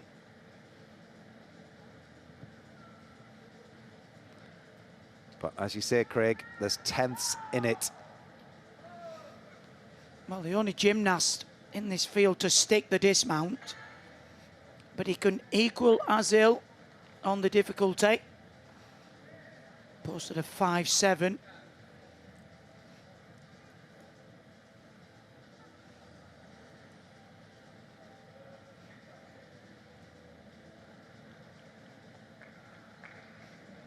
Right, now we'll need to swing. Double pike up into the handstand. His biceps are that big, it looks like he's got bent arms. And that was lovely. The front somersault into the crucifix. That's called a Homner. Look, it looks like he's just using bent arm to steady himself in the handstand. And it's a triple to finish. Ooh, and just that hop back, so he'll not get the step up. I don't know whether he's watched Azil thinking if I scream. For me, it's not as good as we've seen in the previous gymnasts. But I've been wrong before. Just not just as sharp, I feel. Yeah, well, he had a great outing at the... I mean, so delighted to be in this final, hearing him talk ahead of this. So he's celebrating his moment and all that hard work and effort that goes into it. He deserves to enjoy himself up there, for sure. Yeah, not quite so crisp a line through the legs and the feet, and that just makes it not feel quite as sharp, does it? A little bit bent of the elbows, but fantastic strength work. I mean, his biceps there, Matt, are as big as your legs from that angle, aren't I thought they? you were going to say mine. No, Yeah. sorry. Yeah, they are. Maybe when he was a child. But I don't know if that makes it look like his arms are bent. You know, because they do look slightly flexed there, but is that just because his biceps are so big? You know, you really have to lock out with straight arms. Do you really think my legs are that muscly? Actually, no. I was trying to pick you up. Well, that's the first triple back we've seen. I mean, really, if you do it right, that triple back is going to be easier to land than the twisting double straights, because you're just one axis coming straight down. Fantastic. 14.166, he's fourth. Well-deserved place, 32 years old. Well done, that man. Judges must have agreed. Back to the warm-up then. And this will be Harry Hepworth's chance to... Well, it's interesting point, Christine, that you mentioned, actually, because the dismount is potentially with 2/10, isn't it? Because everybody's taken a step which is 0.1 and you're losing the bonus. So if you nail it, it's 2/10. If Harry hits this triple back, then I think he's a real chance of taking a medal. Well, it's very hard to get up into that top three at the moment. 14.566, 14.5, 14.466. So, yeah, I mean, Harry scored a 14.333, so he needs to be 0.2 up on his qualification score. But we've said, well, if he sticks it, that's 2/10. Yeah, so that's 14.566, which would put him joint lead. Yeah, well, it goes second because of the start value. Yeah. But I mean, ifs and buts, he's got to do it, hasn't he? I mean, he's an amazing floor worker as well, so he's got that acrobatic skill as Harry. So, but it is coming at the end of the routine. It is a real skill of spatial awareness. I mean, I performed a triple back off rings in 2002. And as Christine said, you've only got one access to think about. So if you are spatially aware, it's a good way to finish. But it could come with deduction. Sam said he performs a really good triple back because his knees are together. Obviously, some gymnasts pull the knees apart. Kyle Souza there. Now, that's a good triple back. Knees together by the lad, is it from Belgium? Yeah, Glenn Curler. Glenn. What's the key then, Craig, to setting that triple back? Like literally to get the lift? Because the rings, it's not like the high bar. There's a bit of give in the high bar, isn't there? The rings are quite dead. Yeah, I think it's an individual thing of how you feel. Like, I really struggled on rings to do a double straight dismount because of the timing, whereas I could initiate the pull and the bent arm up, so I found being able to set the rotation for a tuck a lot easier than the straight. Again, it's very different for different gymnasts how they feel it. I mean, lots of the guys who I was competing with opted for the double straight rotation, double straight with full twist.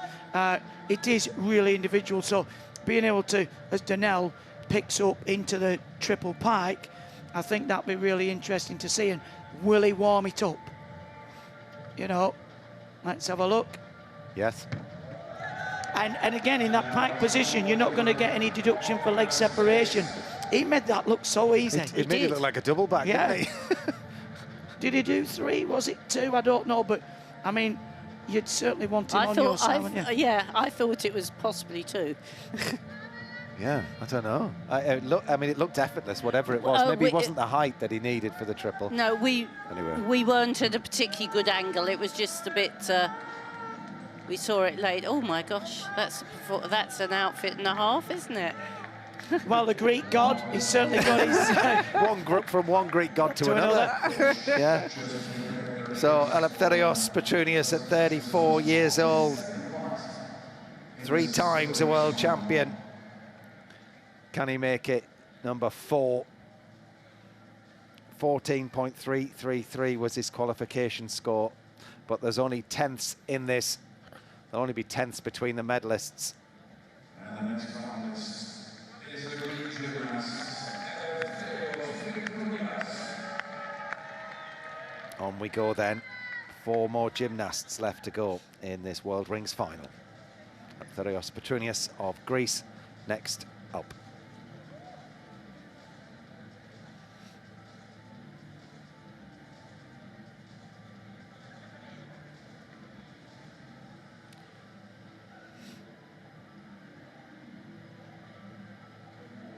Now look at that for a start. And he'll go again, pressing down on the rings into the Maltese position.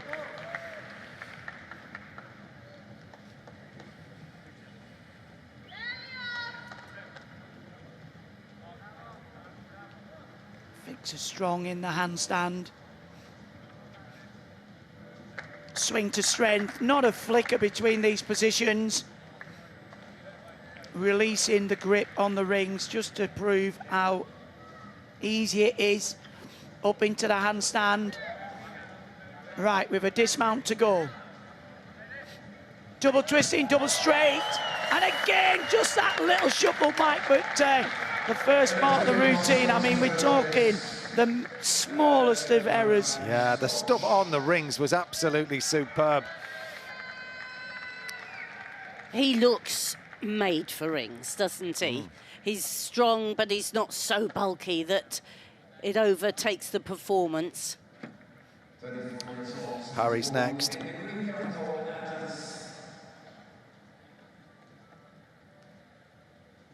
Yeah, that looks easy. Looks like he's on wires, doesn't it? Yeah, yes. It does.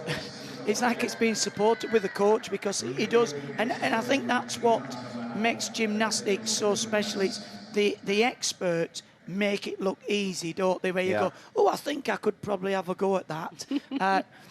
One of the best dismounts, I feel, because he had a really good straight body shape and he landed upright. A lot of the gymnasts that are under-rotating would take a step forward. So it's going to be close. I wouldn't like to call it. Has he done enough to get onto the podium at this point? 14.466 is the third place score. 14.3, it's fourth as it stands for Apparatus Petronius. But he's been there and done that.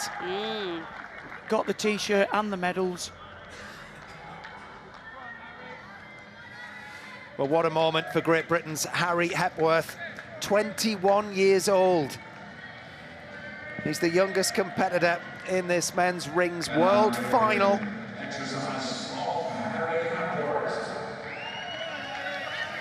Come on, Harry is the 6th highest qualifier. He's got huge difficulty. He posted a 5.8 in qualification and a big dismount. Come on. Very impressive start, difficult swinging into the inverted position. Oh, and look at that, presses from the crucifix into the Maltese. He's got one of the hardest routines, and he swings beautifully up into the handstand.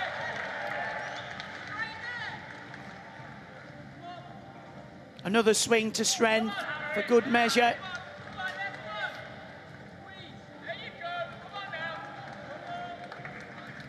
Words of encouragement from his teammates. Up into the handstand. It's a dismount to go. Can he land on a medal? Come on, Harry. Into the... Oh, no, what a shame. So close. I went for that near landing.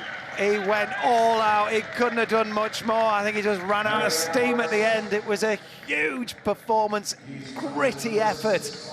Oh, it was a great routine. I think he just travelled forwards a little bit on that dismount. And we'll have another look at it here, I'm sure. But this strength work was really so much improved from when we've seen him in international competition last.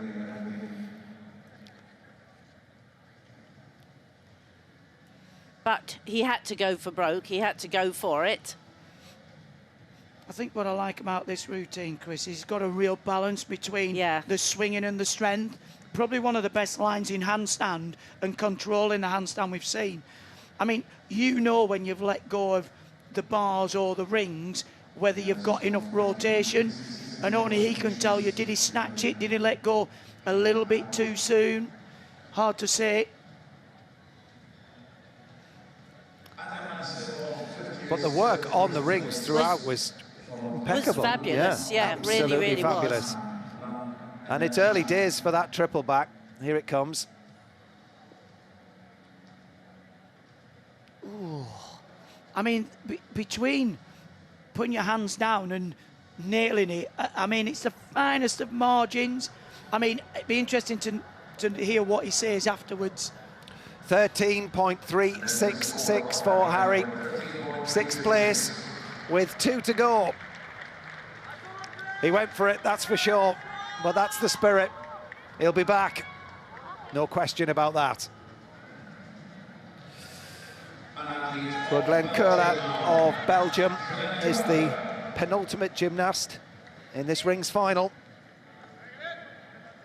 14.333 in qualification and a 5.8 difficulty, so he's not going to hold back either, and we're expecting to see a triple back for his dismount. Well, we're still waiting for one gymnast to stick the landing. Another 5.8.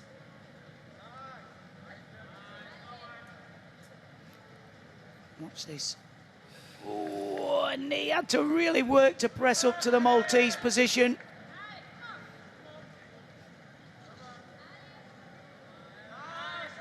Lovely combination, the double pike front somersault immediately. Front somersault into the crucifix.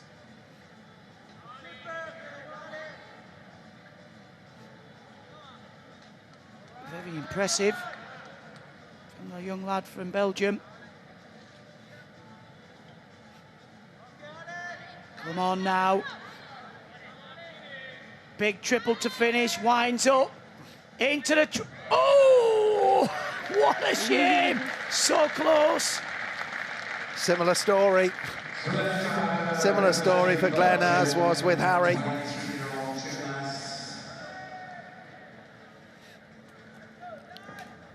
Good effort though, and that's the respect. He had plenty of time in the air. It was just running away from him a little bit, that triple back.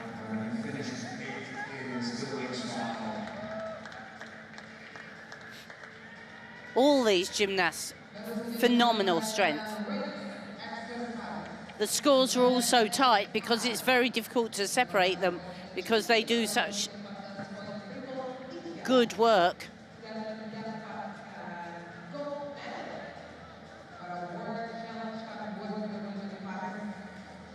Lovely pike shape. In the somersaulting section, he locks out strongly into the handstand.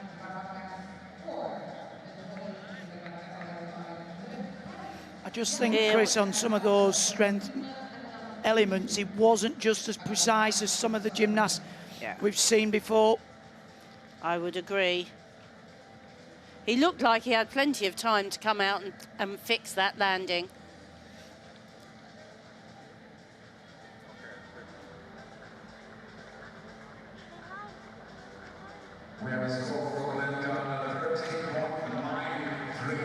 Glenn Curlat scores a 13.966, scores ahead of Harry Hepworth. Well, what a story it could be for this lad. Daniel Wittenberg, 31 years old. USA have never had a world champion on rings. This could be his moment of history. They've had a silver, they've had a bronze, but never a gold. The score he needs to beat Adam Asil is 14.567.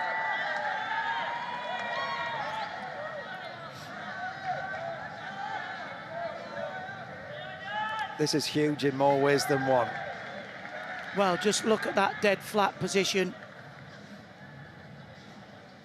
He is as strong as he looks, this guy. Not even needing to grip the rings there, pressing straight into the top plunge.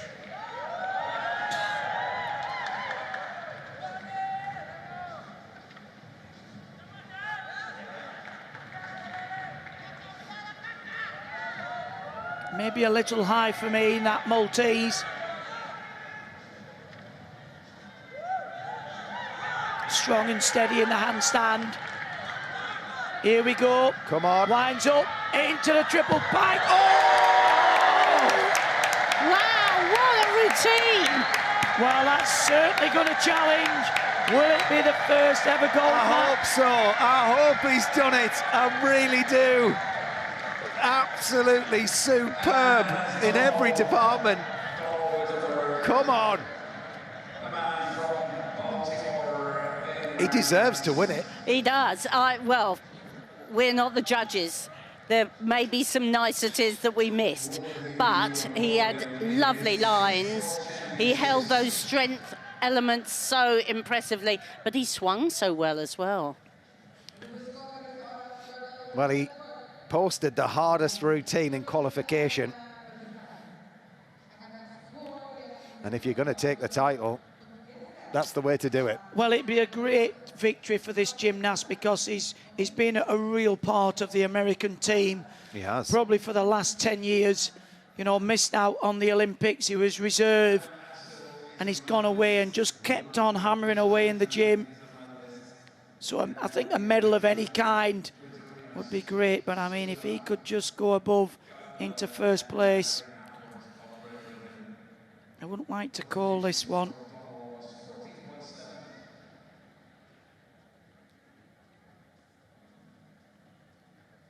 Impeccable shape. And here it comes. There's the wind-up.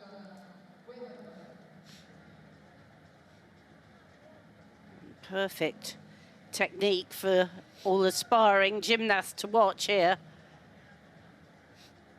Let's go to the knees at just the right moment. I thought he actually had it nailed. It was so close.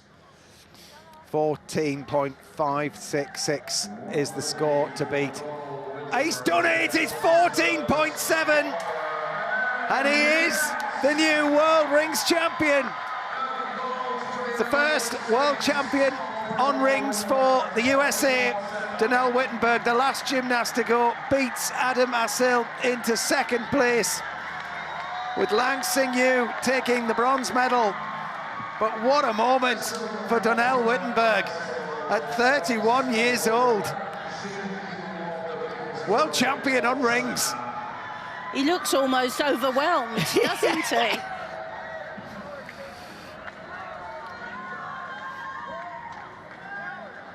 Well, went down to the wire. The very last performer equalled what he did in qualification.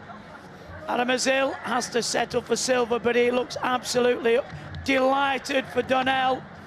Real camaraderie between these gymnasts, Christine. Absolutely.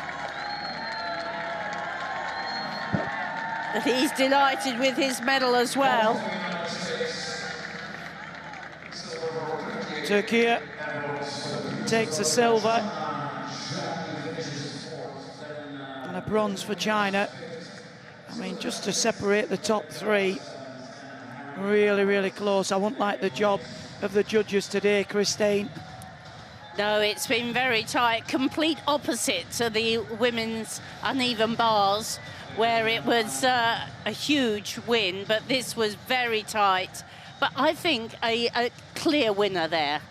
Yeah, and there's confirmation. You new world champion, the first for USA. Donnell Wittenberg takes gold. Adam Asil of Turkey, the silver, and Yang Xingyu of China for the bronze. An unlucky 8th place for Harry Hepworth for 8th place. But I think the potential there is for Harry. If he'd have stuck the dismount, it'd have been a lot different story today. Yeah, I was very impressed with the work on the rings. For me, looked a great deal improved. They've been working very hard on, you know, they've got their sights set on medals in this cycle, the British lads, and they're really going for it. And they've shown, we've had a great showing here from them. And Harry, yep, just slightly under-rotated that triple back, but it's all there. bit more work, a little bit more numbers probably under his belt, if we're honest about it. It's one of those sort of skills that needs a lot of reinforcement if you're going to do it at the end of all that strength sapping stuff. It is, and as we've seen there with Donnell, great risk comes great reward, and he was very well rewarded with that. I mean, look at that in the handstand position.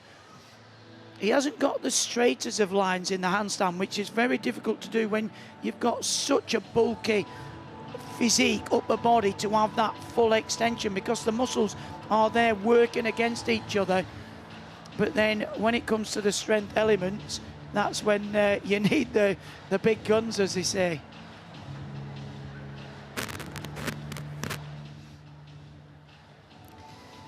And Petrunius today will have to settle for 5th place.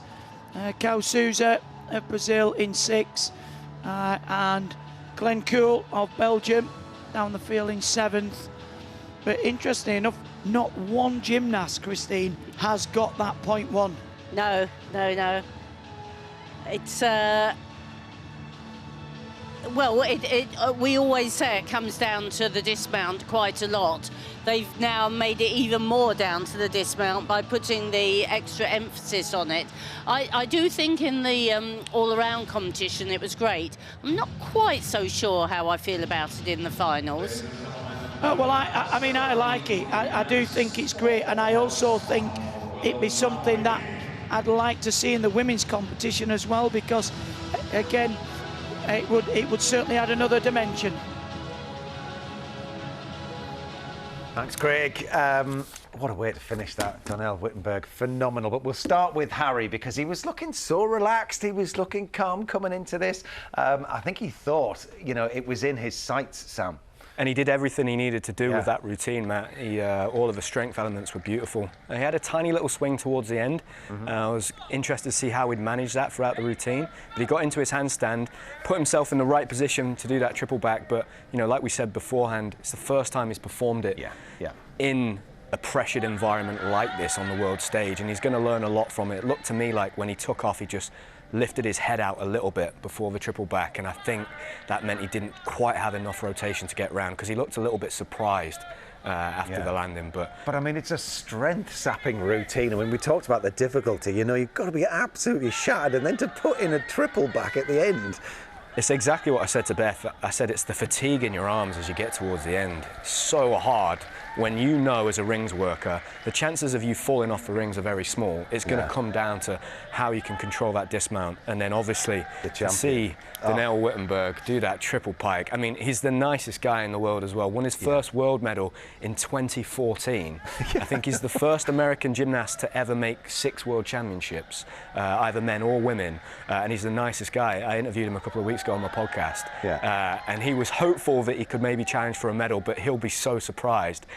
Making history. It's just incredible. Like, at this age, 31, to have won a rings title, unbelievable. Yeah, absolutely superb. And Beth, you know what it's like to keep that longevity, that career going for so long. And he's still smashing it, still making the team. And, you know, you've got these young gymnasts that come through. You need people like that to look up to. You do, and I think if you ask a lot of these gymnasts why do they keep going, it's because they enjoy it, they love it, they love the sport. So if you're still enjoying it, you're still kind of in the team and still producing the results, why wouldn't you continue? But I mean, it was incredible. I was really looking forward to watching that dismount. When you're seeing the triple tuck and you're seeing how difficult that is, and he's just taking it another level. But really well-deserved title. And somebody who is just starting their World Championship journey is, of course, Alex. He did so well in the pommel horse final. Here he is, Alexander Yoshin Cash, look out there.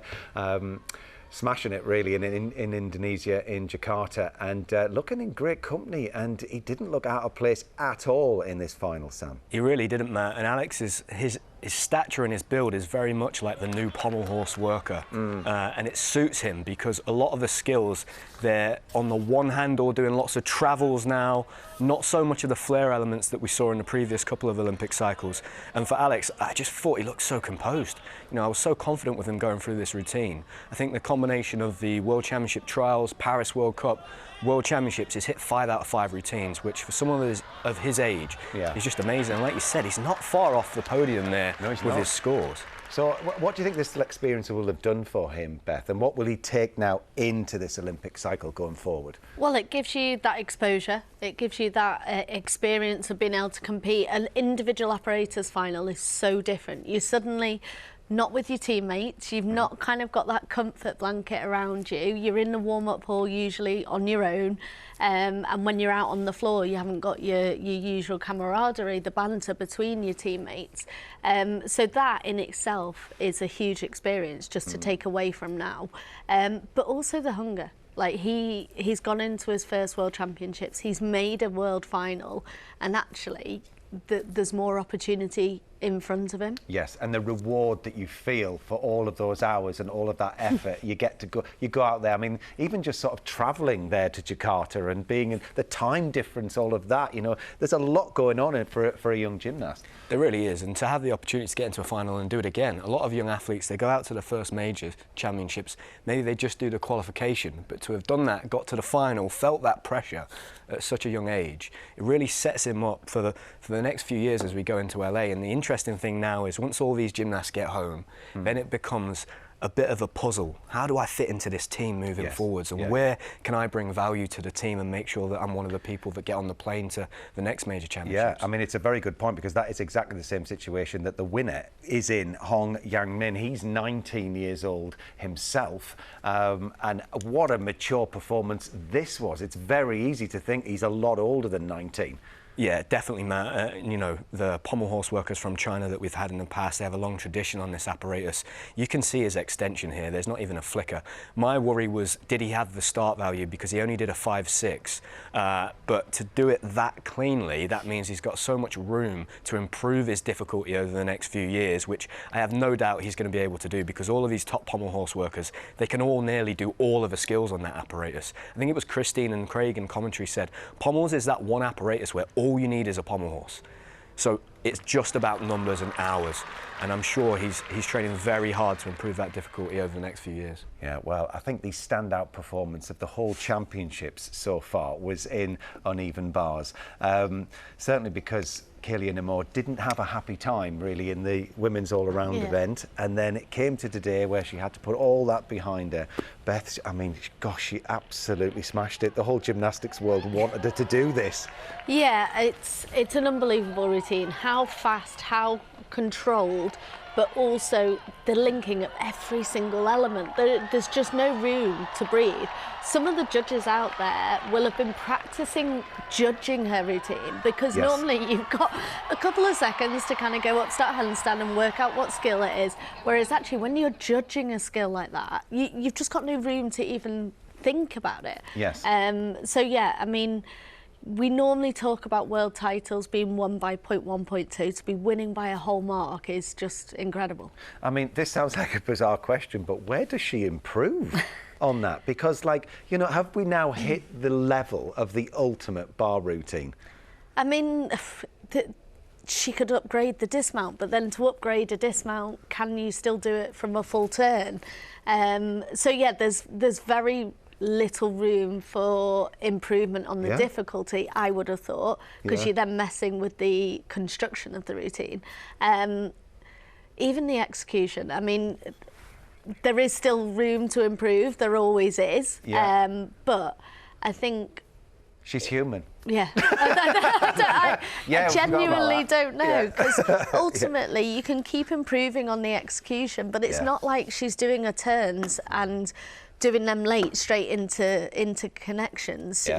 Most of her stuff is in handstand. I'm going to hit you with a massive question now, quickly. Better than Biles? Hold that thought. What do you reckon? I mean... do you know what?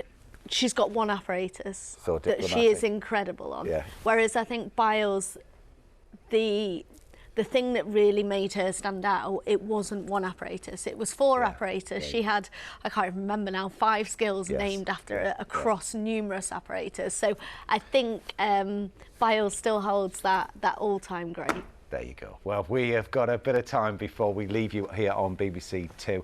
So a great opportunity to catch up with the very first Apparatus final, which happened earlier this morning. There were British medal hopes in the men's floor with 3 times European champion Luke Whitehouse and Olympic bronze medalist Jake Jarman. Let's catch you up with what happened. It's brilliant. So here we go then with the world final. Men's floor, Cameron Nelson, packed with difficulty. Unbelievable amount of rotation in this routine. He's the 3rd highest qualifier.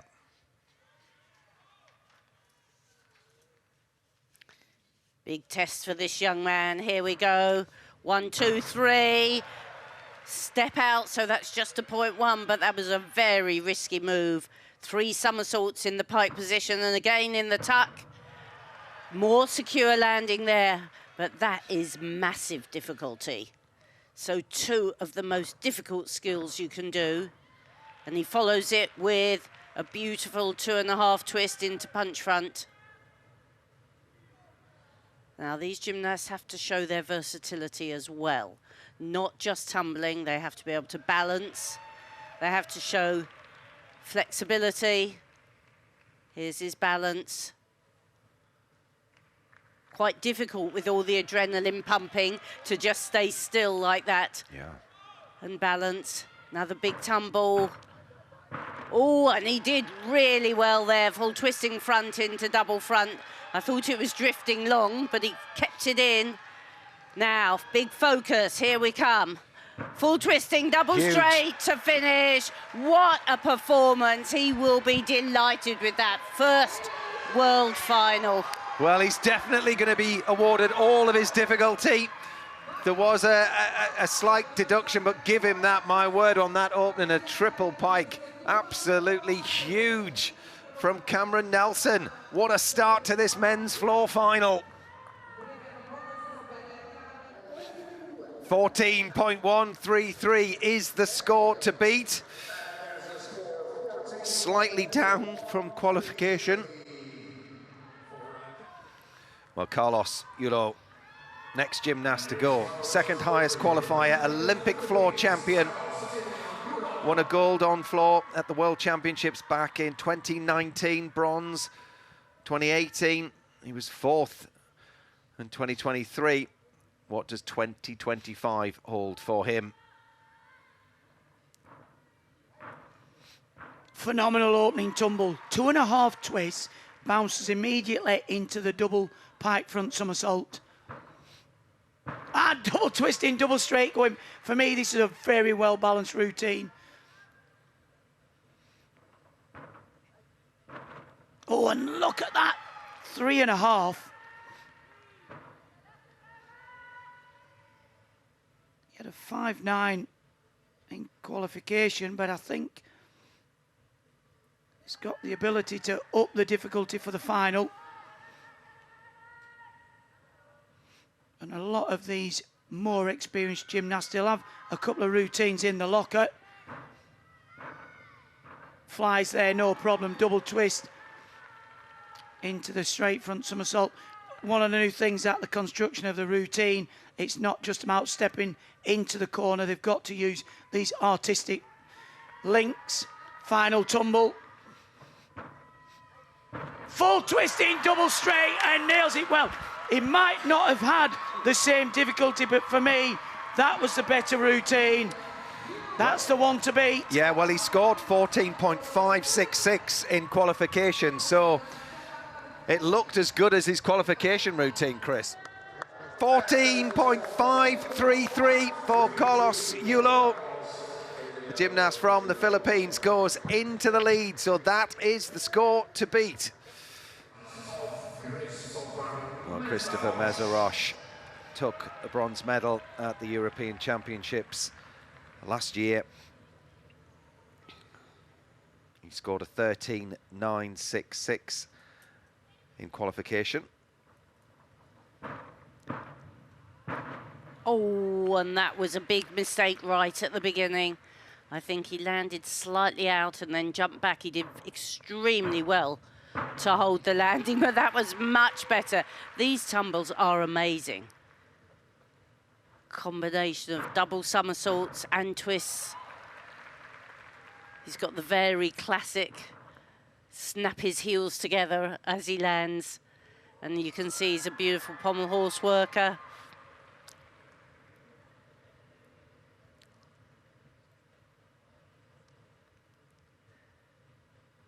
Super style. Every time he leaves the floor, his legs, feet fully extended. Good twisting there. He managed to keep that in the floor. Took a long run. Here we go. Full twisting double back. Just that step on the landing. So no 0.1 bonus for a stuck landing, but a really classy routine. Classy, but it won't threaten the top two as it stands at the moment. Score is in, 0.1 on the penalty, but 13.266 for Christopher Mezerosh of Hungary. So the next gymnast to stand in the corner of the floor here at the World Championships is Great Britain's Luke Whitehouse. Qualified in 8th place, but don't let that fool you. 3 times European floor champion, going for a medal here at the World Championships. Now just watch this opening tumble. Triple back, now that's how you do it, well within the floor. Oh, that's lovely, double twist, immediate double front somersault. Easily around the 2.5. One of the things that Luke does have in his locker is this immense spatial awareness. So accurate on his landings when he needs to be. Room for improvement from qualification. And going well so far. Come on, Luke. That's more like it. Double pike front somersault.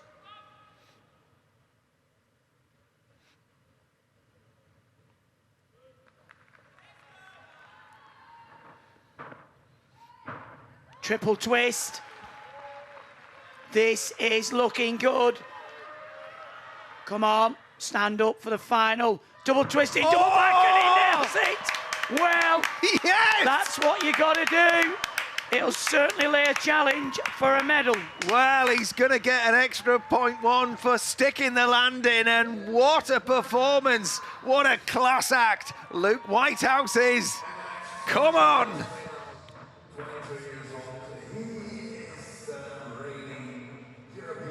Look at that, lovely style, legs absolutely locked, times it perfectly, spins that double front so efficiently. He looks like he's just done a step jump and landed, doesn't he? Yeah. Yeah. Well, he's got a 6.1 on the difficulty, so a little down on Cameron Nelson, but higher than Carlos Yulo. So execution-wise, who do you think did better?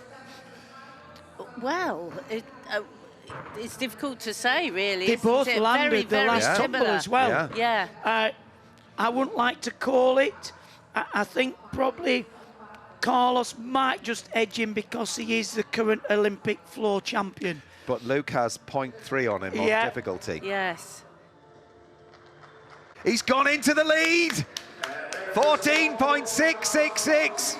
Luke Whitehouse leads this men's world floor final at the halfway stage. Wow. Well, that 0.2 on difficulty obviously added to that. It does make a big difference to the final tumble, though, doesn't it? Absolutely. So on we go then with the remaining 4 gymnasts of the top 8 from qualification. This gymnast scored a 14.1 in qualification. And we were talking about that difficulty score, 6.1 for Luke Whitehouse as it stands at the moment. Kazuki has a 5.7. Oh, and that is not a good start. The very difficult twist into the double front, and he just timed it wrongly. Oh, beautiful triple twist in the double back somersault. And the 3.5. The jump full turn to front support, which you can do instead of the balance. Several of these finalists opting for that.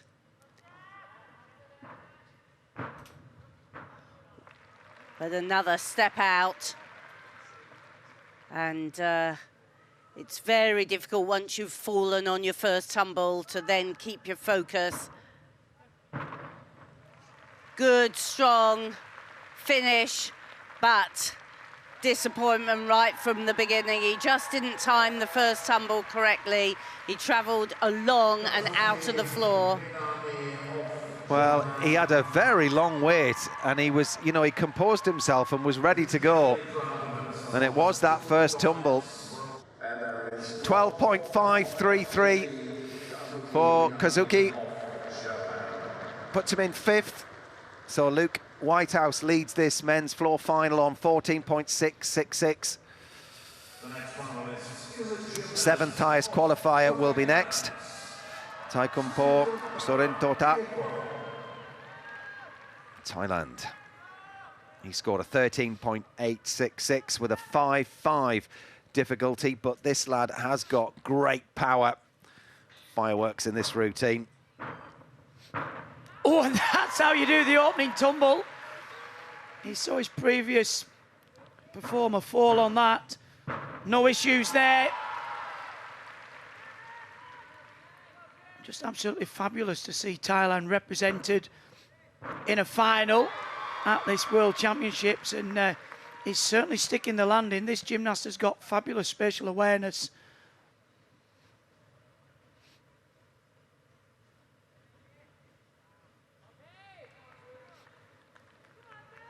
Calm, measured.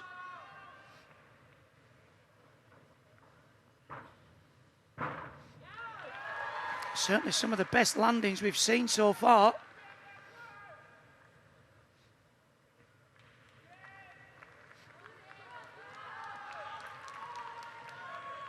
Come on. Well, what a shame that won't be a stick bonus, but the other tumbles were really good, Chris. Oh, they were special. He was very, very clean, wasn't he? Yeah. Score is in, he's 4:13.7, which guarantees Luke Whitehouse from Great Britain a medal in this floor final. What colour will it be? Next up, Great Britain's Jake Jarman, 3rd at the Olympics, gold Commonwealth Games. Can he be the golden boy here in Indonesia? Well, watch this huge tumble. Ooh, and just 2 hops and a heel out.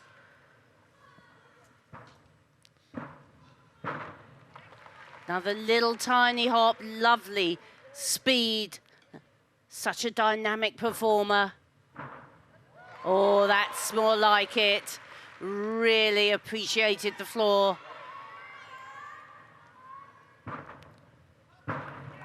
Oh, such massive difficulty. Huge tumbling, multiple twists, multiple somersaults. Good speed.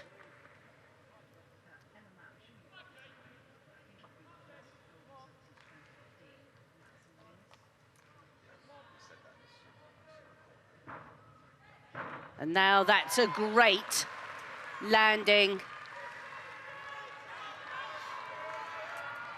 Come on, Jake, big. Big here. Double, and he kicks it out. Makes that landing. That was superb work from Jake. It was a glittering performance. Is it good enough for gold? Well, I'm going to question, is that a stuck landing? You know, he landed, flicked his heels together. He'll have gained the 0.1 from stepping out the floor. And that was a routine, actually. It was a bit, you could tell, nervous at the start, edgy, probably the word, not nervous, but he really did settle into the routine. He's got 0.2 on Luke in his difficulty. This is going to be very close. It's going to be very close indeed. But what a conversation to be having. We're talking about who's going to take the gold medal from 2 British gymnasts. Unbelievable. Yes, you're absolutely right, Craig. He settled in, didn't he? He's found his timing.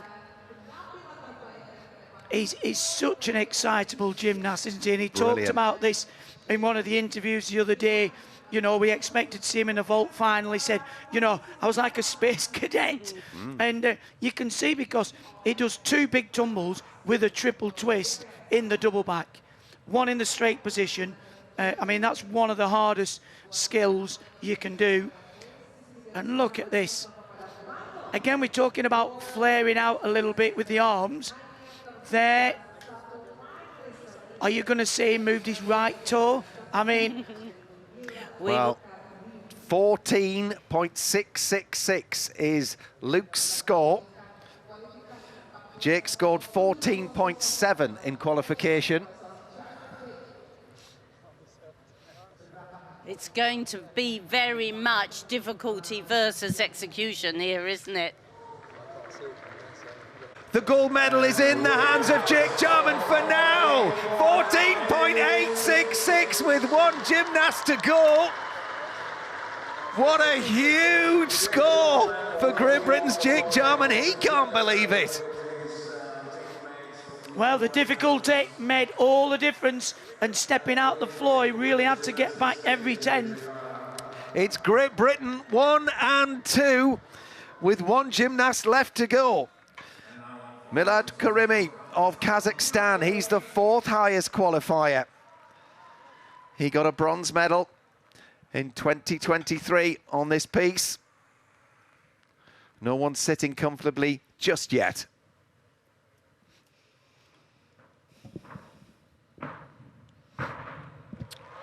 Well nailed, the first one, a bit of a deep landing, big combination. Very stylish gymnast. Oh, and look at that. Double twist, immediate double front. He has a 5-7 on difficulty. But I think what he lacks a little bit on the difficulty, he certainly makes up on the style.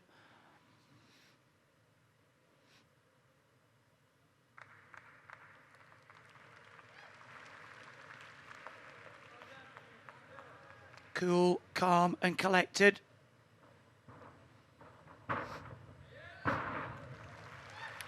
Just that little step on landing there. That's only a 0.1. Now, needs to just relax in the balance. Final tumble. Needs the Brucey bonus. Oh, and he gets it. What a way. Well, would that be good enough just to edge out Yulo for the bronze? 14.533 is the score that he needs for a bronze medal. 13.6, he finishes down in 6th place. But the scoreboard shows a glittering vision for Great Britain. Jake Jarman is the new men's world floor champion. And taking silver just behind him is his teammate, Luke Whitehouse. What a story for Great Britain, 1 and 2. Phenomenal final. Yeah, it's incredible. I think the whole year has kind of been leading up to this moment, my first world medal. So this one, yeah, it's pretty special, and I couldn't be prouder. Making history at the Europeans and then coming out here just purely for floor, I felt a little bit of pressure to kind of perform, but scraping that final, I knew that was probably my worst routine of the year so far, so I knew I could do way better in the final, and to do what I did today is, yeah, it's incredible. Yeah, I'm super proud. I feel like, you know, I've got an amazing support circle. I've got so many people around me that are just there to support me on my journey, and obviously it's gotten to a point where it doesn't just feel like my journey. It feels like it's a journey that everyone who's supporting me is a part of. And, you know, to see like my parents and my grandparents in the crowd today, people at home messaging me saying they're watching me, like it feels like everyone's in on this journey as well. And to come away with results, it makes it's a very fulfilling accomplishment. Well, what a sentiment to hear from Jake Jarman there. And look at the boys, those well-deserved medals, all of the hard work, all the effort that goes into it for just moments in the spotlight. But there you have Luke Whitehouse, silver medal. Everybody in Leeds will be cheering, as they will be at Huntingdon, with Jake Jarman, who takes the gold, the men's floor final, ahead of Carlos Yulo of the Philippines. But as we said, what a moment for Great Britain, celebrating gold and silver on floor.